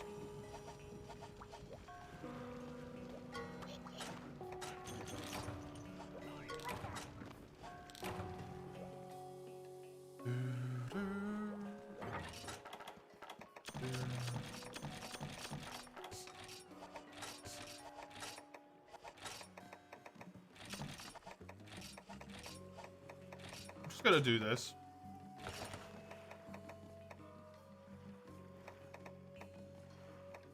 Honestly, I think I'm gonna do this as well.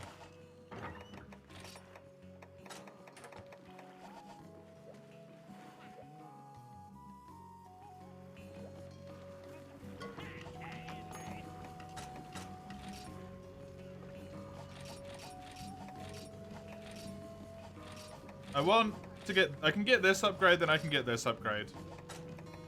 I don't really want to farm, like, monsters a whole ton for weapons in this run.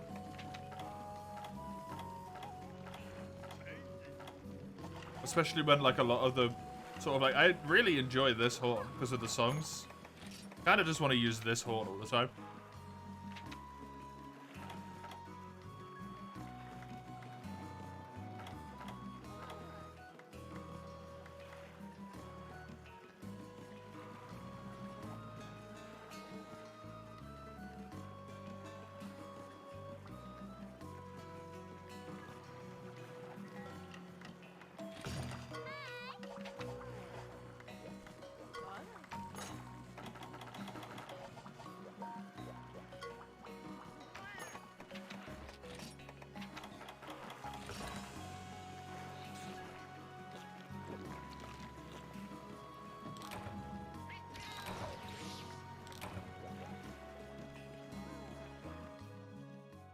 Only bug equipment sounds more appropriate for you where you actually have big bugs. Is that one of Ein's one by any chance?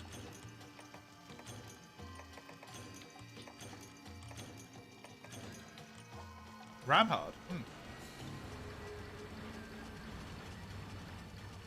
Only bug equipment. That's gonna be kind of a pain in the butt.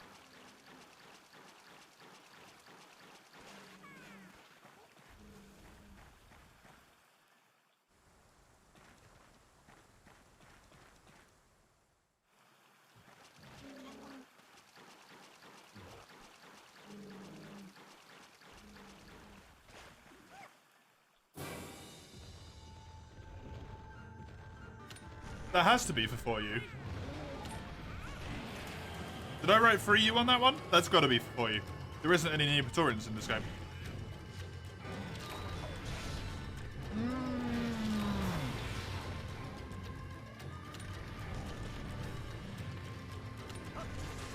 Ramhard might just prefer World.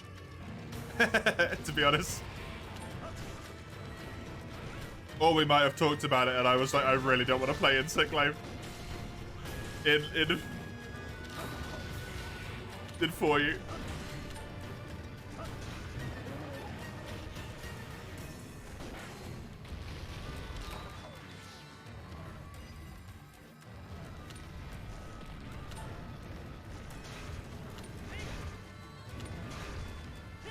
Because I really don't want to play Insect Glaive in 4U.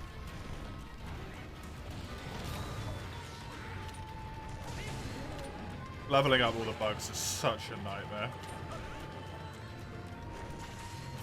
Such a nightmare.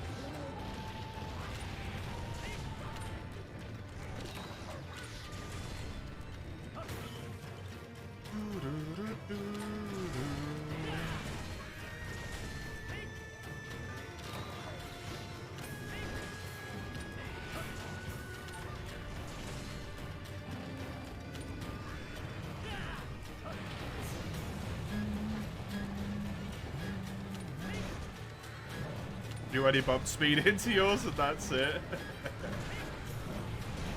Understandable.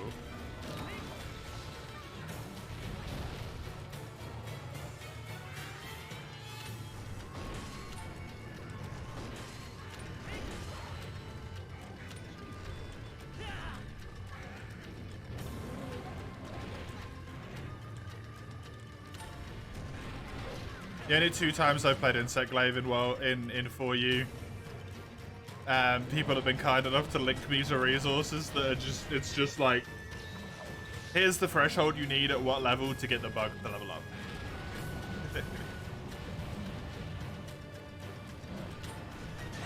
And then I've just been like, cool, I want the one that focuses on speed and then on stamina. Preferably an extract extender if I can get it. If I can't, so be it. Whatever next sounds best. Which I now know is not Pierce. Pierce sounded kind of cool. Actually screwed me over a ton.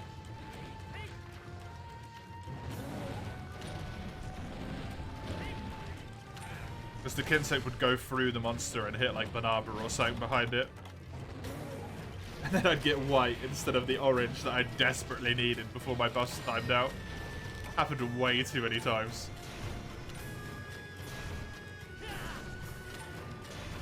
Mechanics just too much, honestly. Like, in 4U, it's way too much. It is overkill.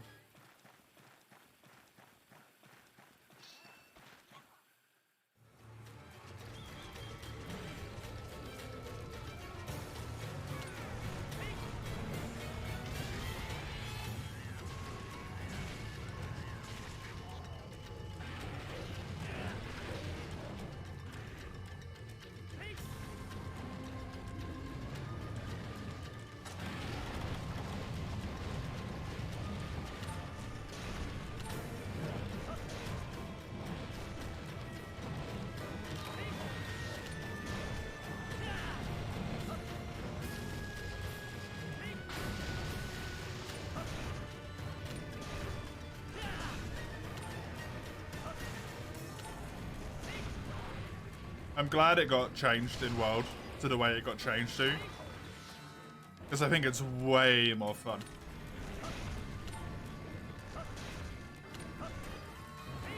When 4U was announced, you were so impatient. You borrowed the Wii U of a friend and played 3U all the way to Morales and did the first solo. Amazing.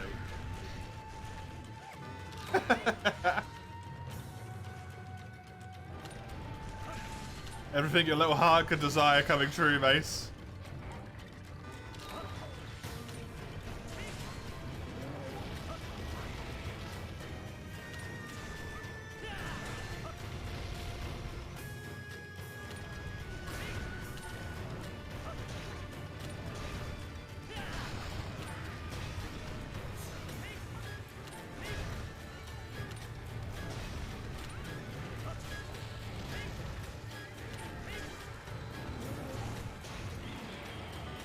Oh yeah, because you said your car kept crashing into everything, but it was really fast. Just get a bike, man. Having no heals left, 2 carts, last few seconds kill, yeah. Yeah, I remember you saying it. Really, really good. A what? A motorbike? A motorcycle.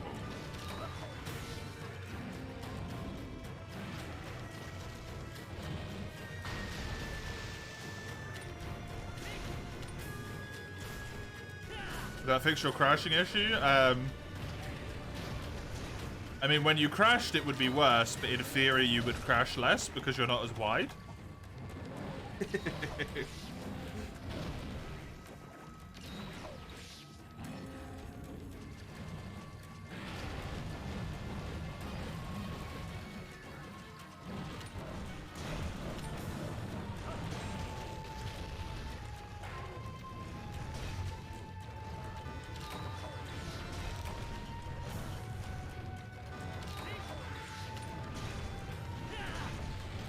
Your car is armored, fair enough.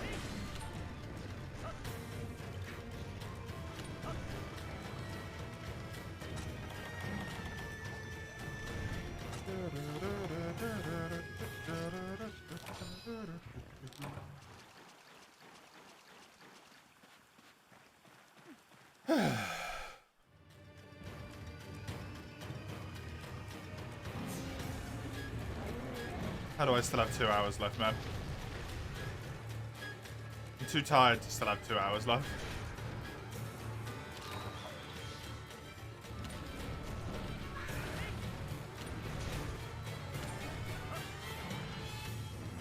I'm pooped. Poopada.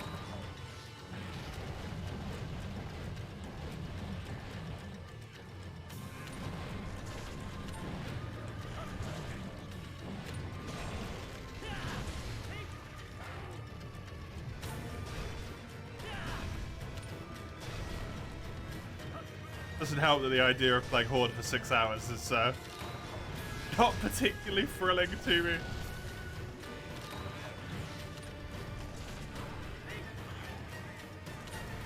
Even though it is surprisingly doable. Here. I've actually done a lot better than I thought I was going to.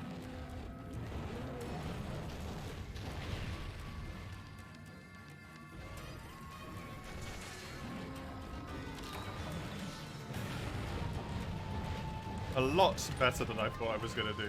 Significantly so.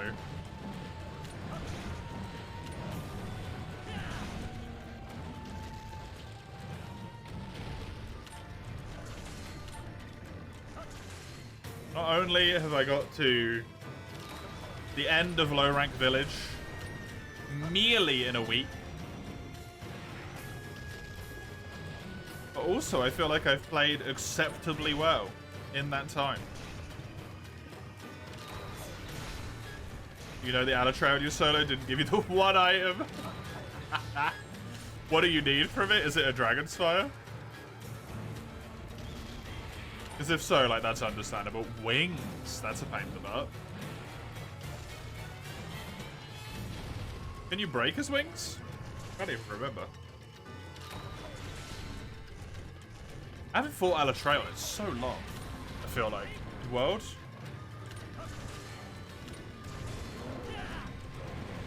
Hey, don't. How you been? How you been?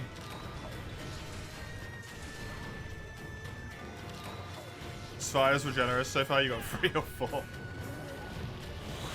Oh, good. Yep.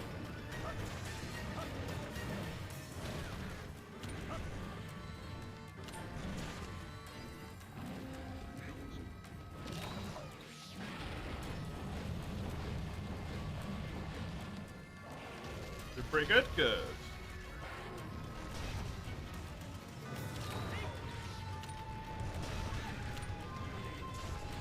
Considering how the fight works, you can't be bothered going for the wings solo. Understandable.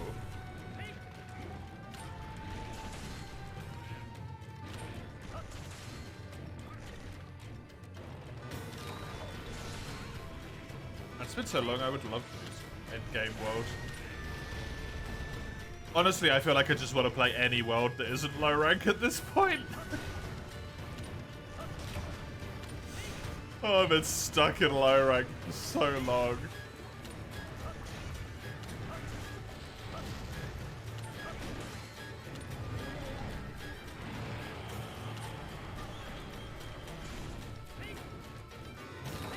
You good? That is an option.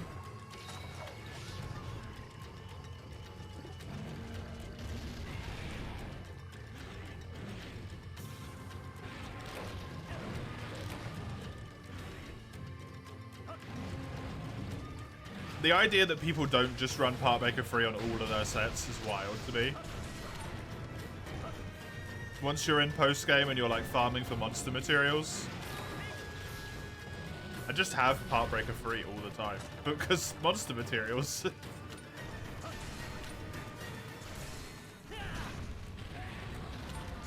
If you full break everything every time, it gets a lot easier when you need one random thing. You don't typically actually need one random thing anymore.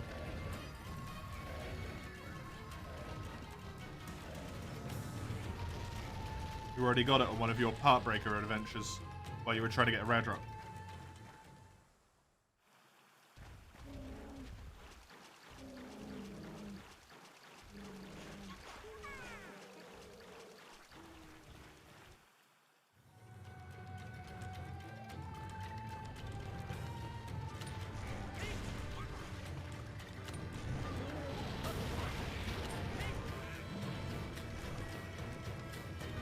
Start with an already finished low rank, yeah.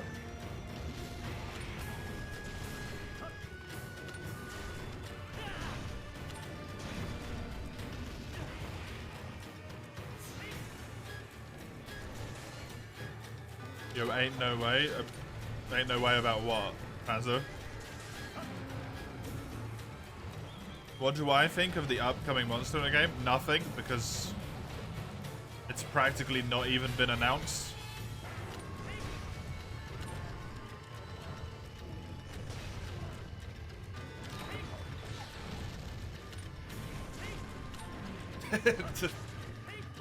That might not be the answer you're looking for, but it's the truth.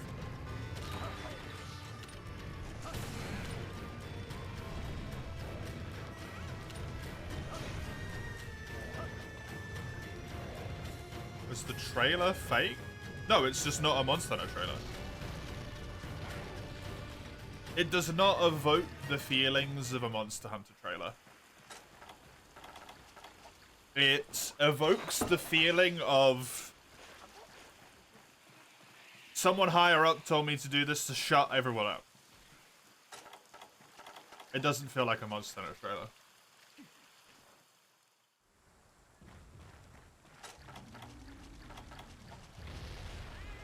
It's basically just like, we've announced it.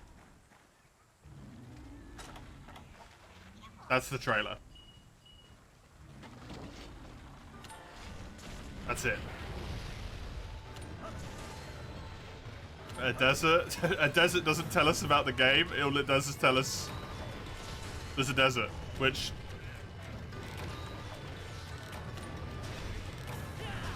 there's been a desert in almost every single game, bar like one, I think.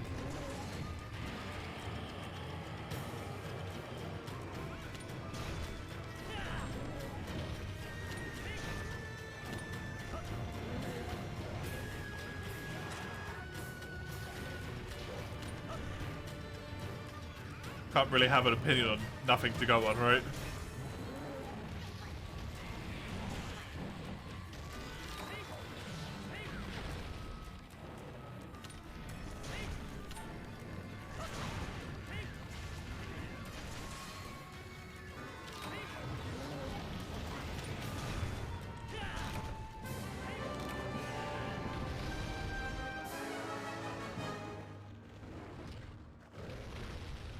You know what?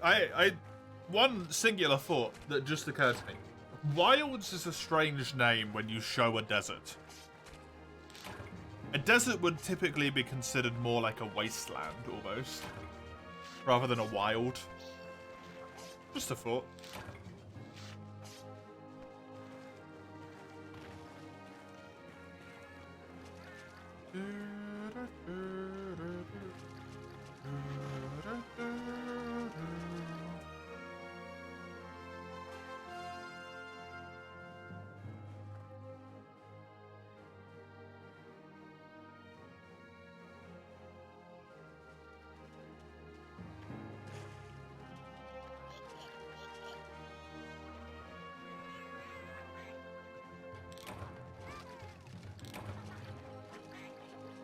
That sounds like you just made it up, Panther.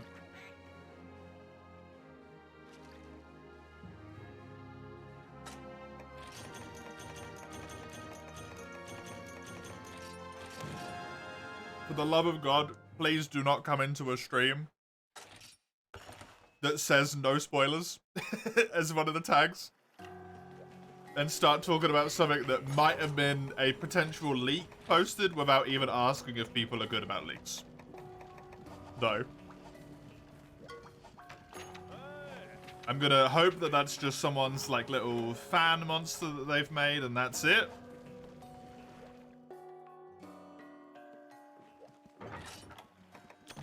But as someone who wants to avoid spoilers, like, don't do that to people, right?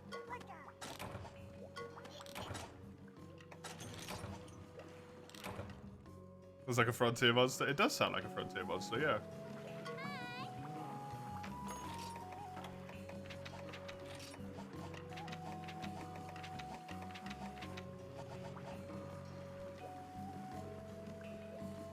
It is a lake. So you've come into a stream that says no spoilers. Oh, okay. Is it a leak? Right, okay. Don't worry. Either way, just don't go into places and do shit like that, man. Have any idea how frustrating that is? It's from Monster Hunter Explorer. Thank you. It doesn't necessarily mean it's not in the next game, but just don't do that, right? Monster Hunter Explorer is a mobile game that was exclusive to Japan.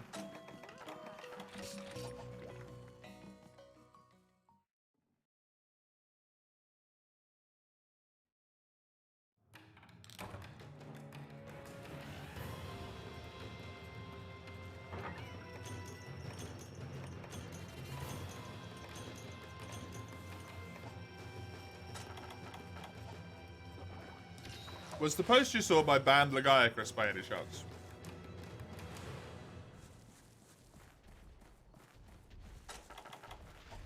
Hello, Night Raid. Welcome.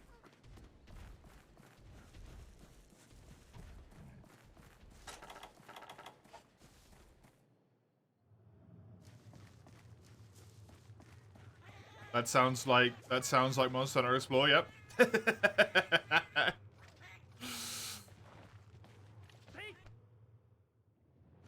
Hey, Cedrex. Welcome.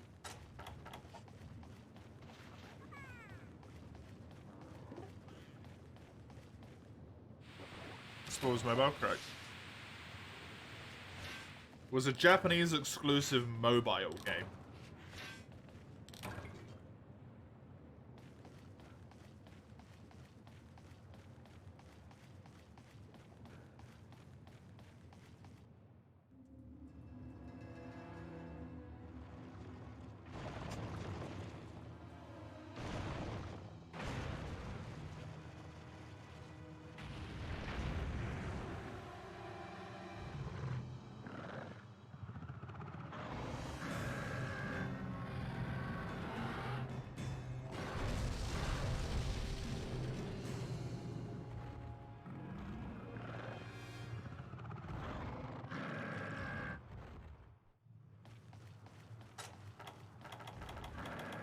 Yeah, just for future's reference, at least with my stream, and I'd urge you to do it with others as well. Please don't come in and ask, how do you feel about Wilds, and then follow up with, how do you feel about insert monster name that's not from mainline.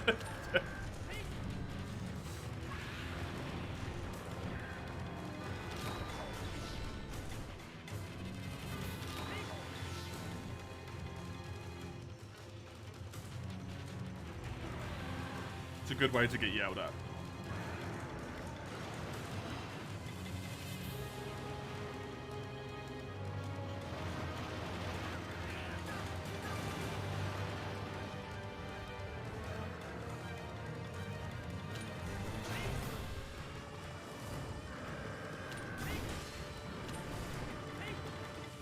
Who was just asking?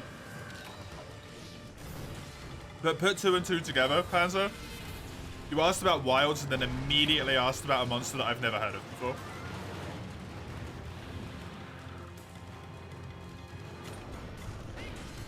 Which means if that is a leak from Wilds, you've just spoiled me on some of Wilds.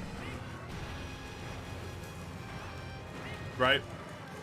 Just something to think about before you start going around shouting out places. Through context alone, that looked immensely like a spoiler.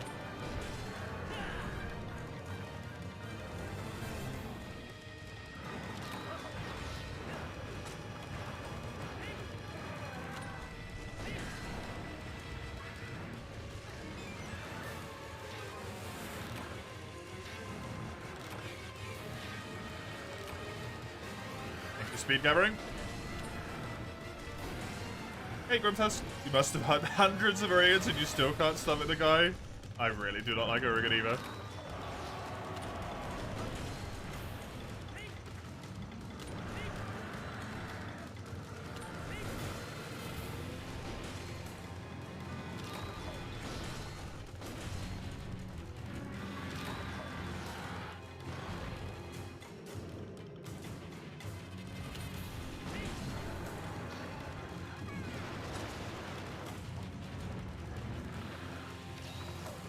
Ultra Apex for Frontier 3? I'm afraid I've never fought him.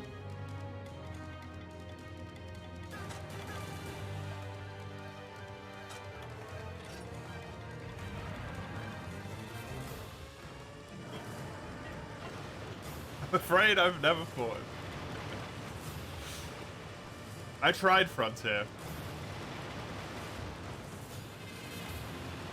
I also quit Frontier.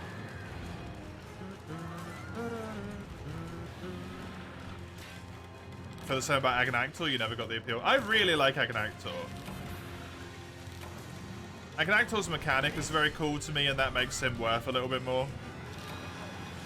With like the lava hardening and stuff, and the fact that you can knock it off his body bits, which removes the need to worry about his mechanic. That's just neat. The fact that if you remove the lava from his chest, he doesn't do AoE fire damage anymore when he does body slams and stuff. And he won't set you on fire. I just like that. Urigan, none of his breaks feel like they reward you.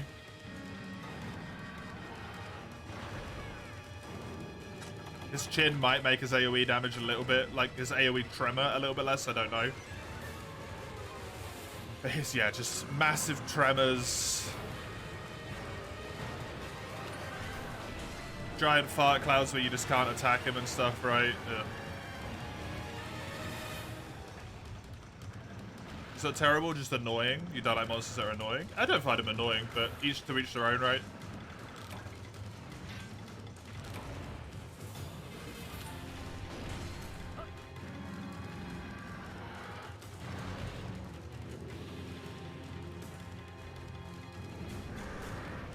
Somehow has the highest win rate. I mean, considering he's one of the least favorite characters of all time, I don't know if he's got a high win rate.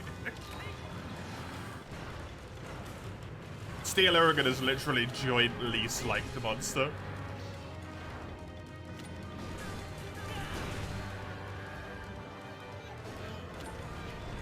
Let's ask to go to the eye doctor soon. Oh no. Are you okay?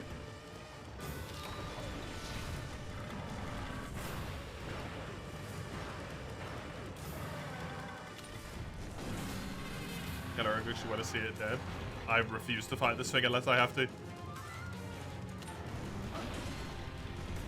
Got discomfort in your eyes? Oh. Ooh. I hope it's fine and they're just like strained or something.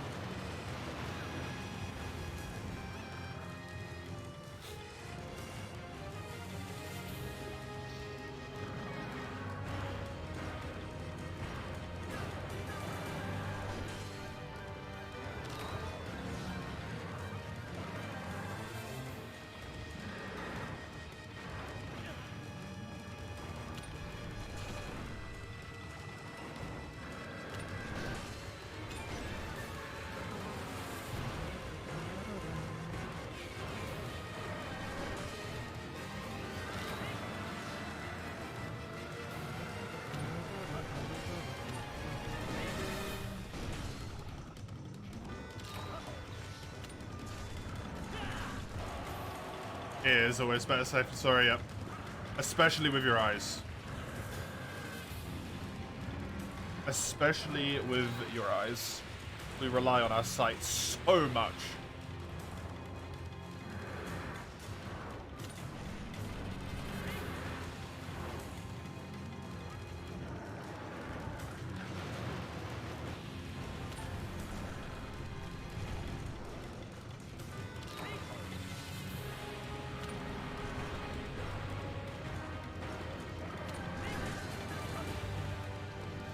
Of diagnosis now. Definitely not in this case, no.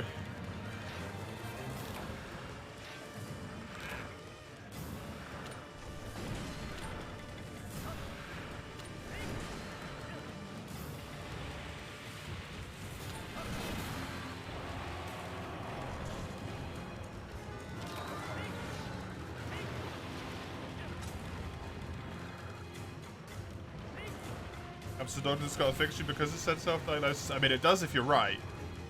It's like the likelihood of you getting it right while not being medically trained is incredibly low, right? There's a reason that medicine is kind of a it builds upon itself as a process. Like you do something, you do some tests, you rule stuff out. You have another guess, you do some tests, you rule stuff out. Because nothing, like, presents itself the same in two different people.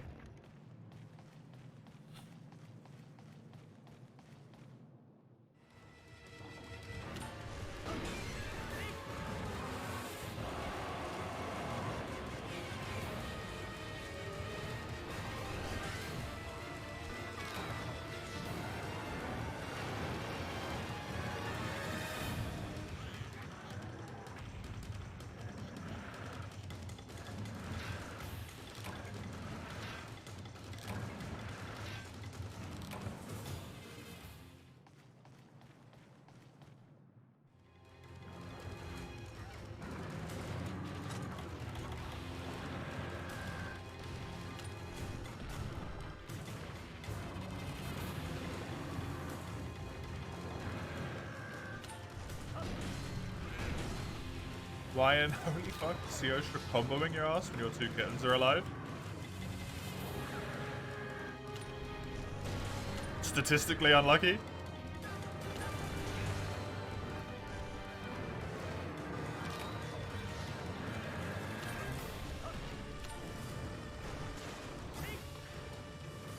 Just chooses to attack you a few times in a row.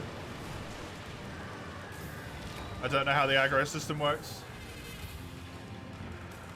But I imagine once they have like locked onto you, they do a few attacks at you.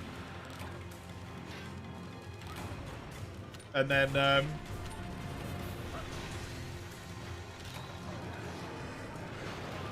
they, after maybe a few attacks, decide who to go after next, and it can just be you again.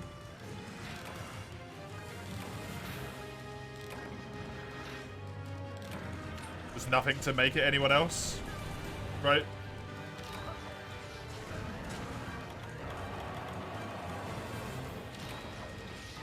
Unless you have taunt / provoker or whatever it's called, stealth / I have no idea what the old skill's called for it. I think it's just called stealth as well.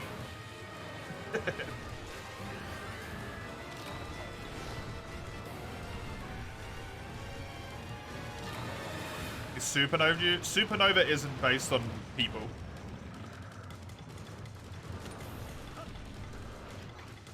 Panzer.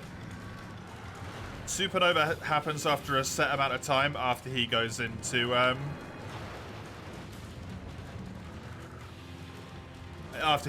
the mode.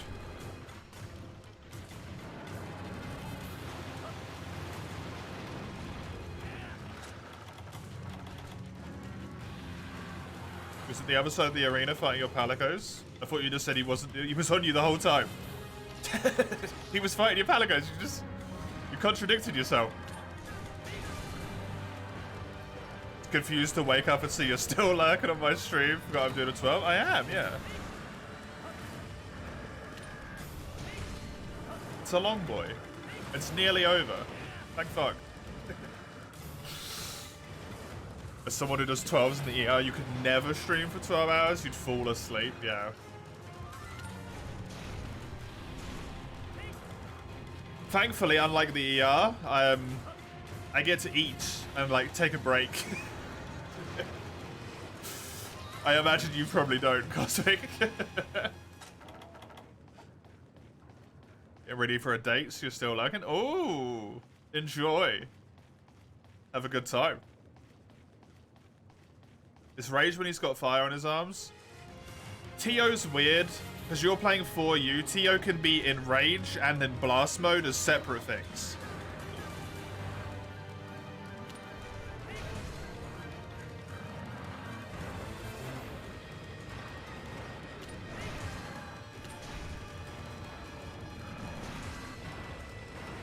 Blast mode is when he's got the fire on his arms and he's doing a lot more dust-based attacks. Rage is when he roars and he, like, gets angry. But when he enrages, he usually goes into blast mode as well.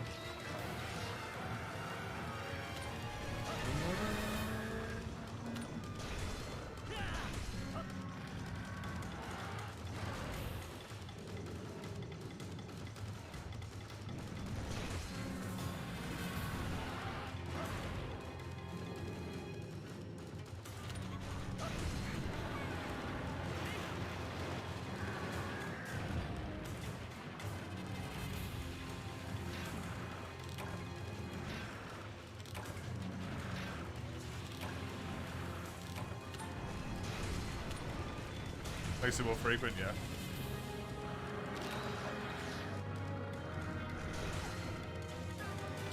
I mean, you can always just get unlucky.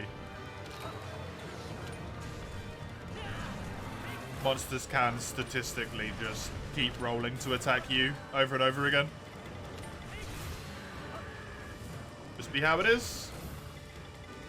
Just be how it is. Sometimes.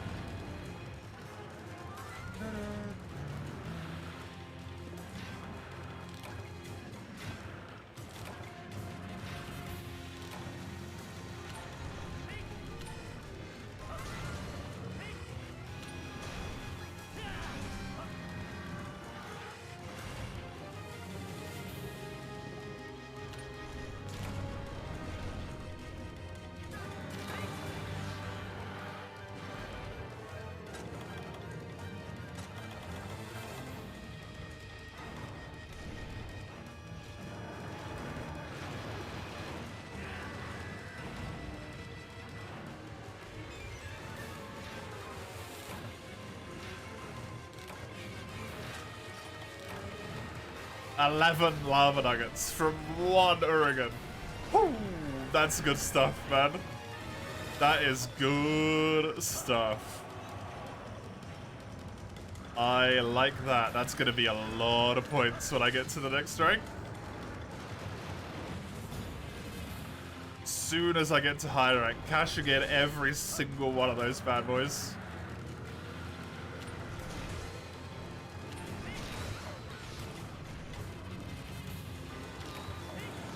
No.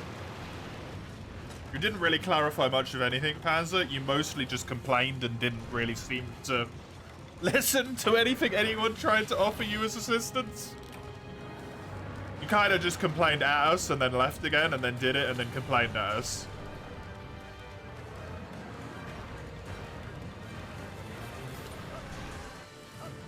Or half listened, but not fully listened.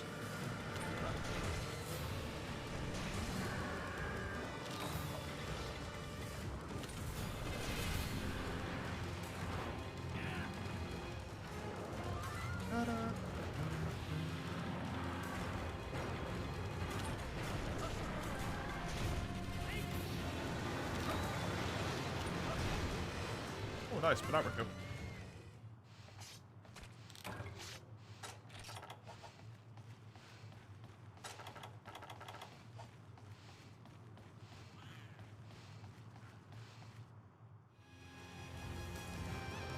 You asked for 500 Canadian. You did also do that. You did not just ask for it, though. I hope you realize how many messages you've sent in the last few days.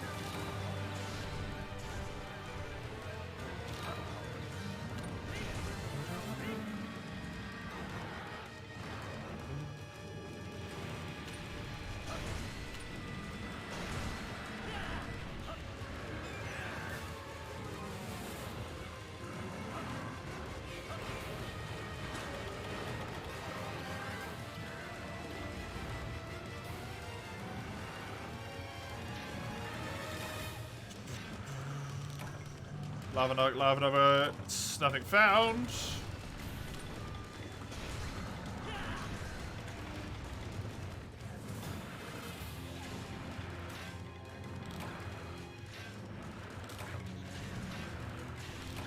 So many lava nuggets, good. We've already started to check, well, good for you. I hope you did a really good job, because I don't have a checkbook. And I've never cashed a check ever, so...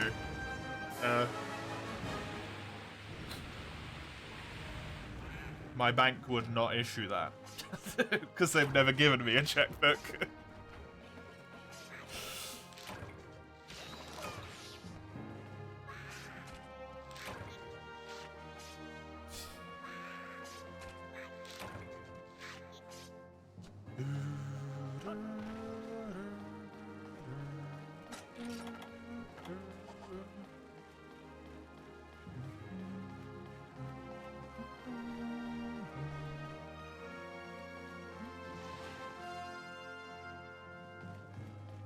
Might be a good idea to have some rest then. Sleep is always useful to have. Especially if you feel yourself slipping.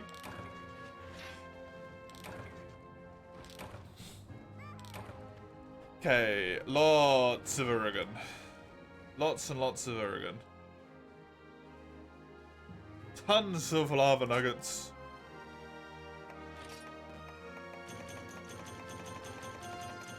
If you could have some. You had sleep paralysis recently. What, consistently?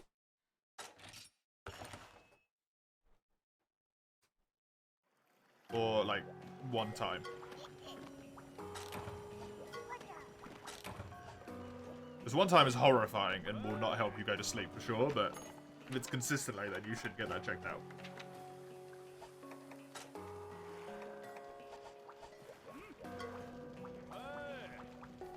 Just once. I can understand why that might make it a lot harder for you to go to sleep, but still. Should try, right?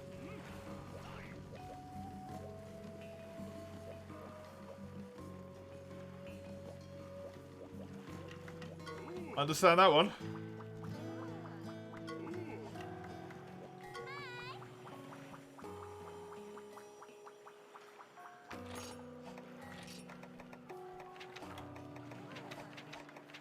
You have nightmares, but they aren't scary.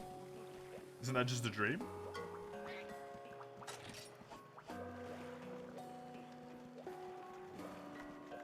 I don't know. I thought nightmares had to be, like, unsettling or disturbing in some way.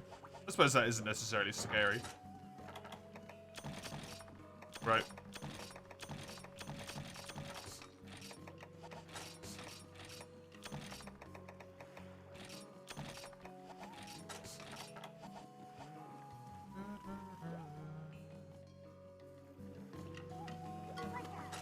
I've never had a dream that's failed to scare me, to be honest. It's either succeeded or it's not been a scary dream.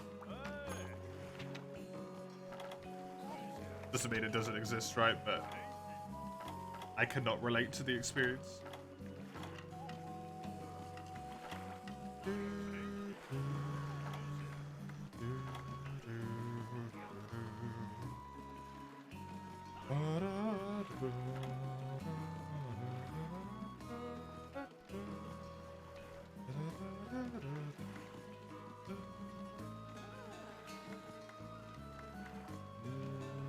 Don't think I've heard of that one. And if I have, I don't remember it.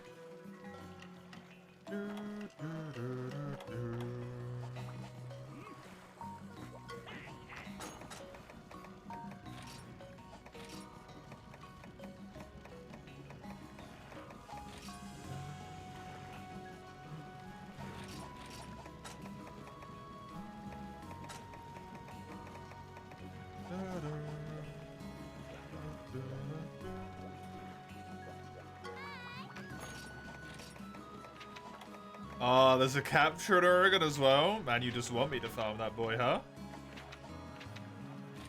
You just want me to farm it. You want me to get all of those lava nuggets. I see, game, I see.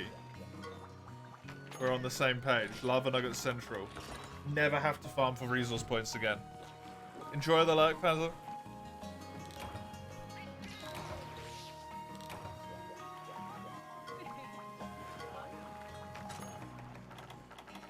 I hope you managed to find some peaceful, restful sleep.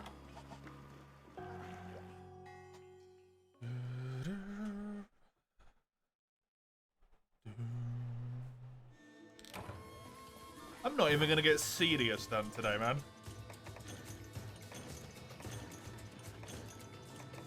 Five-star slowed me down way more than I thought it was gonna. Way more than I thought it was gonna.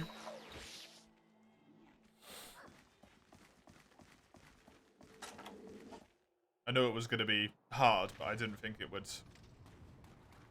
completely halt me in my tracks, basically.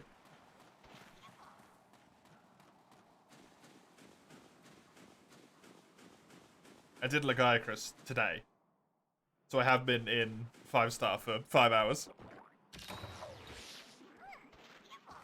Been here the whole time. The whole time.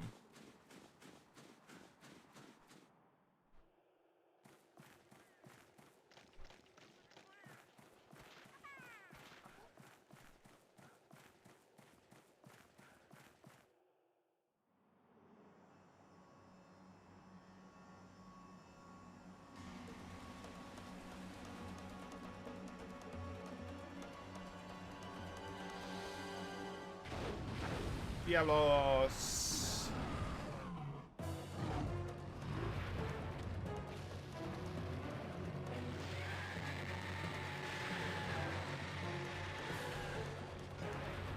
It's weirdly scuffed model in this game. I don't know why, it doesn't look quite right in this game to me sometimes. But it does also look so much better than it did in Gen 2.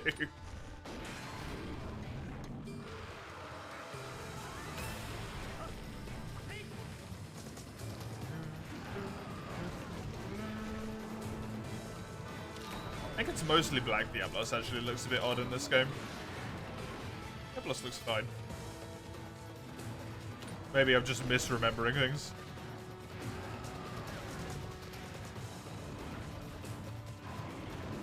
He was once stunned by his roar and it never happened again.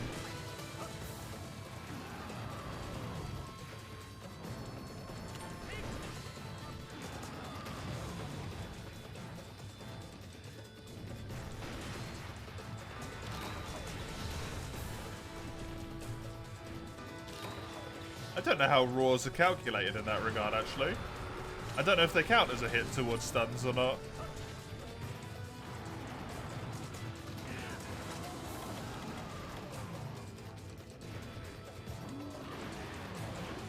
Because it would make sense that his roar is like, because it's a lot more powerful than others. good. Obviously, the ones that do damage to you stun you.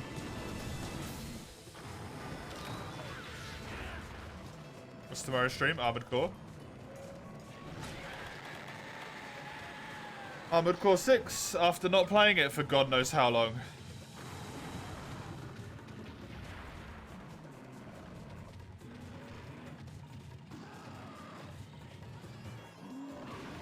Immediately going into relatively deep into the game missions.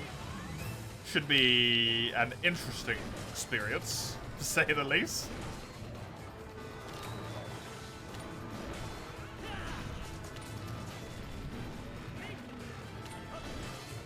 Only from the Diablos. It feels reasonable to me, depending on what the game that you played was, that maybe there was just like a coding oversight. That happens like if you're too close to Diablos, his roar acts like a Tigrex roar for some reason. Right? Even though it doesn't actually damage you, it still has that like trigger for pretending like it does damage and thus could stun you. Especially in like Free Me Night or something, I can see that happening.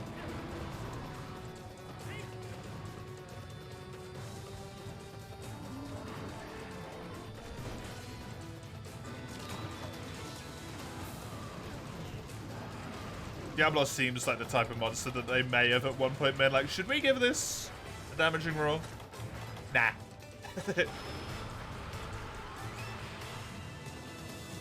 Was in third. Yeah, I don't know much about third, so couldn't speak on the shenaniganriness of it. Seems fine though.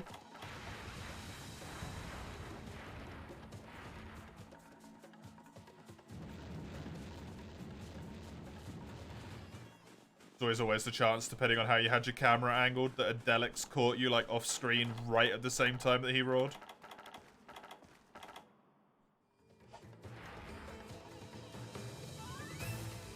I am indeed, Passiby. Welcome.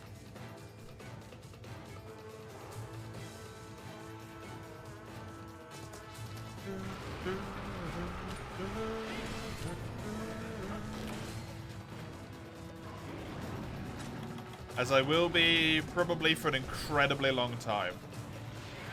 Until someone properly makes another open source emulator.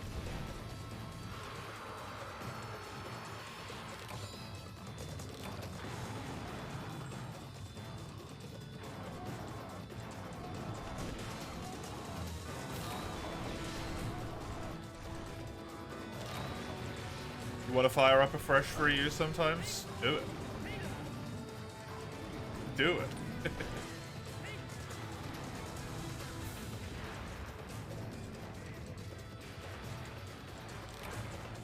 Starting new save files for me is my joy in Monster Hunter. It's the bit I enjoy the most, so I'm always going to encourage people to start new save files.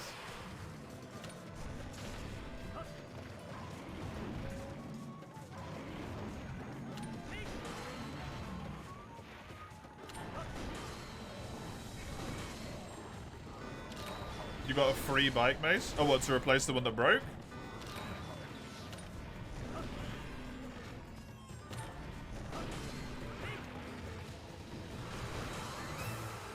Nothing compared, just a random mob from 13 years ago, fair enough. Oh, you're talking about Cyberpunk. I thought you were talking about your bike in real life. Oh, that makes more sense.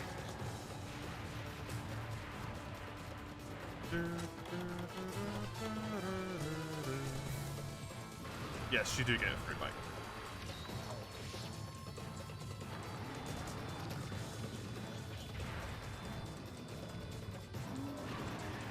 I mean, it would make sense, Mace, that you would randomly remember it out of nowhere and be like, oh, by the way, you have done that with things before.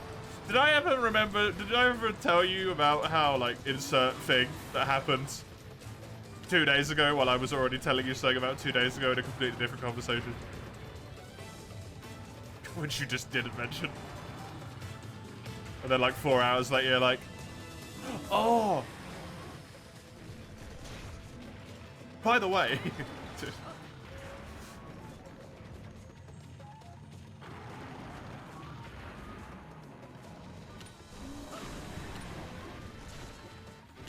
Surely, like, I completely forgot Mace was playing Cyberpunk, to be honest. I'm at that point where I could barely focus on the conversation we're having and on what I'm doing.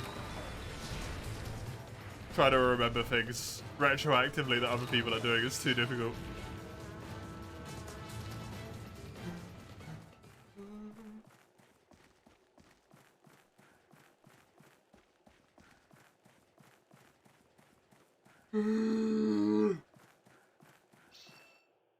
I've intended for like the last 4 quests to go and get a drink. And after every single quest, I forgot to do it. And I'm trying to remember on this one, but then I'll see the rewards screen pop up and I'll forget to get a drink again. Alright, fuck. I'll remember next quest. And then eventually the stream will end and I'll just go get a drink at that point. Clearly, I don't need one too badly. I just keep seeing this in. I'm like... And then because I'll get one when the stream's ended, the small one will also get me to make one for them. Maybe.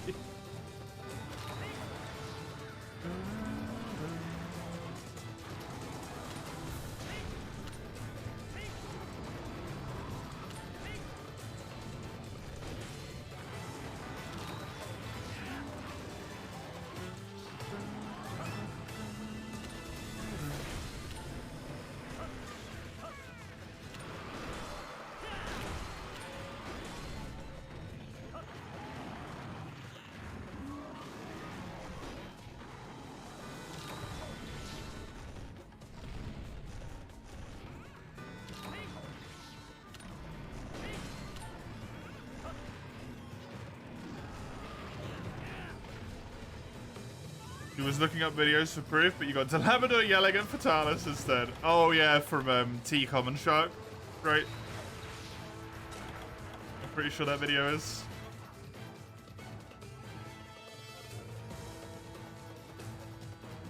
They do some really good like Monster Hunter rigging videos, it's cool.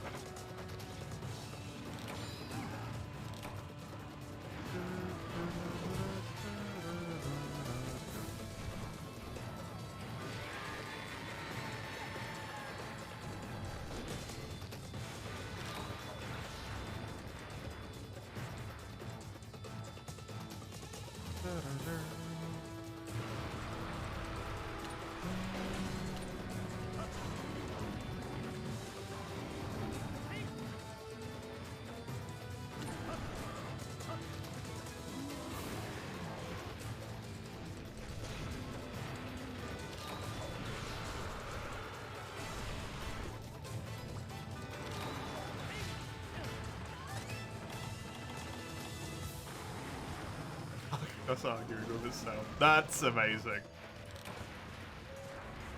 That I've not seen. Hello? Hello? There we go.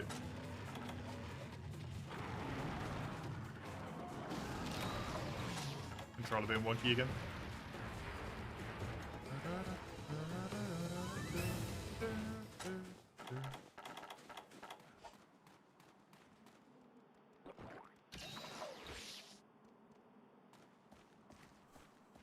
Diablo's taken a hot moment here. Your in real life bike is older than you though, mate. How is that thing still going? By the way. How is that thing still going?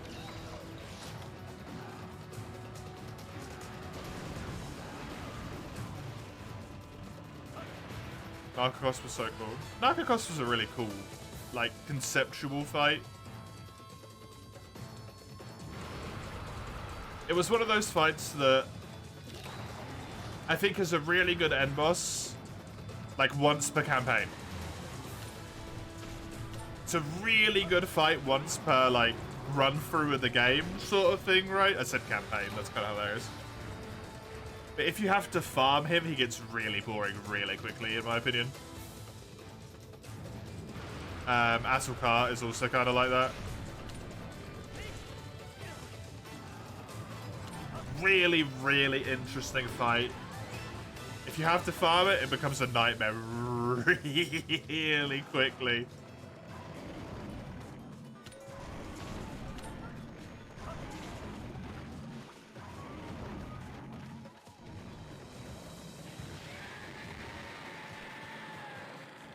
Zhen, Gog is... Gog's sort of fine-ish, but he does get a little bit like that. Dia Morales is a little bit like that. Guys, Magorm.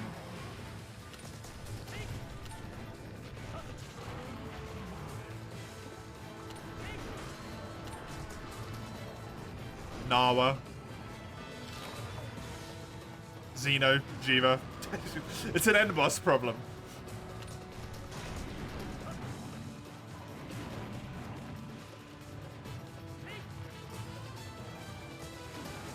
Sirius.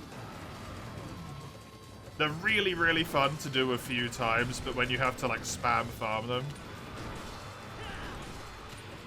at least I think they become a nightmare very quickly. You MH3U so much, Jay. Really need to try and get your hands on it somehow. You can play it. Shed and Garen, you love them and you do them over and over again, no problem. Oh, I could never do that. Jealous of you a little bit. Because especially with Jen Moran has such good weapons. Good armor, they look really good. Armor looks really good as well. Doing it over and over again makes me want to pull my eyeballs out. Ugh. So I never have to look at him again.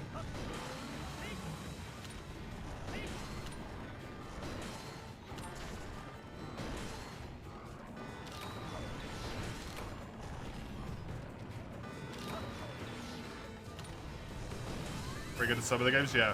Really, really good. In some of them.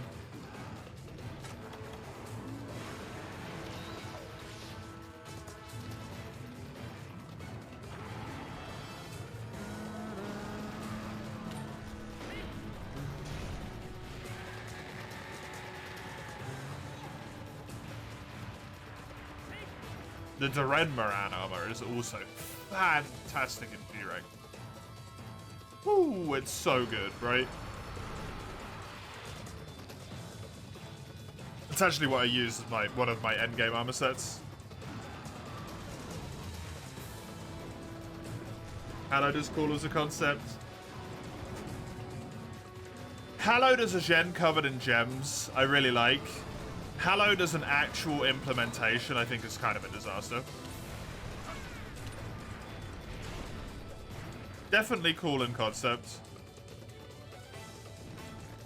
Since Gen was already like, when he comes along, he's got a whole bunch of like rare ore and minerals and stuff on him, right? People celebrate it, it's almost a festival.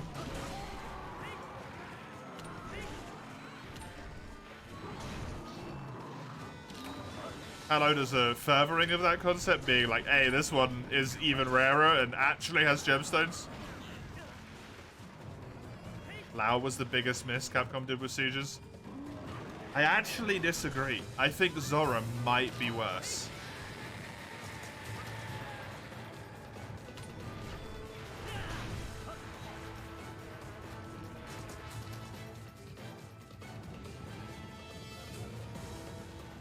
Played well so later you forgot about it. Fair. I think Zora is worse. And my controller just does not want to stay connected at the moment. Lao at least fights back. Lao at least, like, your best choice is to fight the monster. Zora, your best choice is to fucking ignore him. Until you get to the bits with the cannons.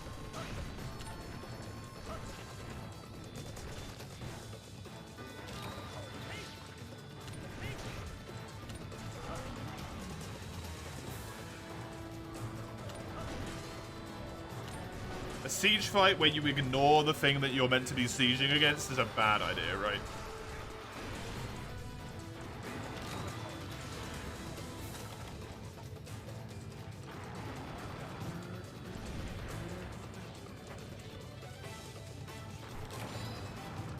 What do you mean by headdress? Has to be. With Kuropeku here?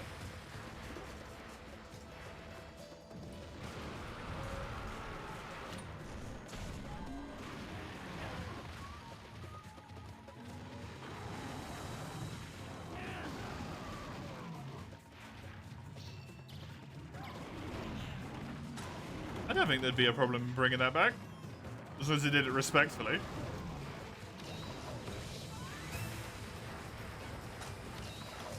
Alright, all you have to do is do things respectfully.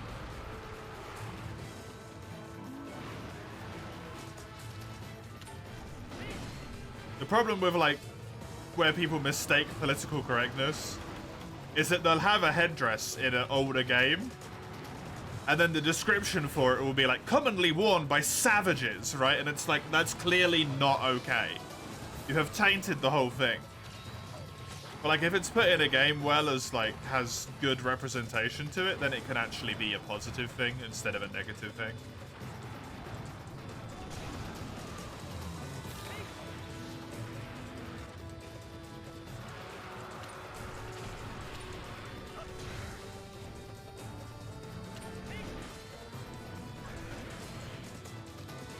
Hey, you Karibi. Don't stream myself being horny. I already cut off his horns.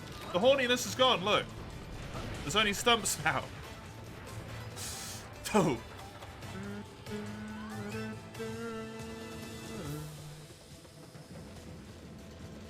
You think people would consider this cultural appropriation? Does the cowboy armor on Rogi also count as cultural appropriation then? Is the samurai armor a cultural appropriation?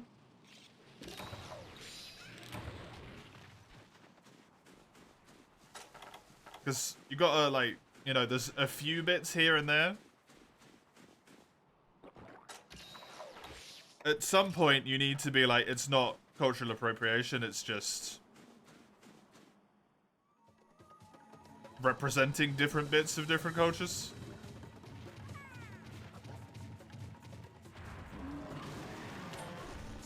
If it was the only one, I'd accept it, maybe, but it's not. There is also the Rogi as the cowboy, which happens to also be America, for that matter.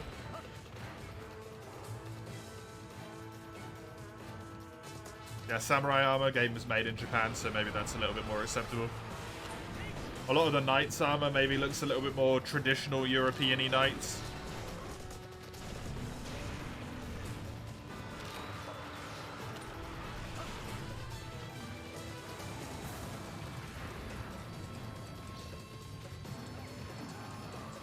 Made in Japan, playing its cultural appropriation, yeah.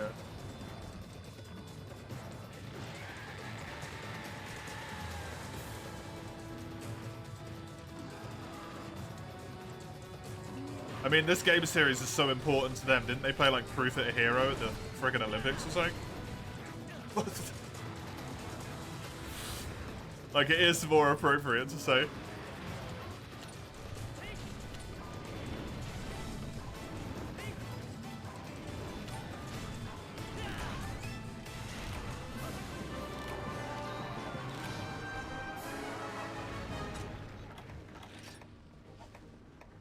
I don't know what the flavor text is on this. Proud foreign tribes while out on their hunts. Effective against armor.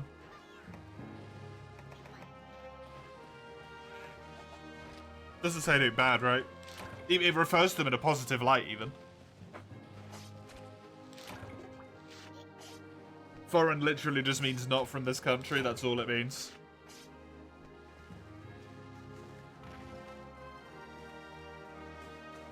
Native American headdress is the most common example, yeah.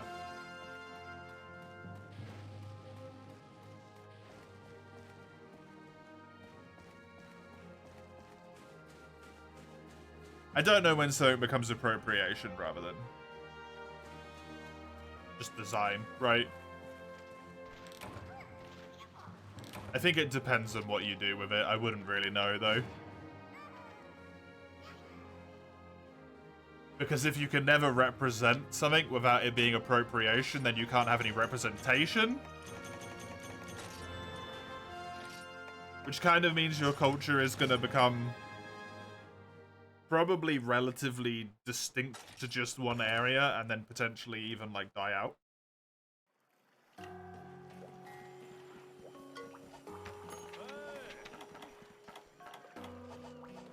If you're never allowed to use any of its iconography forever, right?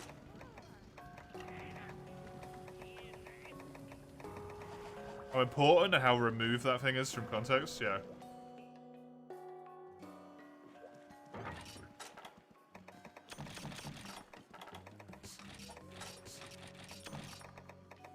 I feel like a lot of it is how it's framed. And yeah, literally the only thing you have is proud foreign tribes will out and hunt. You might take offense to tribes. I don't know.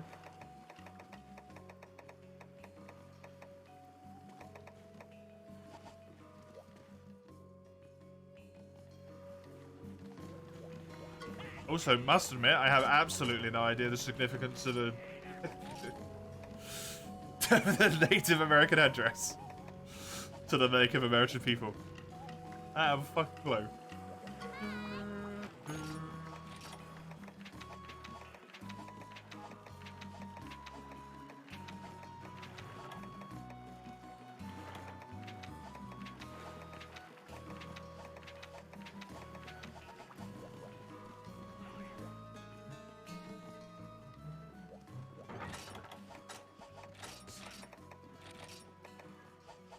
In a way you wouldn't agree with price over.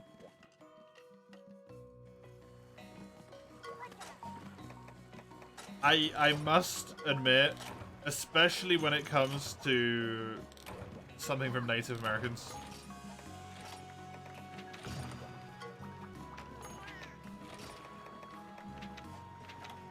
it does get like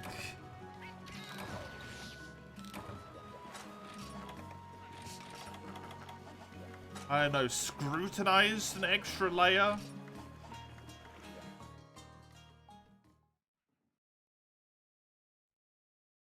Because of the fact that it has been misused so much.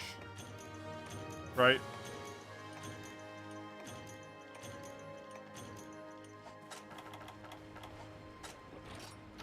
Especially in American media. For a long time.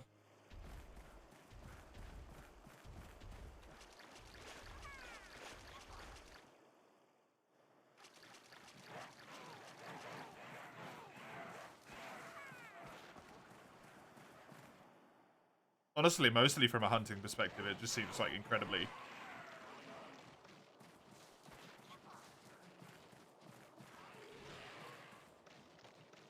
inconvenient. Very long tassels, feel like they get caught and stuff. But then we have capes, and they're also really inconvenient for hunting, so, you know. Also wearing no armor at all, which about half the female armor is. That is not particularly convenient either.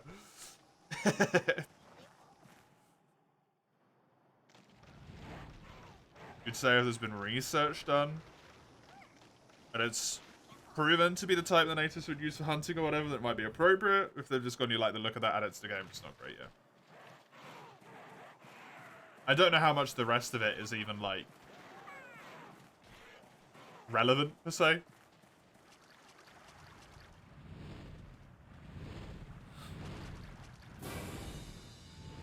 To the headpiece?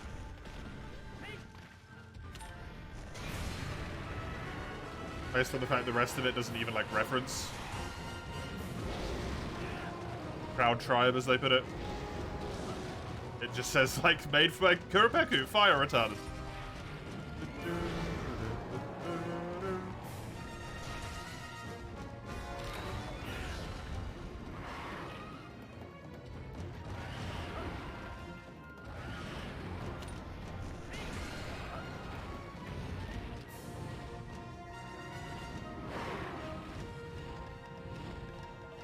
People would call any kind of use of culture cultural appropriation. It's kind of crazy, yeah.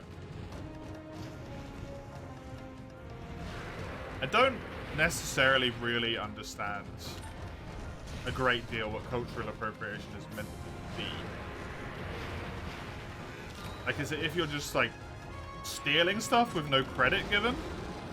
I don't understand. Because to me, it would be more like if they took this and then claimed it as their own design, right? They're like, oh yeah, us Monster Hunter Capcom came up with this completely unique headdress design. And it's, you know, one-to-one reference to...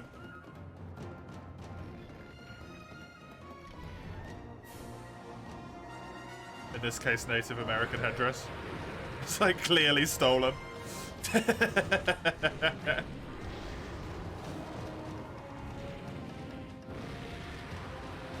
Using something fairly important to the culture while not tearing the context of what it is, right?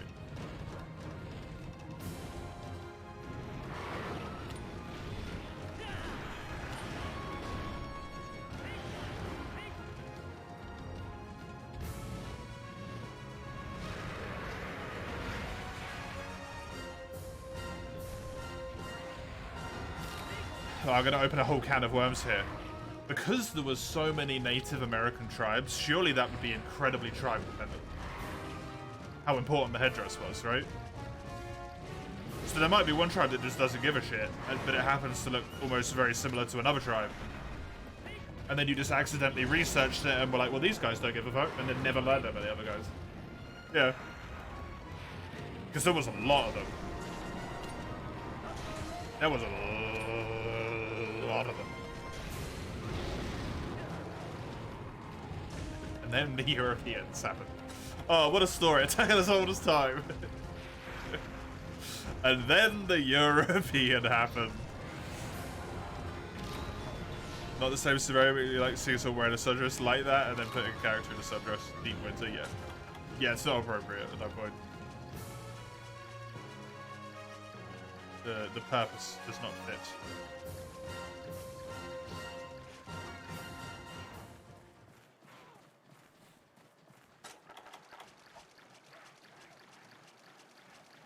You can revive and pay the founder of this and that.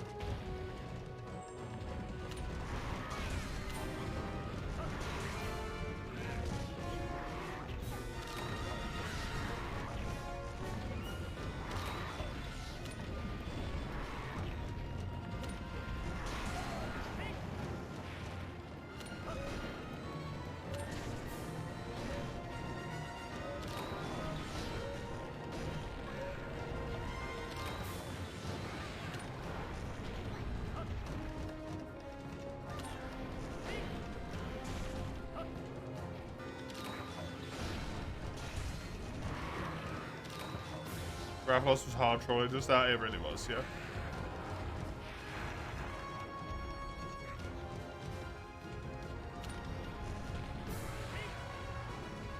You actually went to a high school where a Native American warrior was the logo and name, the Warriors, for school, sports.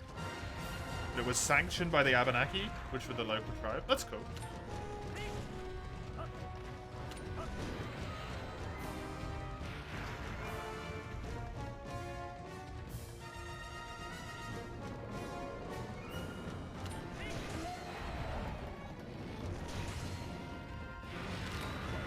I must admit, I don't know a massive amount of the Native American tribes.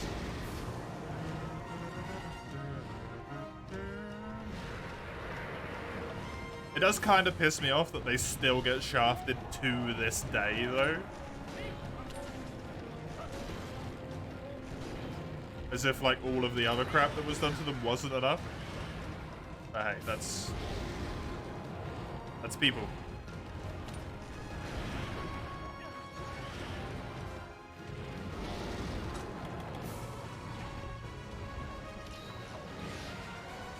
Tribe was angry at Twilight's depiction of them. To be fair, I think if you were just in Twilight at all, you probably should have been angry.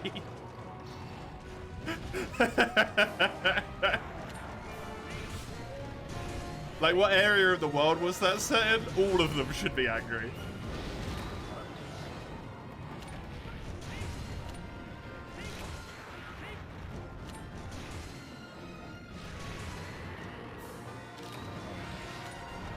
The entire fucking continent should be pissed. It was in America, I think.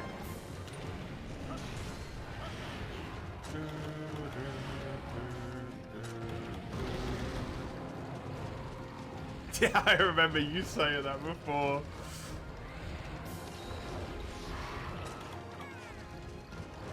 Northwest United States, Washington State. Cool.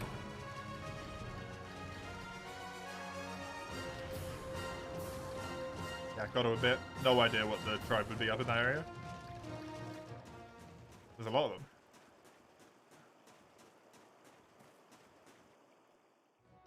Trying to think of all the tribe names I could think of. I could only think of the really common ones. The Pawnee, the Iroquois, Cherokee. Like all of the like larger ones and the more common ones that everyone knows of. Just wondering if I had like one weird niche one stuck in my head there, but I don't. So many, so many.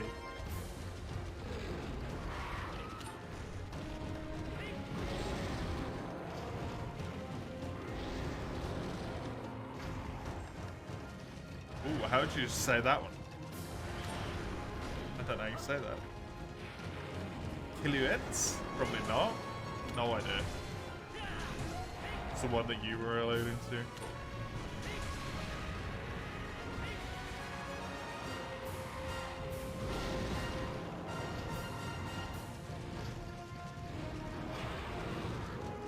$574.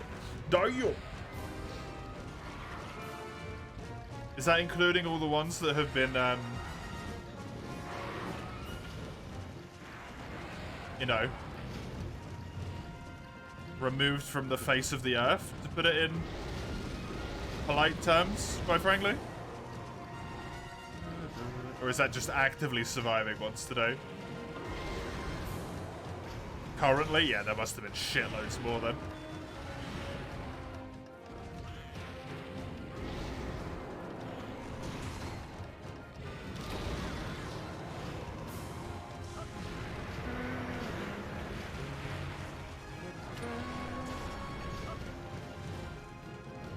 Meanwhile, I can name 3. To be fair, I don't live in North America.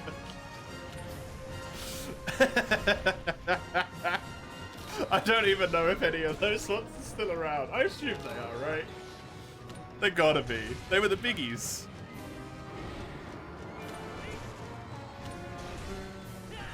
Well, I can try to remember Abenaki now.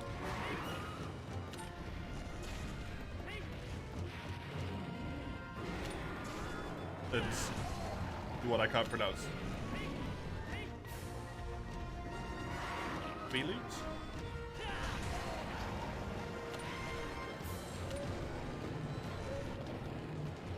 North America's giant. It's humongous. Absolutely humongous area of land. Disgustingly massive.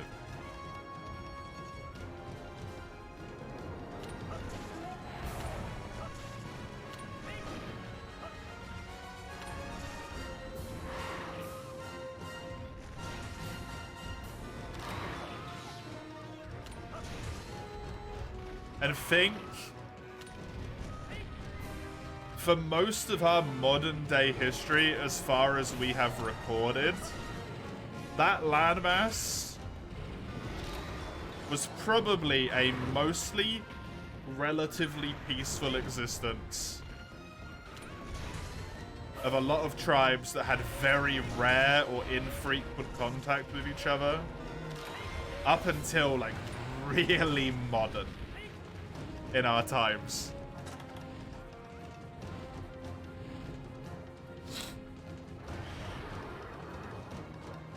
There probably would have been still people, you know, fighting, killing each other over land and stuff.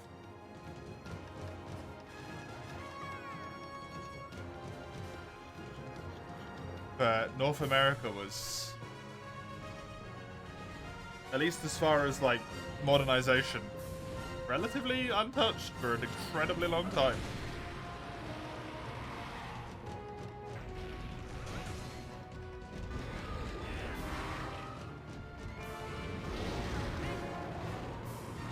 which is why all of the Europeans were so hungry to get their fucking dirty little grubs on it. That, and they were also just hungry to get their hands on anything and everything.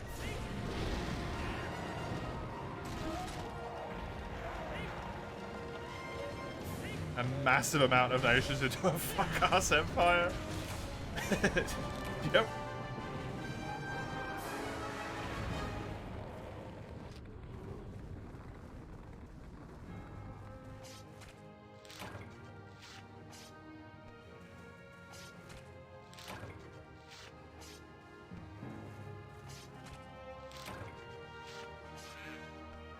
So interesting.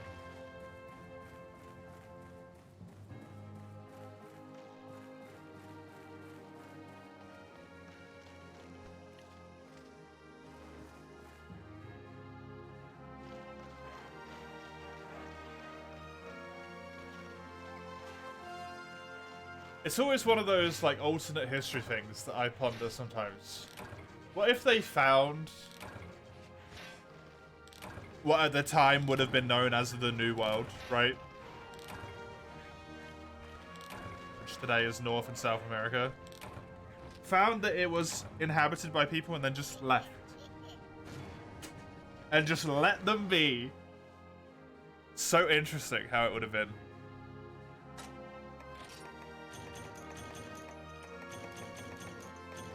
Just like, oh yeah, we found people over there, but like it belongs to them, so we respected that and went home.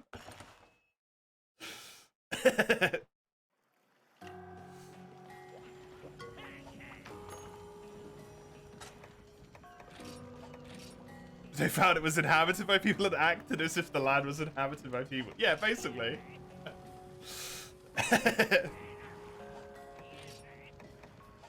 Be inhumane to leave them hanging there with no freedom. Have you been playing Helldivers recently, Grimtusk? Spreading managed democracy to the new world.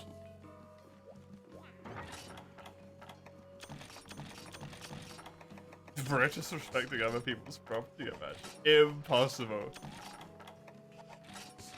Challenge: the British respect anyone. Difficulty: impossible. Can't even respect themselves.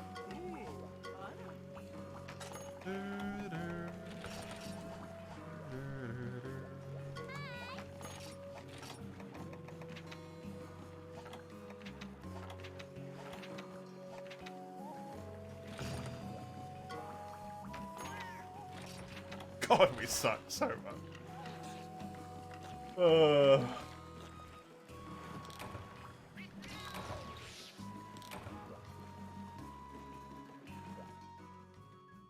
It's nice living in a country whose only real notable feature is that they have invaded almost everywhere in the entire fucking world. All while being a tiny little island, which honestly is kind of relatively impressive, but like, it's fucked.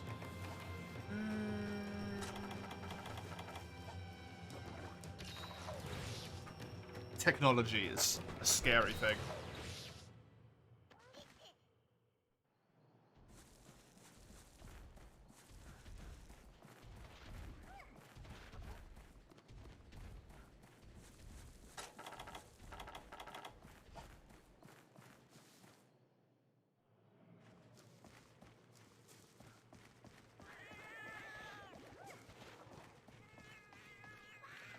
You really wish Final Fantasy Explorers wasn't the flop that it was.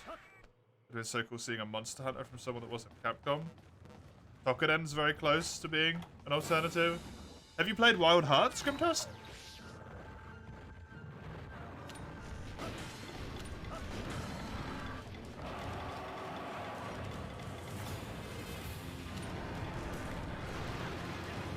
I honestly have never even heard of Final Fantasy Explorers. Oh, I haven't really heard a lot about Final Fantasy in general, so... You know, I think you never touched it, though, was considering. I personally enjoyed it a lot.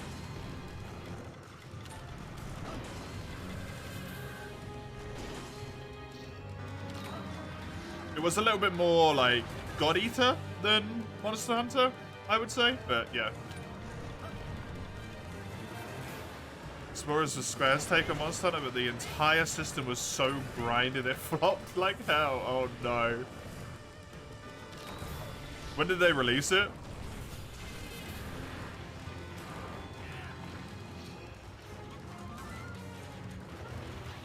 But it was just fun. I did enjoy God Eater 1, although I enjoyed it through gritted teeth. Sometimes.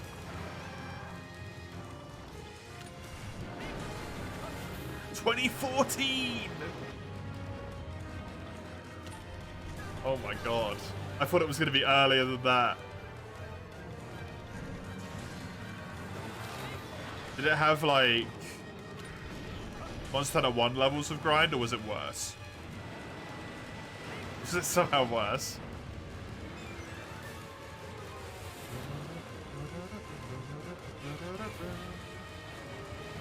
Measure stories, graphics. Okay, that's a big up. I like that. Big positive, big positive. Every skill upgrade was random? What? Did they try and make roguelike Monster Hunter? But also not make it a roguelike?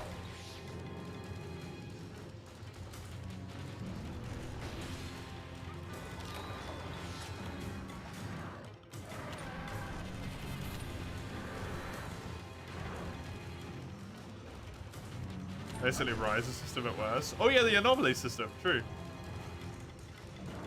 Grind like hell to get the level up you wanted. That's rough. That's kind of rough. It does sort of sound like the anomaly system though. Ish. After Dawn's pointed that out. You grind like hell to get the level up you want? That's...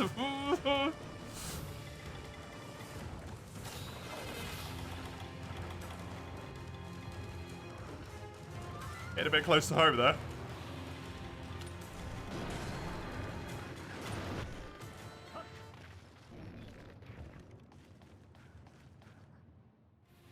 You know what I forgot to do? I forgot to go get myself a drink. I'll do it after this quest. No, I won't. It's not worth it anymore. I'll do it after the stream. Depending on how long the Zurigan takes, they are the same thing.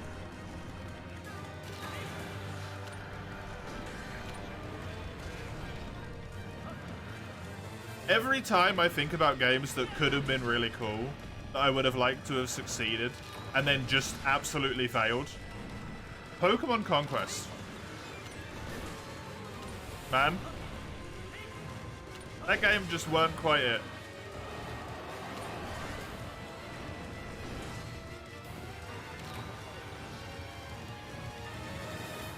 It had some good stuff going for it. Oh, come on. But it has some very large issues. But it could have been really neat. And it's basically like Total War, right? In a sense. It's like a Pokemonized version of Total War. Except just with hero units instead of with individual units. Your wife's a Pokemon nut and you've never heard of it? Oh, this is... This, I think, is early DS days, Grimtusk. Try and look it up if you can. It was an incredibly strange game.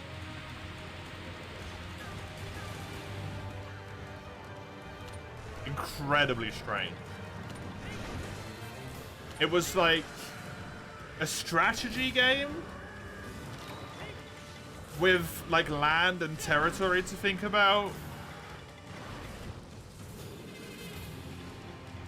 And everyone's like Asian generals in kind of, yeah, Nobunaga's a good way to put it, in like warring states Japan. This it's a wild game. It kind of has like a Total War Overworld style thing to it, and then yeah, just yeah. It existed. It was a time. Every general has a Pokemon who's their preferred one. obviously. They all have a preferred Pokemon.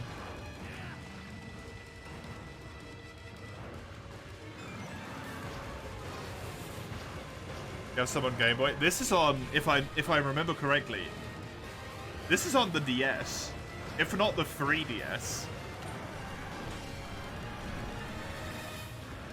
I think it might be normal DS. But it's definitely a spin-off, yeah. The region shaped like Arceus. Yep, there you go. God, it was such a weird game, but so interesting. That game is actually the reason I eventually bought Total War. Fun fact.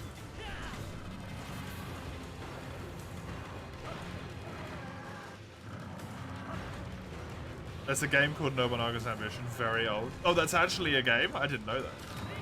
Might have to look that up. If it's like that. Pokemon Conquest got you to Fire Emblem. That makes a lot of sense.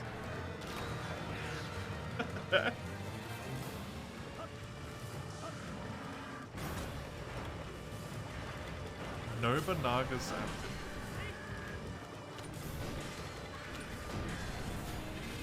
I've never heard of this.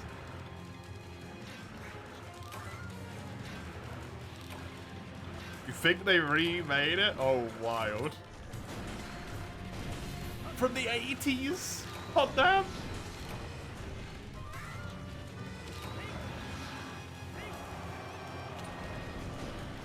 Several with territory conquest, yeah.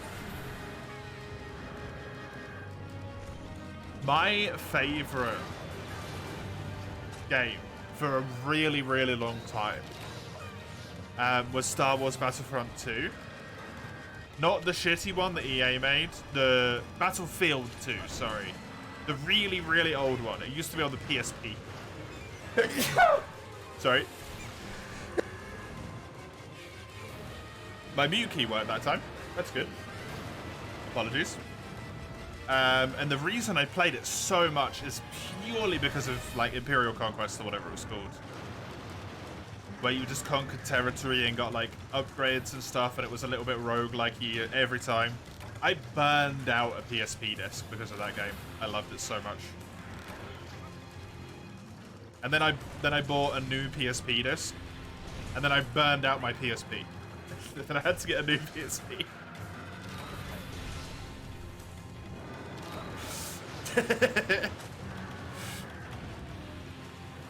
Pokemon Conquest kind of hit a similar vein of enjoyment for me. So I will have to look up that Nobunaga's Conquest Ambition, whatever. Anyone know how to run this on a Mac? Oh, I do not, a Shiva, no. I do not. There's probably a way to do it though, considering it runs on frickin' Android. Historical simulation, something like Total War, yeah. Total War is where I've settled in at this point. Although I more specifically enjoy Total War 3 Kingdoms is the one I like. Where your units are relatively normal units, and then you have like champions, which are, you know, big boys. Something smells like melting plastic. Did you put the pizza in the oven with the plastic on all of those hours ago, Chisel? It comes from outside, oh.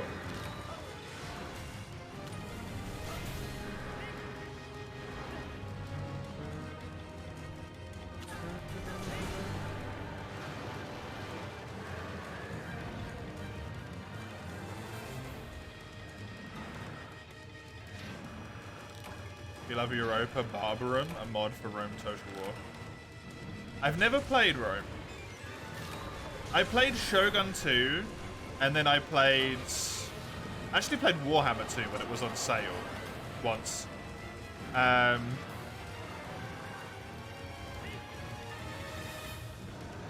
then I played Three Kingdoms, and I've just never moved past Three Kingdoms. Because I love Three Kingdoms so much. It's genuinely, like, perfect for me. And I don't know if any of the games have been done in a similar style. And I don't want to pay to find out.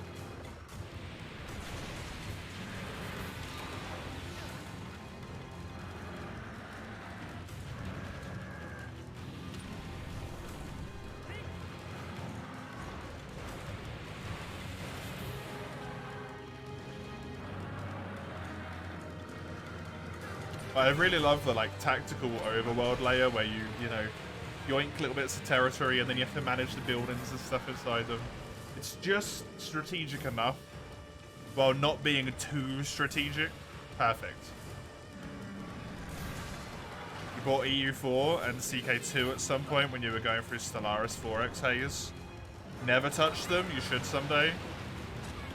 EU4 is my guilty pleasure. EU4 is a dirty, dirty game. There is one game in my entire library that has more hours than Monster Hunter World, and it's EU4.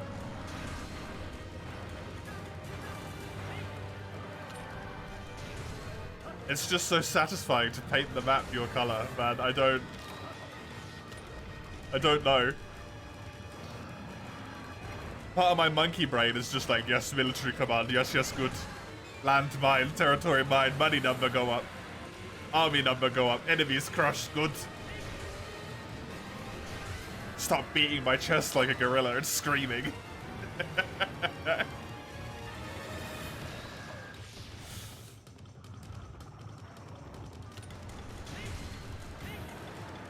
It's a tie between Stardew Valley and Euro Truck Sim.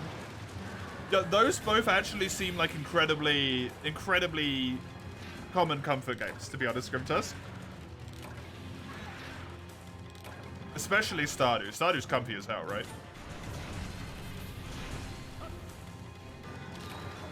But Euro Truck, I've seen a lot of people say that, because you can just sort of like zone out and just drive with relatively not a care in the world. If you enjoy driving, then it works. The highest hours tabletop sim. Yeah, mine was for a very long time when I used it to DM as well.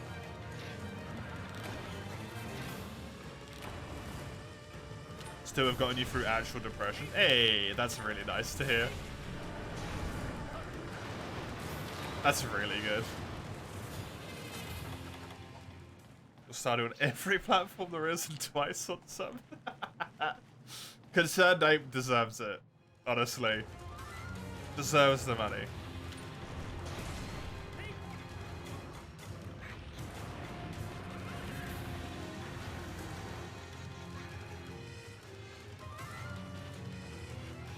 I still don't know if I prefer CK2 or CK3. To be honest.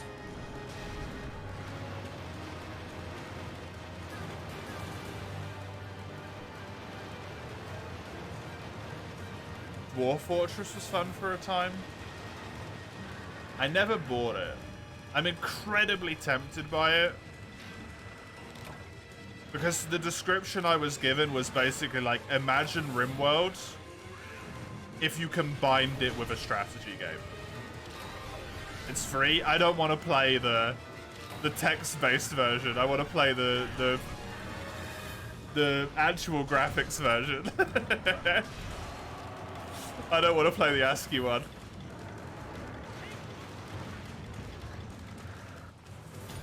Not because I have an issue with going back to older graphics and playing it that way, right? But because I know that immediately upon trying to interpret all that information, my brain will implode.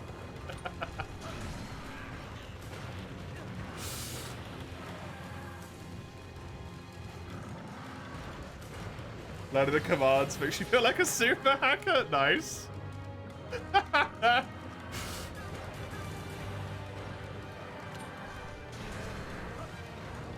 can find it free with the tiles. You think Steam one is the only one that's paid? Oh, cool.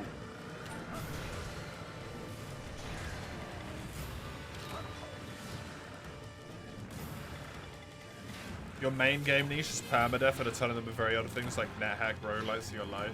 I love permadeath stuff, Grimtus. I'm with you, man. I'm with you. I've never played NetHack.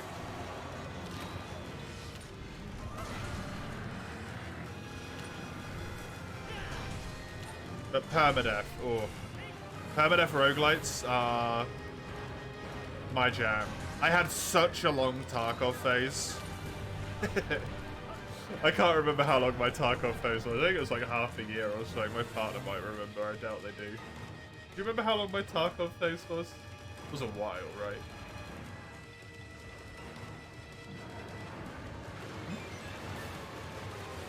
Yeah, half a year. And I still get the itch to play that every now and then because of the permadeath. I'm like, no, I shouldn't do it. Tarkov Summer, you got no one to play it with. Yeah, that's actually... I actually had no one to play it with. I had some people to play it with, and the people that I had to play it with were kind of... I fell out with at the time, and when I stopped talking to them.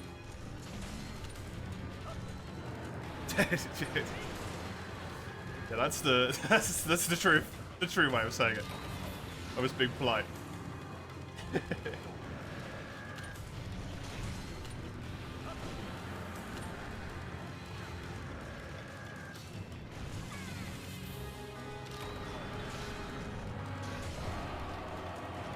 And then I'd only put like a month in at that point, and then I just kept playing it out of sheer spite to not want to stop playing it. What do you mean he never limped?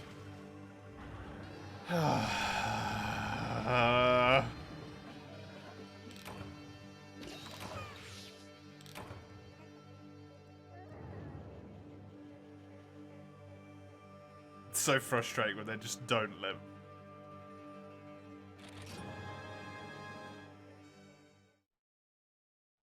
I'm too OP. I'm using Hunter-God. How could I be OP? But yeah, now I can't start another one up because I know I'd have to learn a whole bunch of stuff, and I don't have anyone to play it with. I'm just like, I don't want to.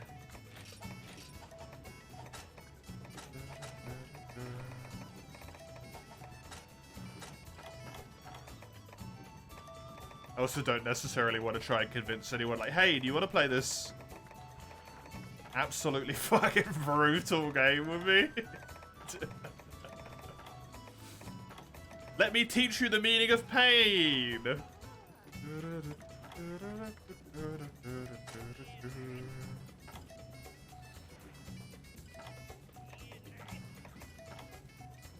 What's the skill called?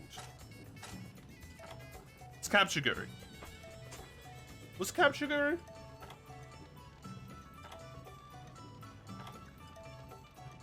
I forgot it. Capcom actually expect us to farm a whole set to know when we can capture? Yeah. It's not status.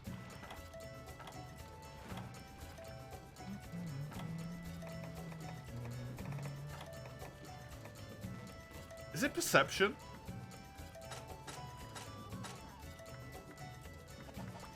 I think it might be perception.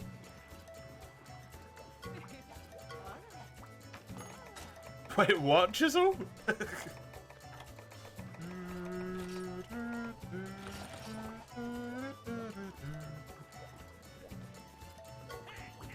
Excuse-moi?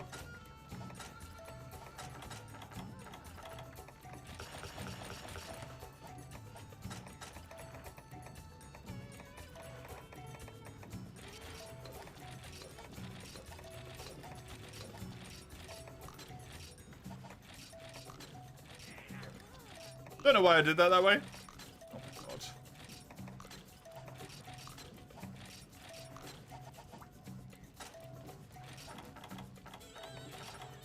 Yay.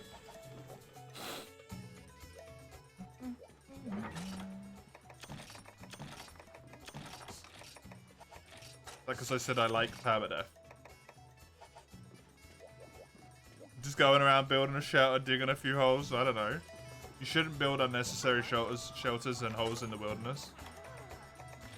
It can damage wildlife and ecosystems. That's why I won't do it. Not because I'm lazy. For the sake of the world.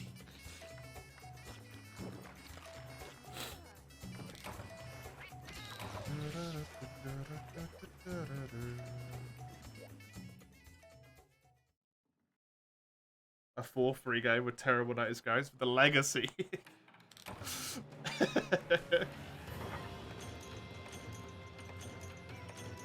trying to... Sounds like me trying to convince myself into playing Monster Hunter 1, man. You got it for the legacy.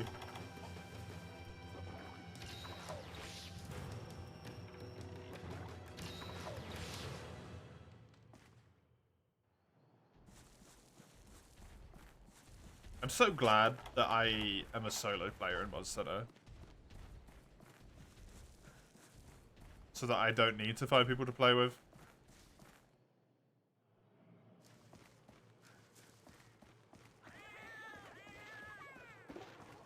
Because it seems like it'd be a pain in the ass.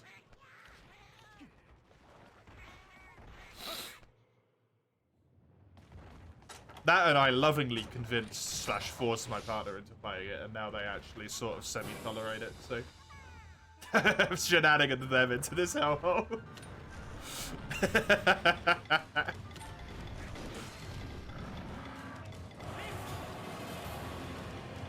Tarps exist? I don't want to buy a tarp.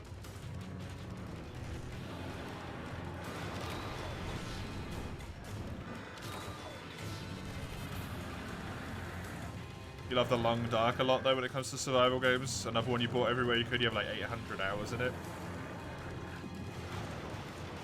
Is the Long Dark the one where you're in like the tundra?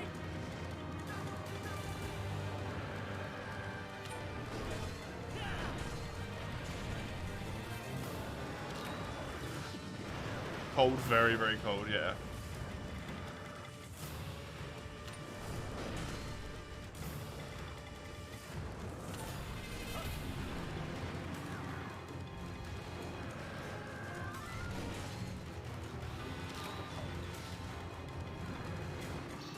Outside of the story mode, everyone's dead. You're alone with the animals in the cold. Yep.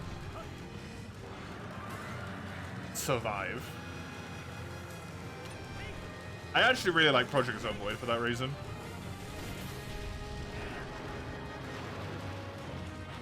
Although I can never get myself to play Zomboid for long enough. Before I'm just like... Yeah, I'm done.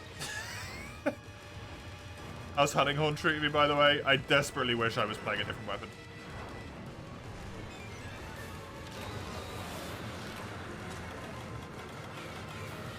But it's fine. I can live with it.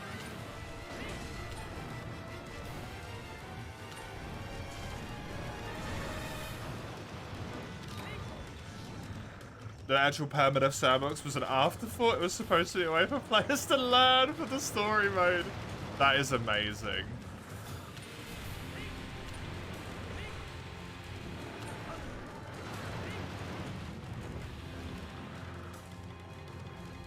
It's the main game mode now, yeah. So what, Shizzle?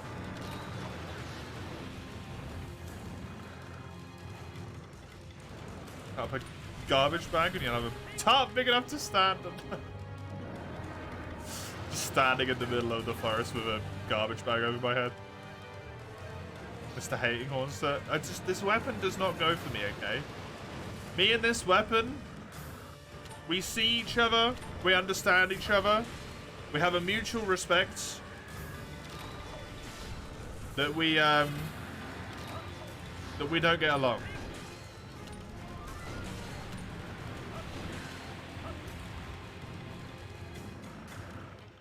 I've heard of the thoughts about DOS invade my brain already. I completely forgot that we didn't even talk about it. When did we even talk about it last?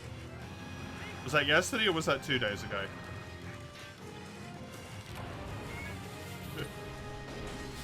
They've gone nowhere, Chisel.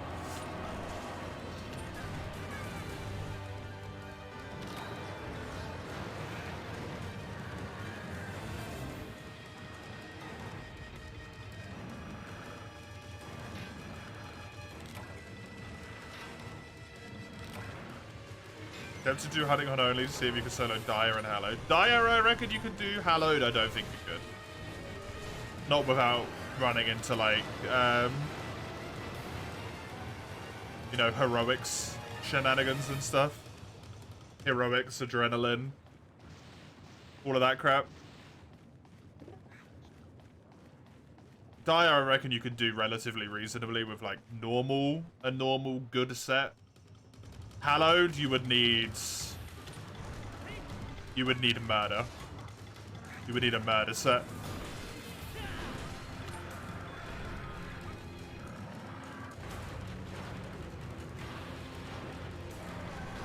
You realize Monster Hunter March was like a week ago, right, Chisel?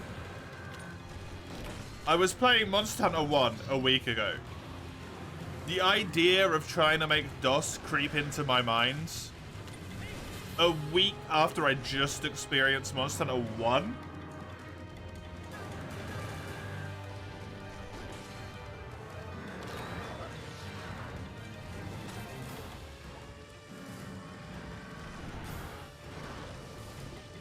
It's like asking a baby not to drown and then putting them face down in the water. Like, they're gonna die.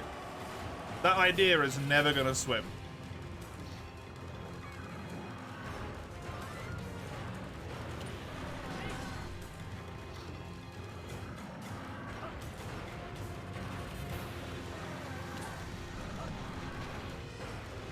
It's worse than Monster Hunter 1, yeah. Oh, the crabs. The crabs. Oh my god, the crabs. I say this as a DOS lover, just stay away. But what about if I get paid copious amounts of money, Grimtusk?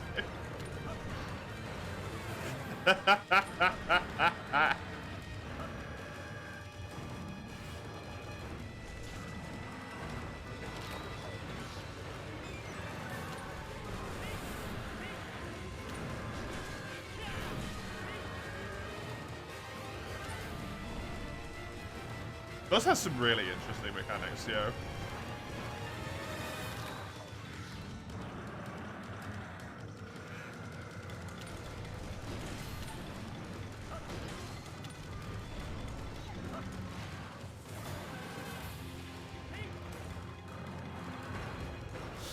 Do you still only get 2 pages in DOS of inventory? Or do they give you a third at that point? I'm going to imagine it's still only 2.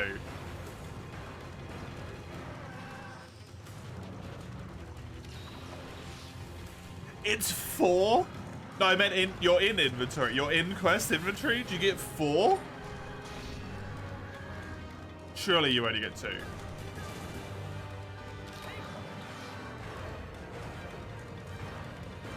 What?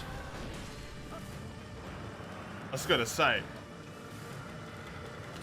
The chest I expected to be 2. That's it, you've won. Congratulations, Mace. You can now officially stop playing Cyberpunk.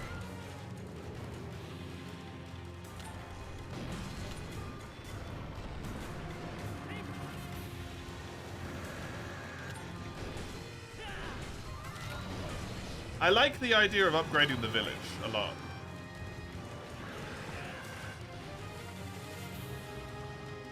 It's a long simply because it's hard. You actually timed out in Cruceros. I vaguely remember a fact of like low rank village Diablos in Monster Hunter DOS has more health than I think like G rank Diablos in Try or Free to Be Night or something. I can't remember. Free you, not Try. Like the monster hit points are fucking ludicrous in that game. They are absolutely ludicrous.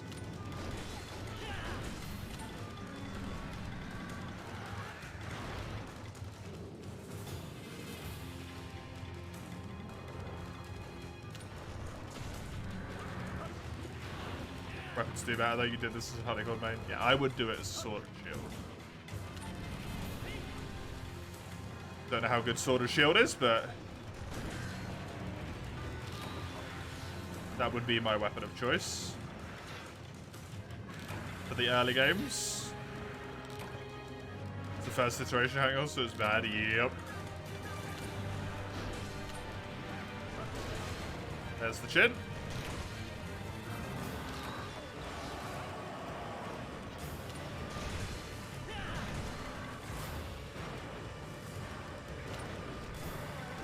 I remember even longsword is a bit in that game.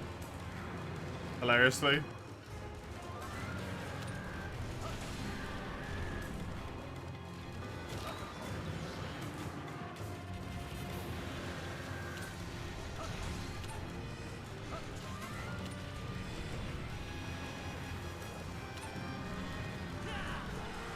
I can't remember what it was. Something about...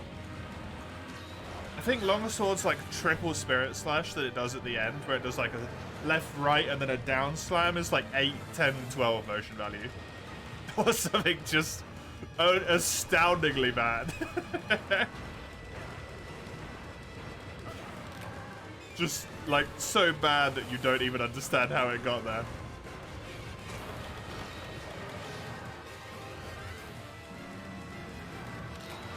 That's worse than dual blades.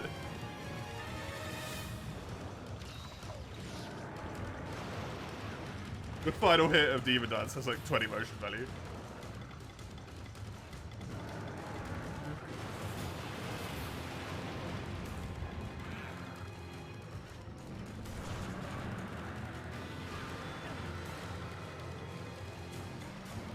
Thorn Shield is amazing. Nice.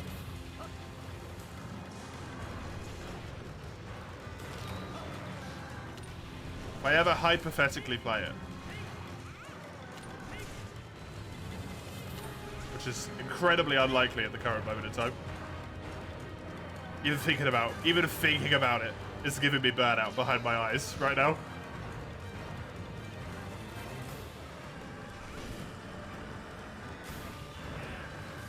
Sword and Shield would be the weapon I would make.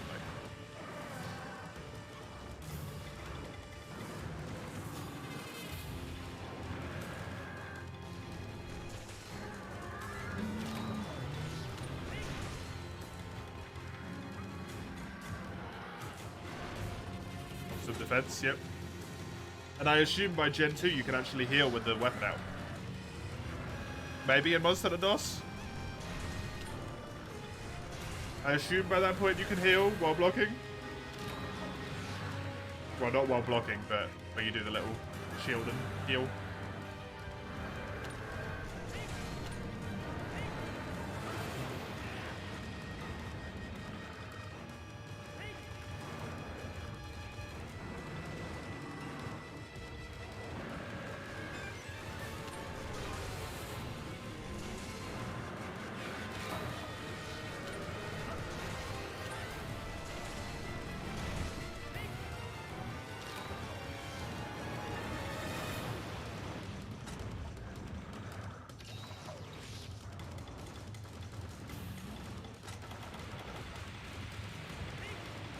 I need you paintballed so I don't kill you again. Stupid creature.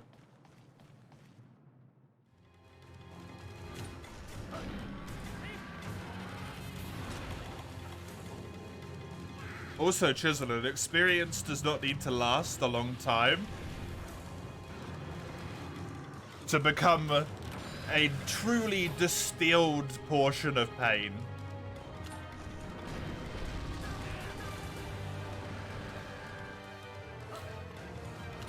It is for the best that it did not last a long time. Otherwise, I would never have recovered.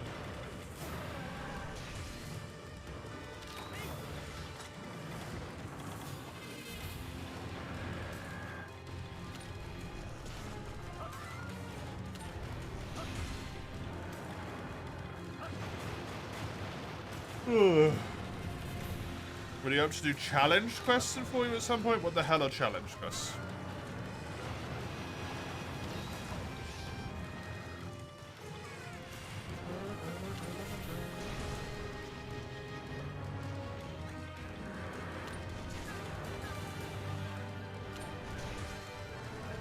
I mean, I don't know what they are, so... The downloadable arena quests? Don't know.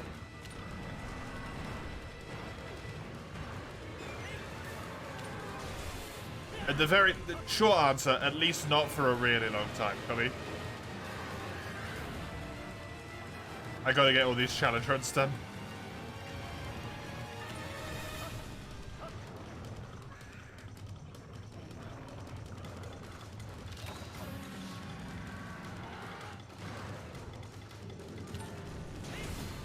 If I was playing on my main save, I would have no problem doing them if someone wanted to post them.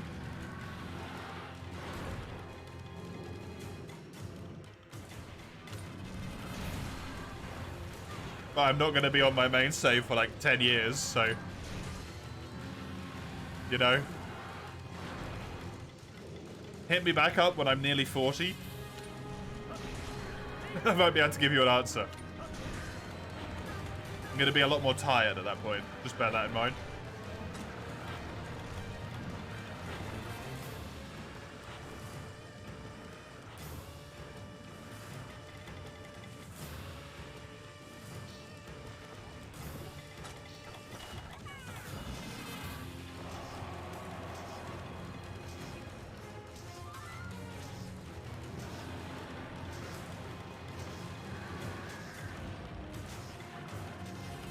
How about DOS? That'll get you to 40 in a week. You can drink with the sword and shield out. Hey, cool.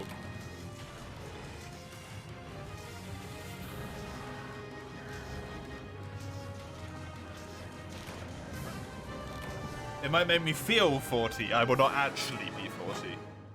Important distinction.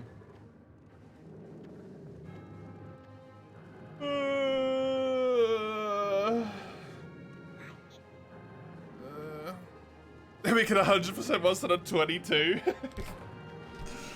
How many are they going to release in the next 10 years, Eugene? SNES? What a console. The Super Nintendo Entertainment System. That was the days. That was the days. Back when I was a wee sprout.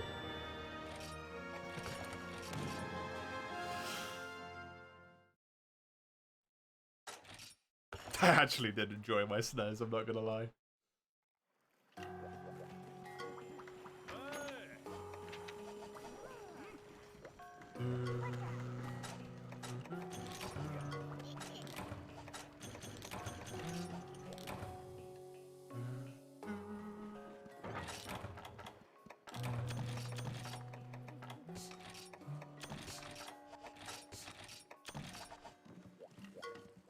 That is going to be me done for the day. That quest ended at a very opportune time.